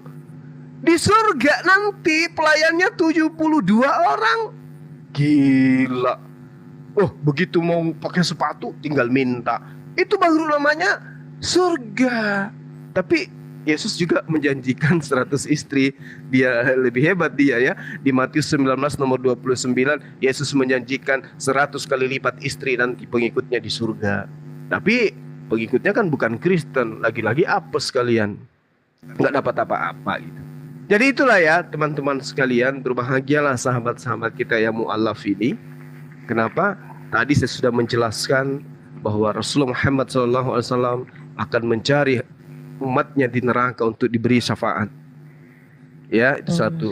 Kedua, ketika kemudian kita masuk ke dalam surga, Masya Allah, bahagianya luar biasa. Ada yang mengatakan, wah nanti di sana kamu kayak gini, kayak perempuan terus aja. Temanmu, oh enggak dong. Layaknya kita manusia itu diberikan makanan 1 kontainer ikan goreng. Apakah semuanya lantas kita makan? Tidak. Ya, itu hanya penyemangat aja supaya kita itu tetap istiqomah di dalam beribadah menyembah hanya kepada Allah. Saya kira begitu teman-teman sekalian. Jangan pernah sekali-sekali masuk ke dalam surga yang lambung Anda nggak ada, usus Anda nggak ada, kelamin Anda nggak ada, kaki Anda nggak ada, tangan Anda nggak ada, kepala Anda nggak ada. Karena itu pasti bukan manusia. Anda berubah menjadi, dibilang setan juga tidak, dibilang kodok juga bukan, dibilang tuyul juga bukan. Jangan. Adalah lebih baik la ilaha illallah Muhammad Rasulullah. Surganya jelas, kembali menjadi makhluk yang mulia di sana. Itu saran saya. Demikian sementara Mahadewa, Dinda Mahadewa dan semua teman-teman saya, guru saya yang ada di sini. Silakan. Kalau mau ditutup silakan. Terima kasih Bang Dewa ilmunya. Siap. Bang Dewa orang yang menyampaikan Bang Juma. Bang Dewa lagi. Bang Zuma. Bang Zuma Ustadz Ukis Awan maklum sudah ngantuk. Baik, Saya terima juga kasih banyak. Saya berterima kasih dulu Bang. Saya juga berterima kasih sama Bang Juma, Bang Mahadewa yang udah meluangkan waktu, Ustadz Arwal, Ustadz Sugi, dan Kak Okta. Terima kasih banyak waktunya Bang. Semoga kita dalam keridhaan Allah Subhanahu wa taala dan supaya dan dilindungi Allah Subhanahu wa taala dan dijauhkan dari segala mara bahaya. Amin ya rabbal alamin. Terima kasih banyak ya abang-abang. Sama-sama. Assalamualaikum warahmatullahi wabarakatuh. Waalaikumsalam warahmatullahi wabarakatuh. Dan terakhir Bang Zuma dapat salam dari papa saya. Waalaikumsalam warahmatullahi wabarakatuh. Masya Allah. Salam kembali ya. Ustadz Nandar naikkan, Ustadz Nandar katanya pengen naik, kasih kesempatan. Saya turun dulu ya Ustadz. Bang Dewa, Ustadz terima kasih. Assalamualaikum. Baik. Waalaikumsalam warahmatullahi wabarakatuh. Waalaikumsalam. Mana Bang Nandar? Nggak ada. Nggak ada. Oh ada. Ada Bang Nandar. Loh, kok nggak bisa turun? Bang Dewa turunin. Ya jangan sampai ke surga mereka ya. Jangan. Film India ini minta diturunin. Nanti di sana berwajah 4. Mau berwajah 4. Enggak mau. Ya udah. Ya. Masya Allah. Mau diajak main sirkus.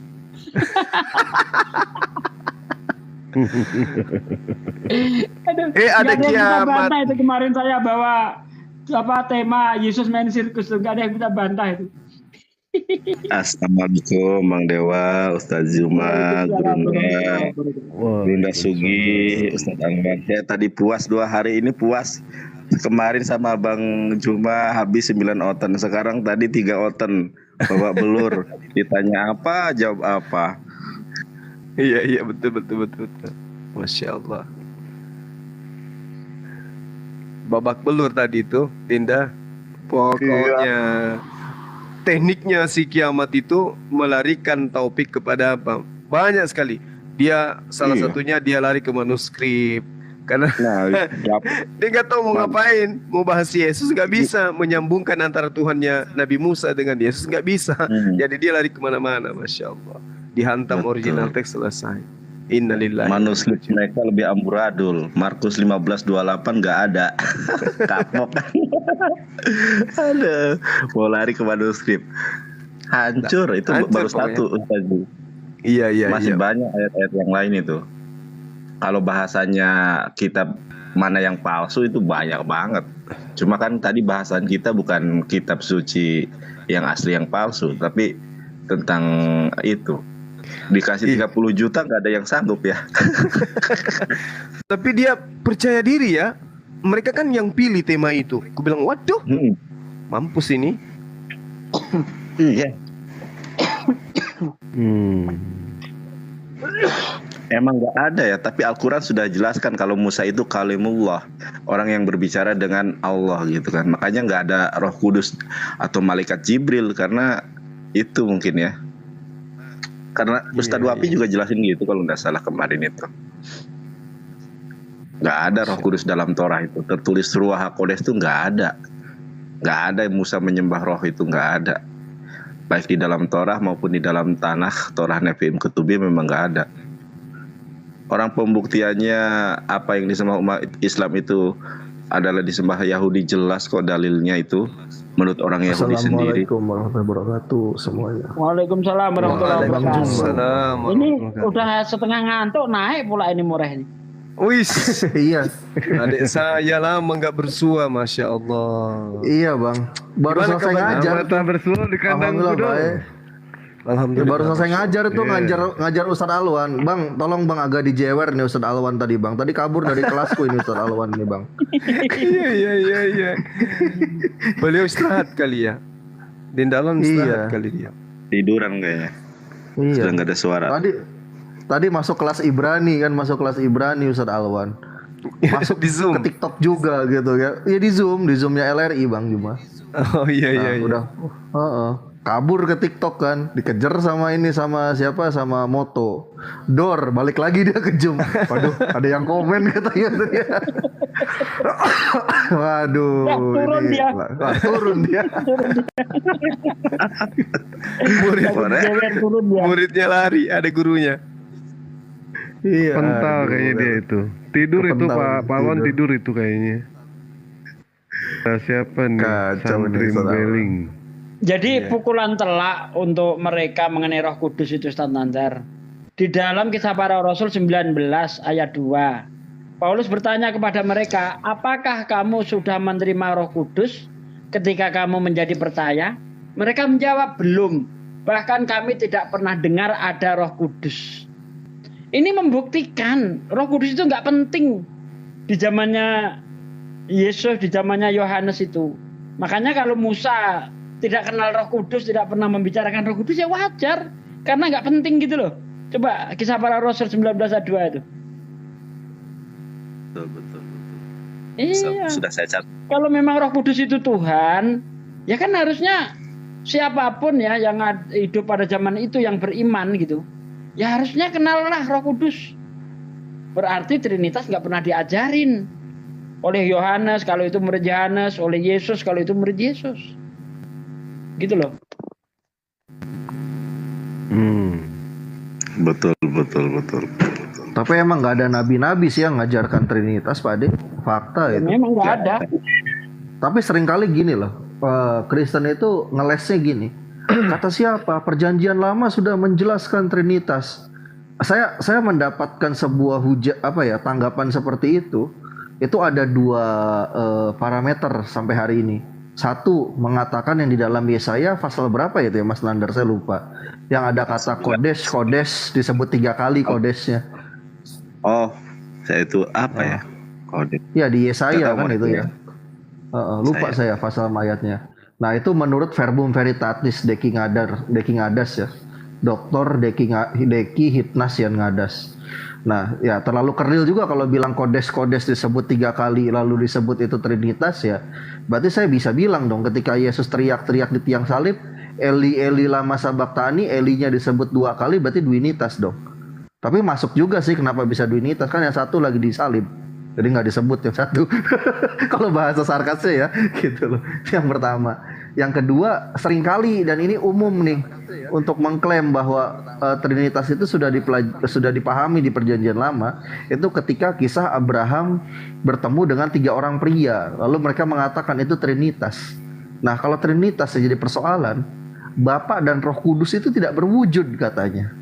Lah itu bentuknya 3 orang laki-laki. Apakah Roh Kudus itu bentuknya seperti laki-laki? Kalau dia mengatakan iya seperti laki-laki, lantas yang datang kepada Yesus ketika dibaptis ini apa gitu? Katanya Roh Kudus kayak merpati. Jadi yang betul yang mana? Roh Kudus kayak merpati apa kayak orang bentuknya? Gitu loh. Nah, kadang penyusunan premis pijakan premis mereka itu lemah gitu loh. Bagai apa ya? Bagai ketika ada seseorang membangun rumah-rumahan pasir di pinggir pantai lalu kena ombak sedikit langsung runtuh semuanya. Karena ya makanya itu kalau di dalam Al-Quran dikatakan apa? Seperti rumah laba-laba itu, Moreh. Tapi jangan rumah laba-laba. Rumah laba-laba masih terbilang kuat Pak De, karena jaring laba-laba itu dengan ketipisan yang sama ya, itu lebih keras dari serat baja masalahnya. Rumah-rumahan pasir itu, rumah-rumahan pasir itu kalau hotel itu. Betul. Sama beda juga ya. Kalau saya lihat di dalam Lukas 12 ayat 10 atau kebalik.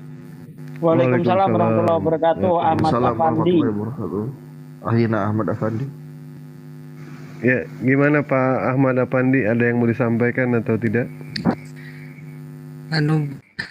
Saya Waduh, sinyal. bisa ngomong dulu, nggak bisa ngomong. Bener. Putus sinyalnya. Iya. Sinyalnya merah itu, Pak Ahmad. Ya.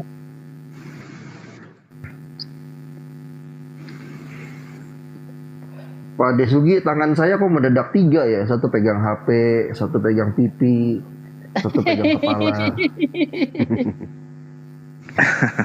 Itu yang waktu siapa? Yang waktu Nabi Ibrahim ketemu dengan siapa? Dengan 3 orang itu. Salah satunya Tuhan. Terus Dewa nanya, di antara ketiga itu yang Tuhan yang mana? Pusing nih. Suaranya ngeropot Bang Afandi. Ini Ahmad Afandi turunin aja suaranya putus-putus Bang Dewa. Gak jelas. Dewa nggak enak kalau nurunin, Dewa nggak enak nih. Orang putus-putus kok, bukan karena. Nah, ini turun sendiri ya. Turun ke pental ya, sama kayak tadi Pak Alwan ya, ke pental ya. Dewa nggak pernah menurunkan siapapun juga, tidak pernah. Pak Alwan? Cor. Ngantuk semua ini kayaknya.